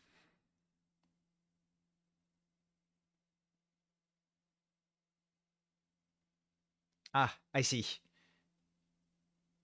Um, Well, I mean, I'm writing this compiler from scratch, right? None of this code here has been written, but like there was no code to start with. I've written everything. So that's not to say that there's nothing in here that's brittle and opaque, but I understand everything that's in there because I have written all of it here live on Twitch. A goal of this project was to never write any line of code outside of the live stream. I did not 100% succeed at that in the sense of like when I started my first stream, there was already some very, very, very extremely simple structure, were like very, very like basic things. But beyond that, everything has been written on stream. Now, it is a good point, and it's something I've mentioned on social media. I've been pushing forward because at this point, I just want to make progress because I'm not streaming often enough to make progress fast enough. So the code is not yet in a state that is very readable. However, what we've done last week and this week has been taking the code that has been written so far and trying to clean it to make it a bit more readable, trying to introduce some helpers, trying to like make it a bit more readable. It's lacking comments for sure at the moment. But no, at the moment, there isn't any deeply opaque magic stuff. I am still able to fully fit this project into my head. I hope this will still be the case by the time this is done, but definitely we will need to do some cleanup at some point to make sure it remains readable for someone who's new to the project. That is a problem I have at the moment. In my push to try to make progress, there's a lot of stuff in this code base that is only understandable by someone who has been following along from the beginning. There are some parts that are a bit tricky, and that will need to be commented. Um, I'll get to that point when I get to that point, I suppose, because what I want to do is at the very least finish this section, the analysis section, where I do the name checking, type checking. And I want to do that because until I've done that, I can't really write tests for any of this function, any of this stuff, because I most of this it is unimplemented. So I want to finish this section, the analysis section. When it's done, I can write some tests for it. Finally, be rid of my manual test file, and then go and document some of the magic that is in there. But importantly, when that part is done, when the analysis part is done, there should not be any error anymore that comes from the user. Past this point, all user errors should be handled, and at this point, any error moving forward should be only compiler errors, as in something is wrong with our logic. All of the errors coming from users should have been detected. The only thing I'm not entirely sure about is dead code detection. Maybe this will need to be detected as part of the lowering into IR. I guess we'll get there when we get there. So here I am trying to make this small change I've made to function calls to compile. So here this is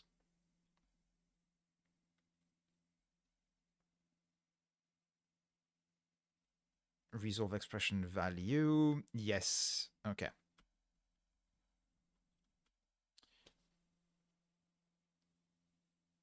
I suppose that's why my partially resolved function type did not give me the type originally. That's because the resolved path is only useful for errors.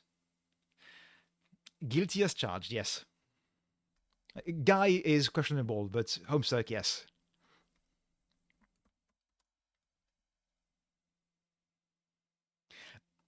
That's very flattering, but I wish, but no, absolutely not. I am not on a I do not know Toby Fox.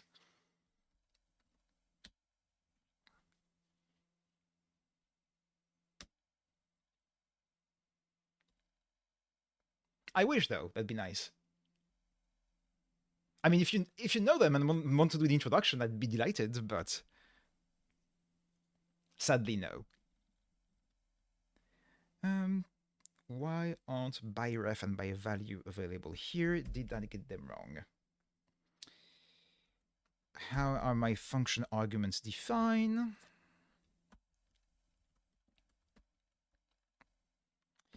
A function argument type is by value by reference, not by ref.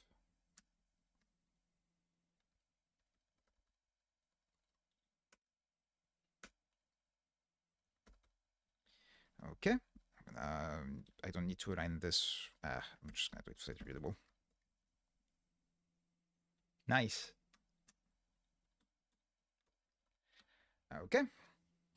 Next.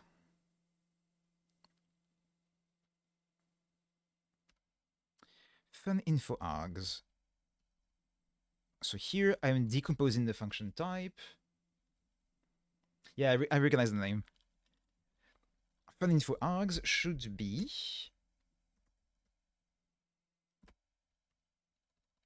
So it's fun type args, not fun info. So that's why it's unhappy here. Fun type args.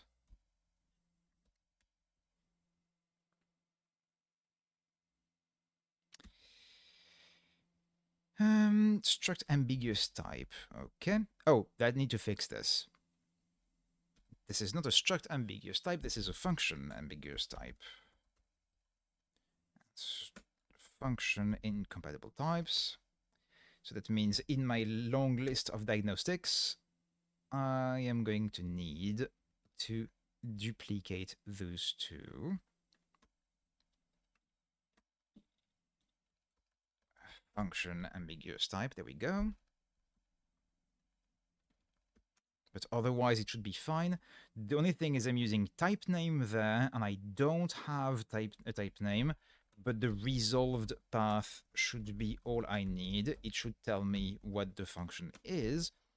And when I do the error message, I can inspect this resolved path to be able to say, oh, the function foo defined in module bar at line 36, or the function that was given in function argument X, or whatever. Okay? What else is wrong in here? Nothing, it seems. Much. Okay, type name is incorrect. It is resolved path.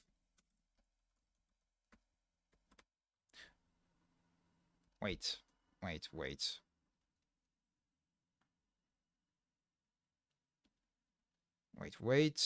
Analyze function call args, which is here.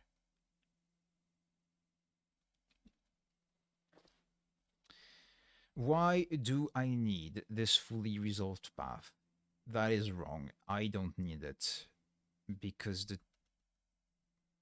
Oh, wait, no, that's correct. I need it. However, what is wrong is this should be a typed expression because I need to annotate this, which is correct, with the proper type, which will be the resolved... Oh, yes. Which is the return type.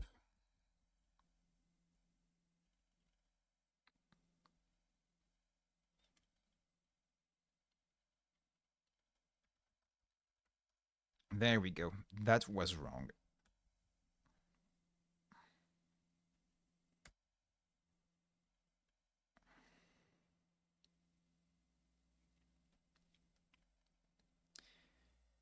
Expecting function archetype resolved with actual type pair. Okay. So something is wrong when I do my zip here. I do a zip of the fun type args and the values. The values are a list of typed expression. Is that correct in the first place? I think it is. Because this gives me a typed expression, and here this function is a nightmare. I traverse the arguments, so I will get a list of typed expression. Yeah, okay. So here, my zip, the second argument of the pair, will indeed be this expression here. However, here on the left-hand side, I have the fun type args, which are... Oh, it's a list of function archetype. Yes, of course, I don't have the field name. It's not a thing that is required here. That's because I've copy-pasted this function at first from the one in for structs, okay? Of course, this expression is a typed expression. I need to examine its shape, and I can do that with value, I believe. Okay. Then,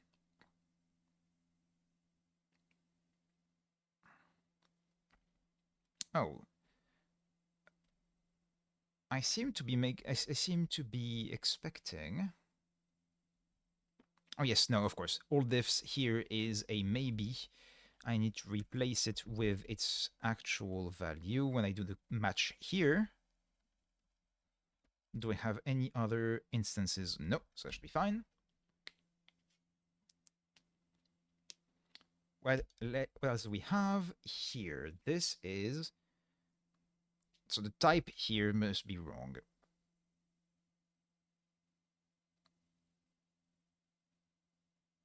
Huh, interesting.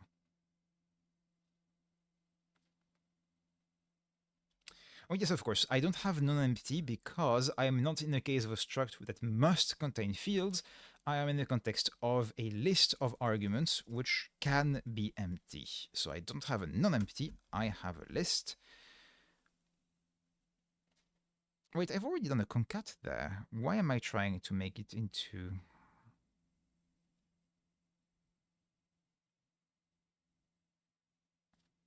So maybe I could just do that.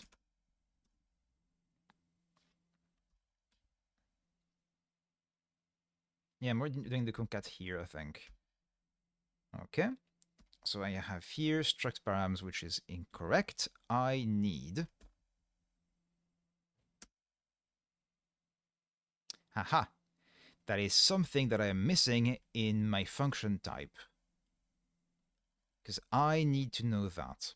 The reason why I have this difference between function type and function info is because like all the rest of my AST, everything in my AST is parameterized by a phase, which indicates what stage of the AST this is, passed or resolved.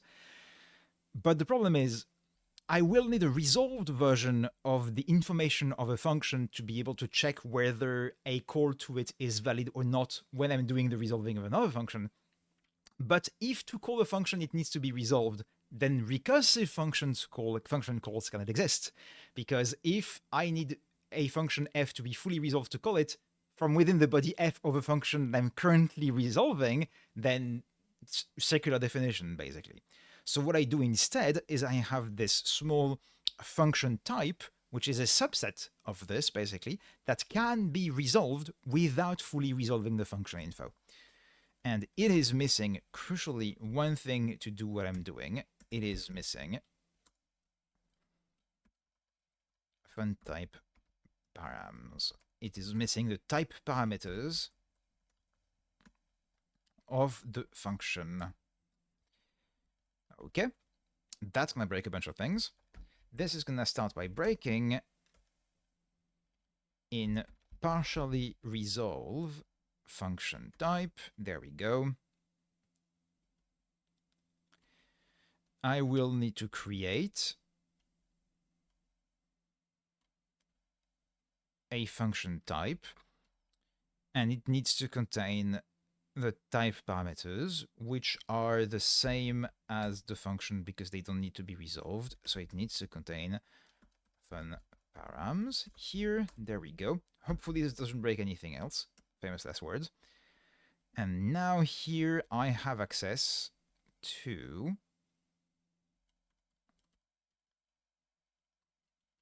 the fun info params, which I think is how I call them. Fun type.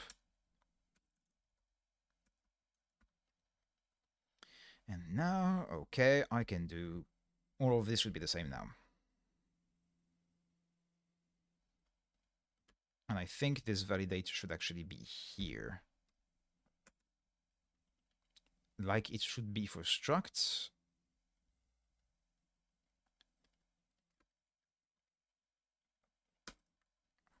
Okay. Unless most specific type can fail.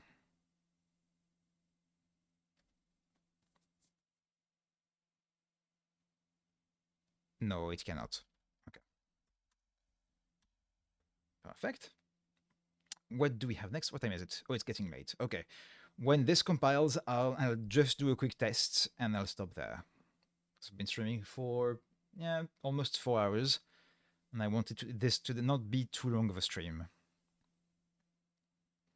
But we've still made some progress this evening. Okay, not compiling yet. Because I have a to list here, but that's not a non-empty list.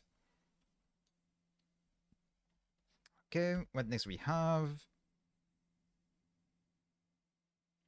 Yes, here I have likewise.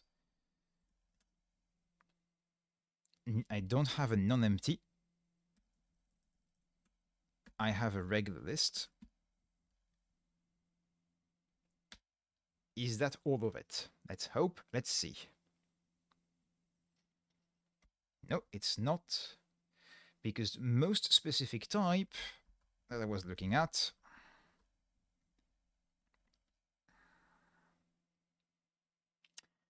Aha.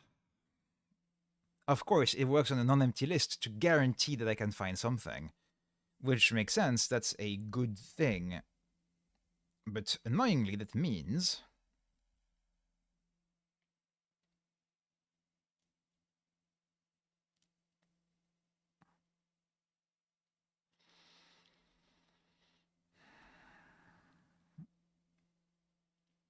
Although I guess here I can recover a list of possible types. So I'm going to go back here and I'm going to revert this change. Because what that means here is we have a case that was not possible before where we found something in possible types, but it happens to be an empty list, which is bad. So instead, I can do...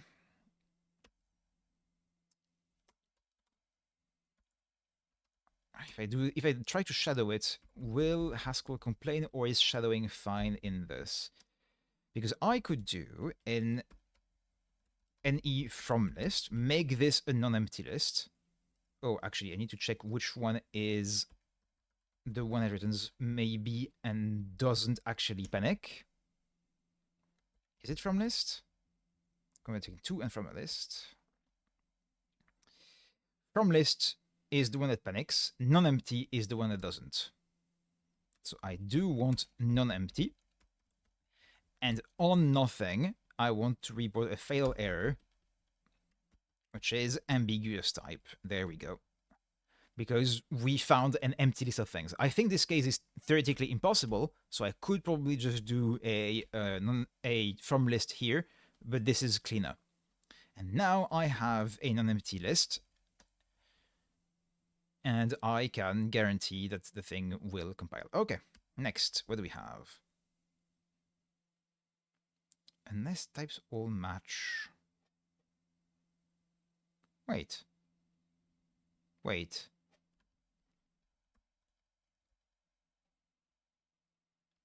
Wait, why does this require a list when the others... Oh, because I think I had a to list for this one. Of course, yes. Yeah, I suppose it means I need to do that again, which is slightly inelegant, but oh well.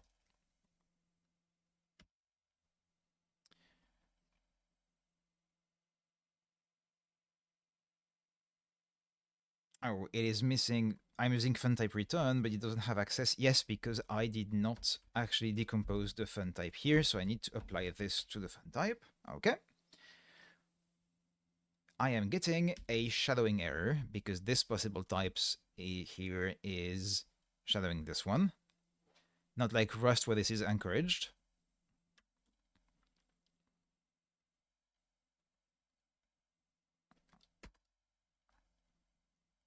This is suffixing by NE is a bit like Hungarian notation. That's kind of... Which means if I have both, I can just give the list version to it.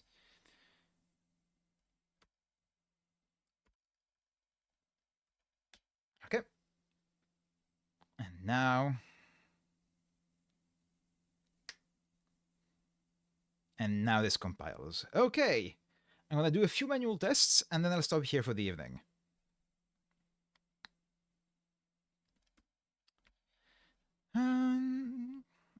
What I want to test is this.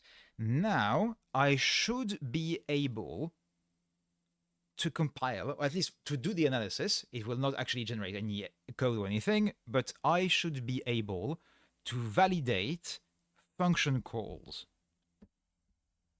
which means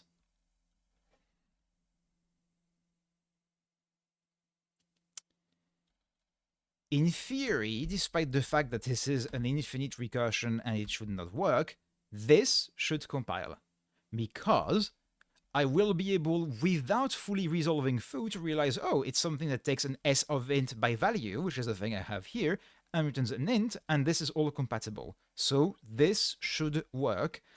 This should, at least, the analysis should succeed, despite the fact that the generated code would be something that runs forever. It succeeds, that's great. So foo is a function definition. The name is foo. It has no type parameters. Its arguments are a thing p by value, which is a s parameterized by the built-in type int. It returns a thing which is the built-in type int. Its body is a return statement of a typed expression of type int, where the expression value is a call expression, where we call a top-level declaration of name main foo with no type parameters. And the typed expression that we give as an argument is... oh, there's something else. Sorry, no, that is... what is this? What is this list? To what does it apply?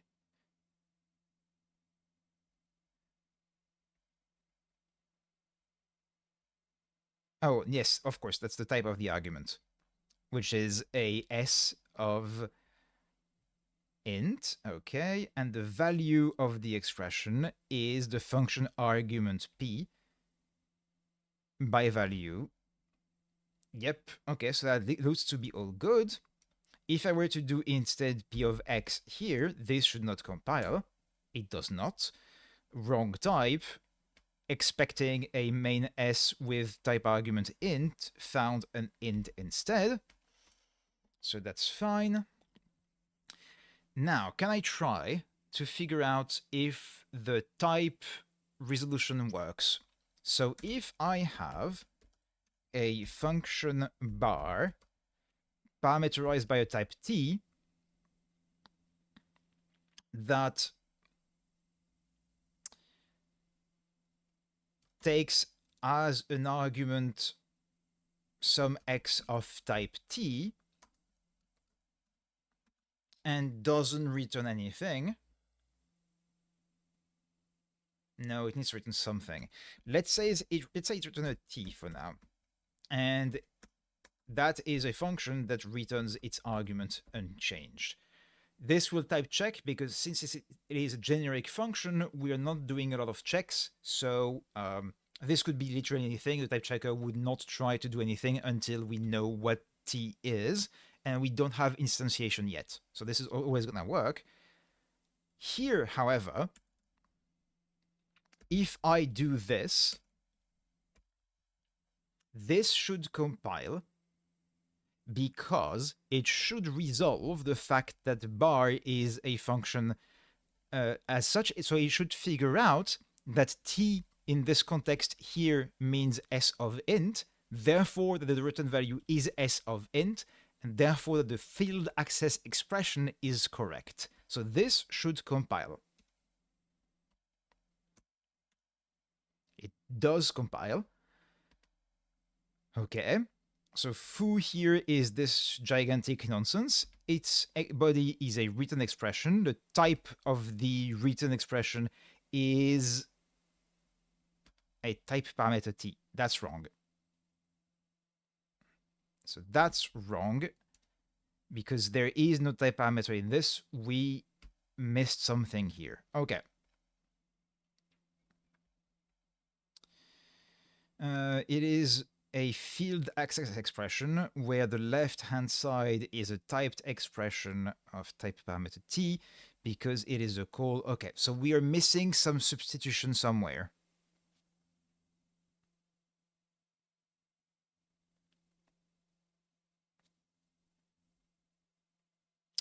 However,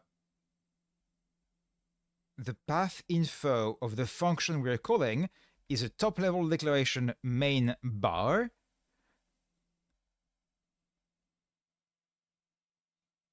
But with path parameters, wait, why do name parameters? Yes, that makes sense. But with path parameters, an S of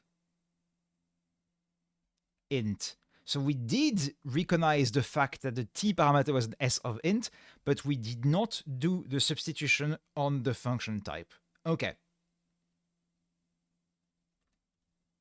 So,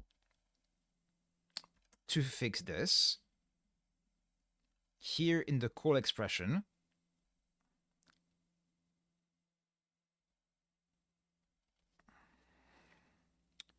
what I am missing is I have the mapping. I need to do a substitute type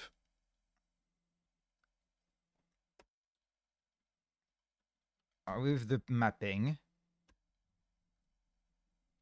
on the return type.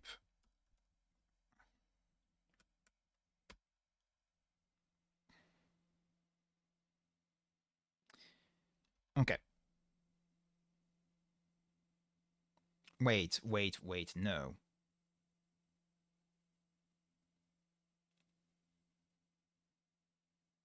That's incorrect. That's incorrect. I can't do that with the mapping. That's the start map, the starting map. That's the mapping that I have from the function call, but it might be incomplete. It might contain placeholders if I'm calling a generic function without giving the arguments. So no, it's not at this point that I should be doing this. I should be doing it here, but not with this mapping. I should be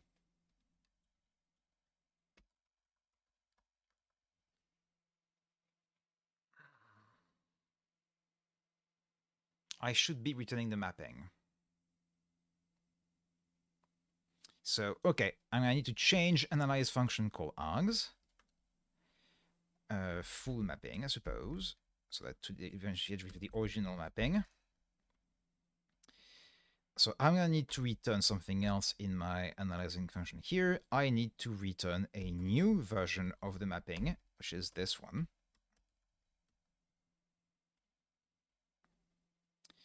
So this resolve type parameters,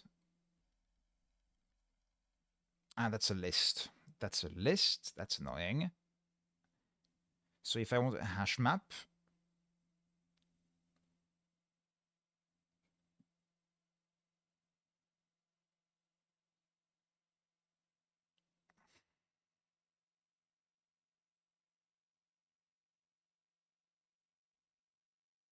because that gives me a list, and I want a hash map as well. And I guess I can create this hash map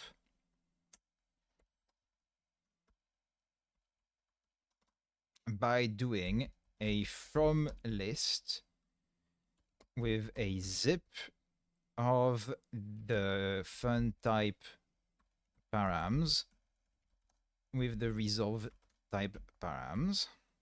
And that is my new mapping that is being returned. And that now, when it compiles,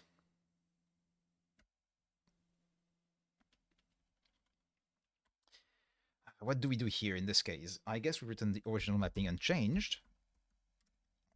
Param mapping. When type checking cannot be done.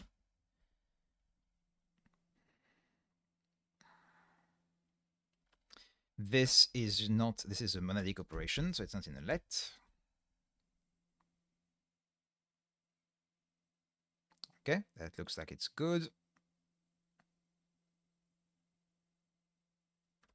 which means if I go back to this and I try this, main foo is a function, takes an argument p by a value which is a s of int, and its body is a return statement, which is a typed expression of type int, which is a field access expression, where on the left hand side we have a typed expression of type s of int, the value of which is a call expression to main bar with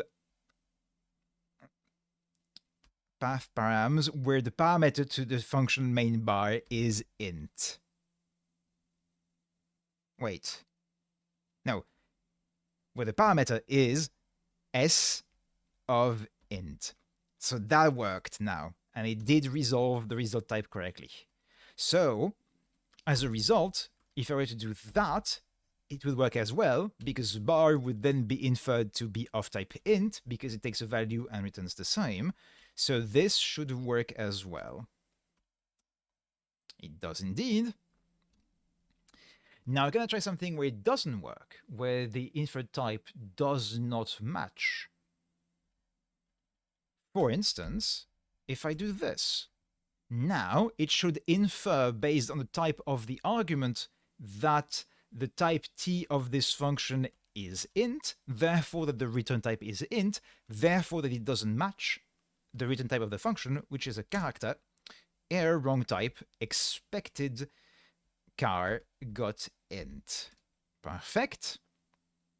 Now, can I go further? Can I try? Again, when we actually have finished with this analysis and we can actually fully resolve functions, we can write some proper tests. What if this function is ambiguous and has a second u parameter that doesn't appear in the arguments? The function call should be ambiguous. Error, function ambiguous type. The u parameter is ambiguous because there's no way to resolve it from the call site, which means I can do this here, where I give a placeholder for t, because t will be inferable from the argument, but I say int for u. Aha, this didn't work. Aha. This should have worked.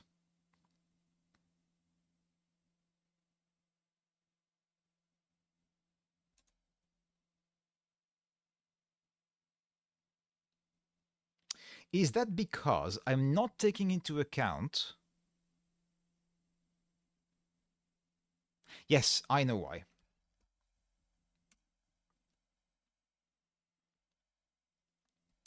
Here I am only looking at the mapping insofar as the arguments are concerned, but I should also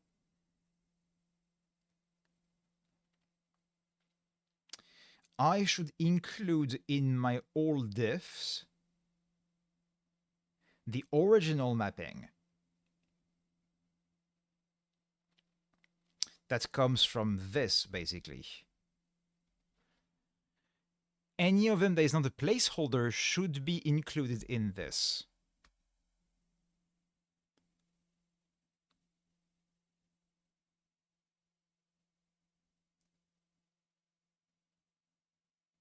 Wait.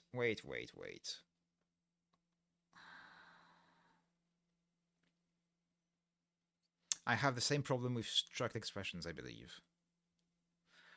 Let me confirm that I have the same problem with struct expressions.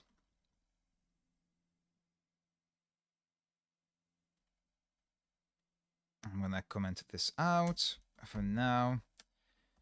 I believe I have the same problem with struct expressions. I copy this here. In constant, if I have a constant C1 that happens to be an S2 of, which is an int, doesn't matter. in which I do an S2 of placeholder and int,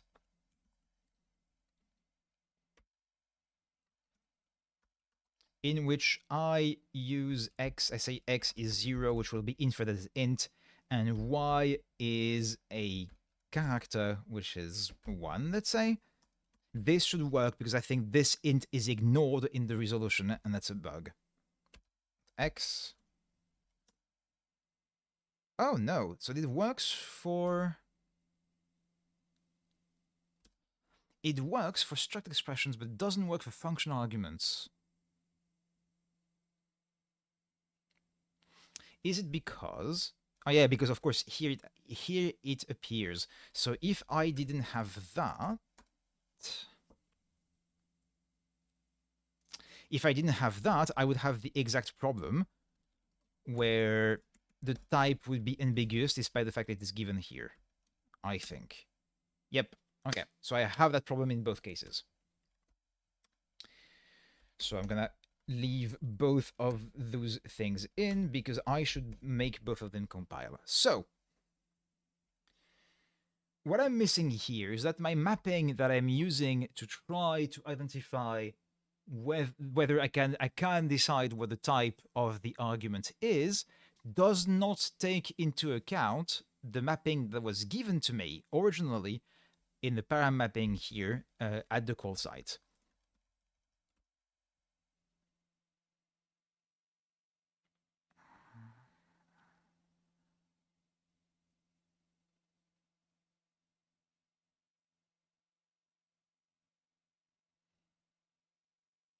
Okay. So what that means is I should do a union of a filtered version of the param mapping with this temp mapping here to add to each type a path info resolved if and only if it's not a placeholder. If something was given to me that is not a placeholder.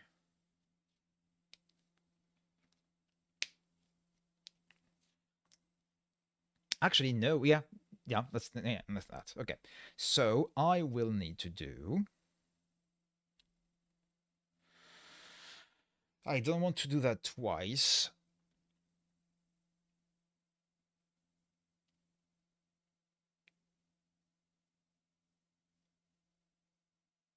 So I'm gonna make a helper function somewhere.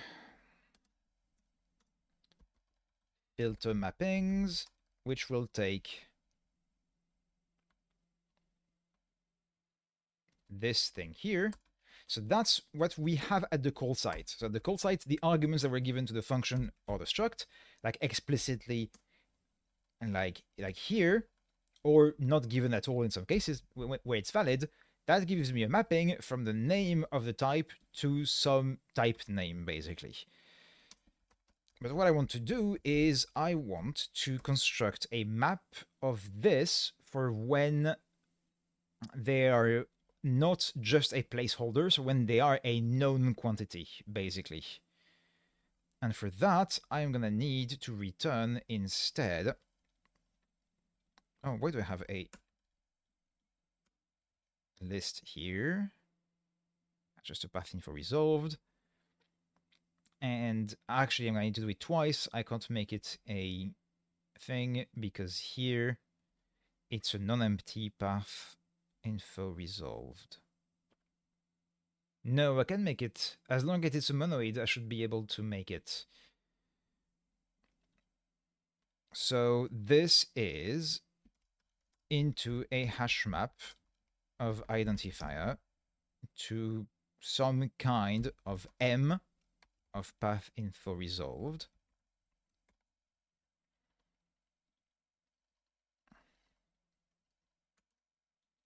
And that's not usually, monoids are not usually abbreviated as M. I don't remember. Probably as F or something.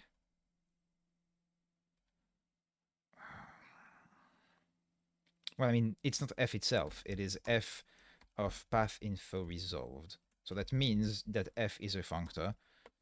So I think that's fine. Monoid of F path info resolved. There we go. So we take an identifier, a hash map from identifier to path info resolved, and for all of ones that are valid, we create a value of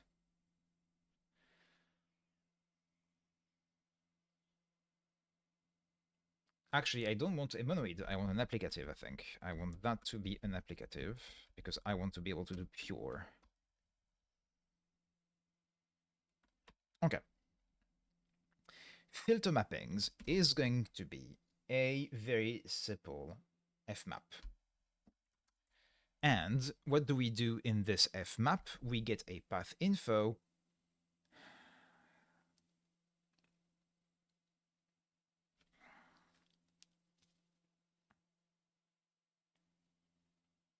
Actually, I want to do a filter map. Is there something like this in HashMap strict? I don't need to open a new tab. I have it here.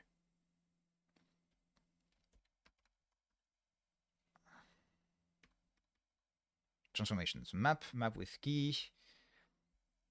Is there an alter? Yeah, there we go. Adjust alter. There we go.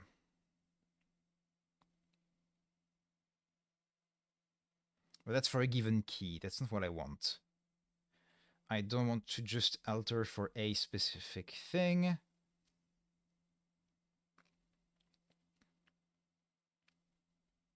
Map maybe. That's perfect. That is what I want. I want to do a map maybe. That given a value inside my hash map returns maybe a new value to be put in its place. So what do I do with this? Well, given some path info that I have in my hash map, I can do a case, and actually I'm just going to decompose it. Case of the path name if it's placeholder nothing. Otherwise,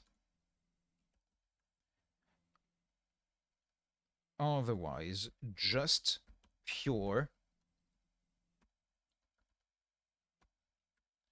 Wait, I'm just gonna, since I'm gonna need it, I'm gonna just do path name of the path info. And I'm gonna put it on a new line just for readability. There we go. Just pure path info. There we go. Now I don't have to write this twice. Here I can do analyze function call arguments. I can do that this temp mapping is not just. Actually, I'm going to do it in two lines. There we go. Temp mapping is the union with this of. How did I call it? I call it filter mappings of filter mappings of the PAM mapping with this. And I'm going to do the same thing, except I think it's called mappings here. No, para mapping, yeah. Okay. Oh, I guess filter mapping singular would make more sense to be consistent. Okay, and I'm going to do the same thing for the structs, which is here in analyze struct fields.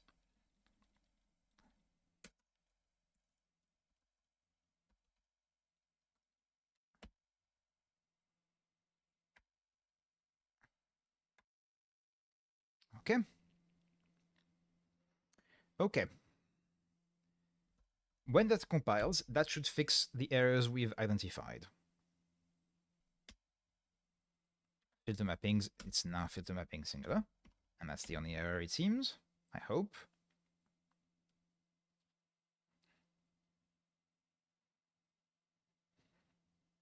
Okay. That compiles. Let's go back to our thing here. So now this should be fine because now there is a value given here for this thing. So both of those should compile, because despite the fact that the u parameter is ambiguous because it doesn't appear anywhere in the fields of the struct or in the type of this function, it is given explicitly at the call site, and therefore this should compile. So here, if I look at C1, C1 is going to be completely in line, so there's not going to be any mention of this. But however, for foo, if I look at name full path main bar, the parameters will be... Oh, that's the parameters of bar. Yes, it is indeed int and int. And if I change that to character, it should still work, of course, because that's a parameter that's not used at all.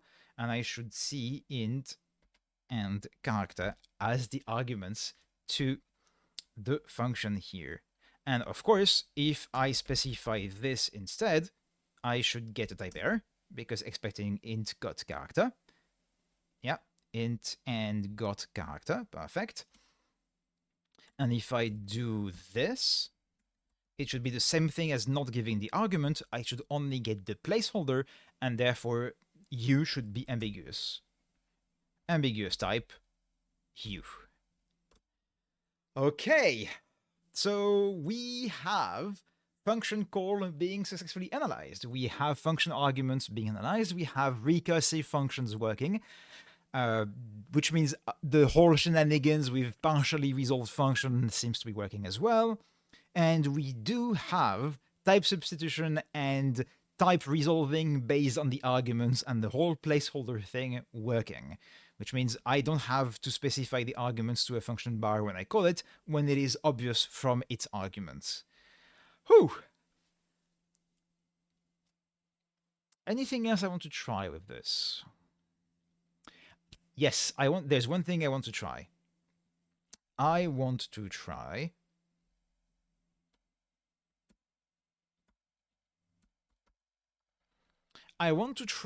a field access expression in which the field access... Oh, I think I've already tried that, actually. Yeah, I've already tried that by doing this.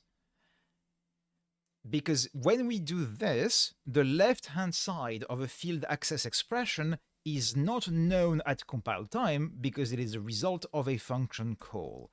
So we fall into this case here, where we don't have a struct expression at compile time. We fall into this case here, where we don't, and we have to check that the thing that we got was indeed a struct, which is the thing we added this evening, and that seems to work, because this seems to work.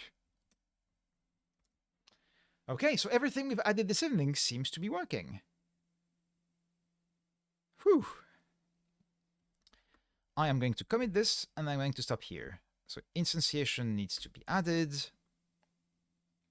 I don't think I've added the HIE file so far, so I probably don't want to add that.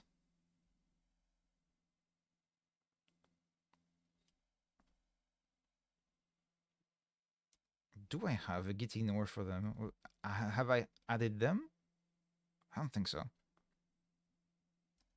Is there git tree, something like this? No. Git ls is what I want to think. No? Okay, I thought it was something like this. I'm curious to see, can I see what's... Is it because I have in my git ignore... Yeah, I do have HIE files here. Oh, but it's HIE-boot, that's why. Okay. Okay, so what we have changed today. So instantiation has been moved. Well, in this small bit this evening. Instantiation has been moved there. I guess I could put that on its own. Purely adding this change in isolation, adding a link to instantiation here, and removing this, and not committing anything else. And in core, only adding instantiation. I wonder what has changed to make everything align differently. Oh, yeah. This is also just because I have added instantiation and it has changed the alignment of the other things. Okay. Yeah, it's the case here as well. So this needs to go as well.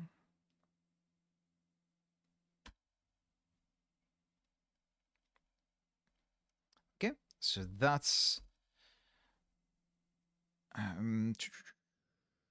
move substitute types to new instantiation file.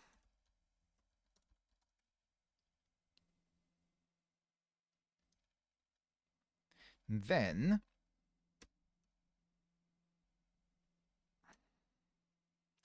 I can probably do that in isolation as well. We need to change the fun archetype, the fun type here, function type. I don't think this is required for diagnostic here. It changes a few things in context.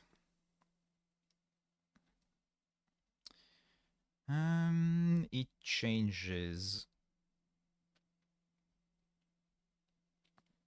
this, here the function type, here the function type.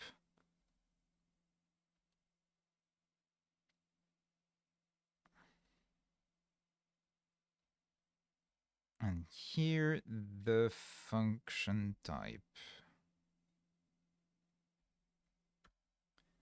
The rest is not included in this.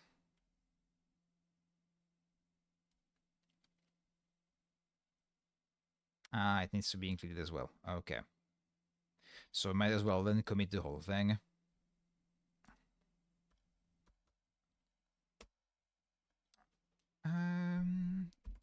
Finish fun exp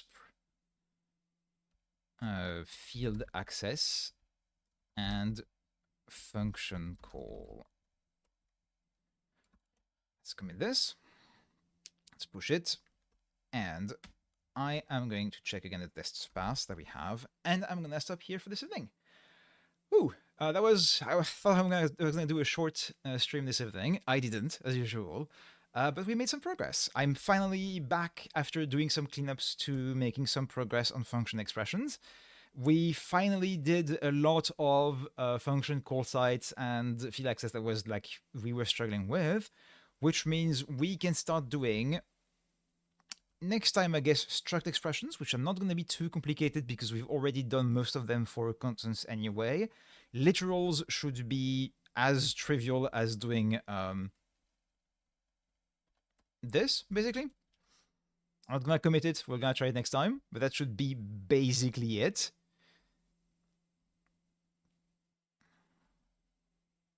And reference expressions, I think, will be trivial as well.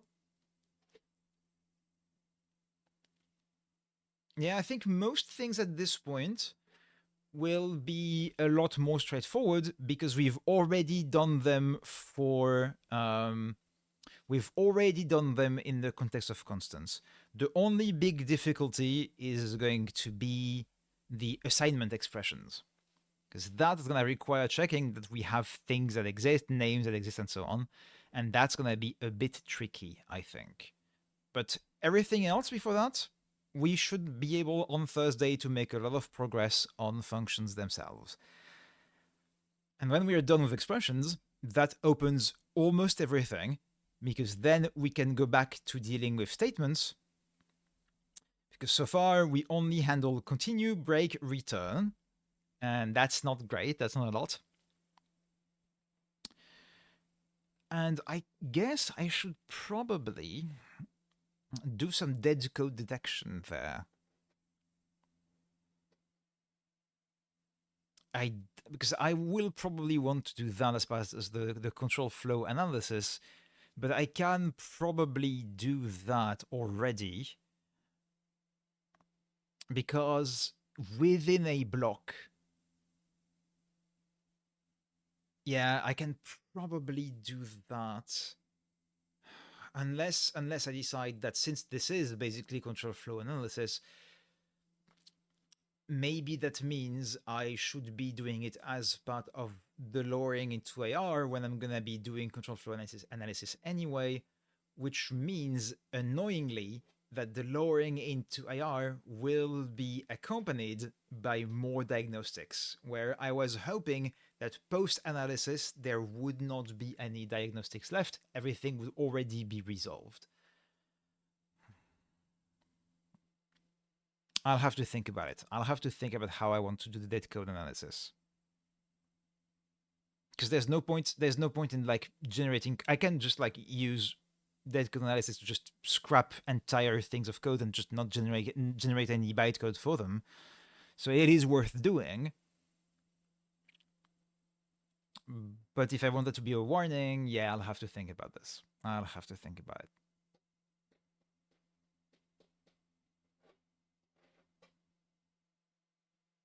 Okay, that's going to be a problem for next time. Thank you again for tuning in, and I'll see you again on Thursday.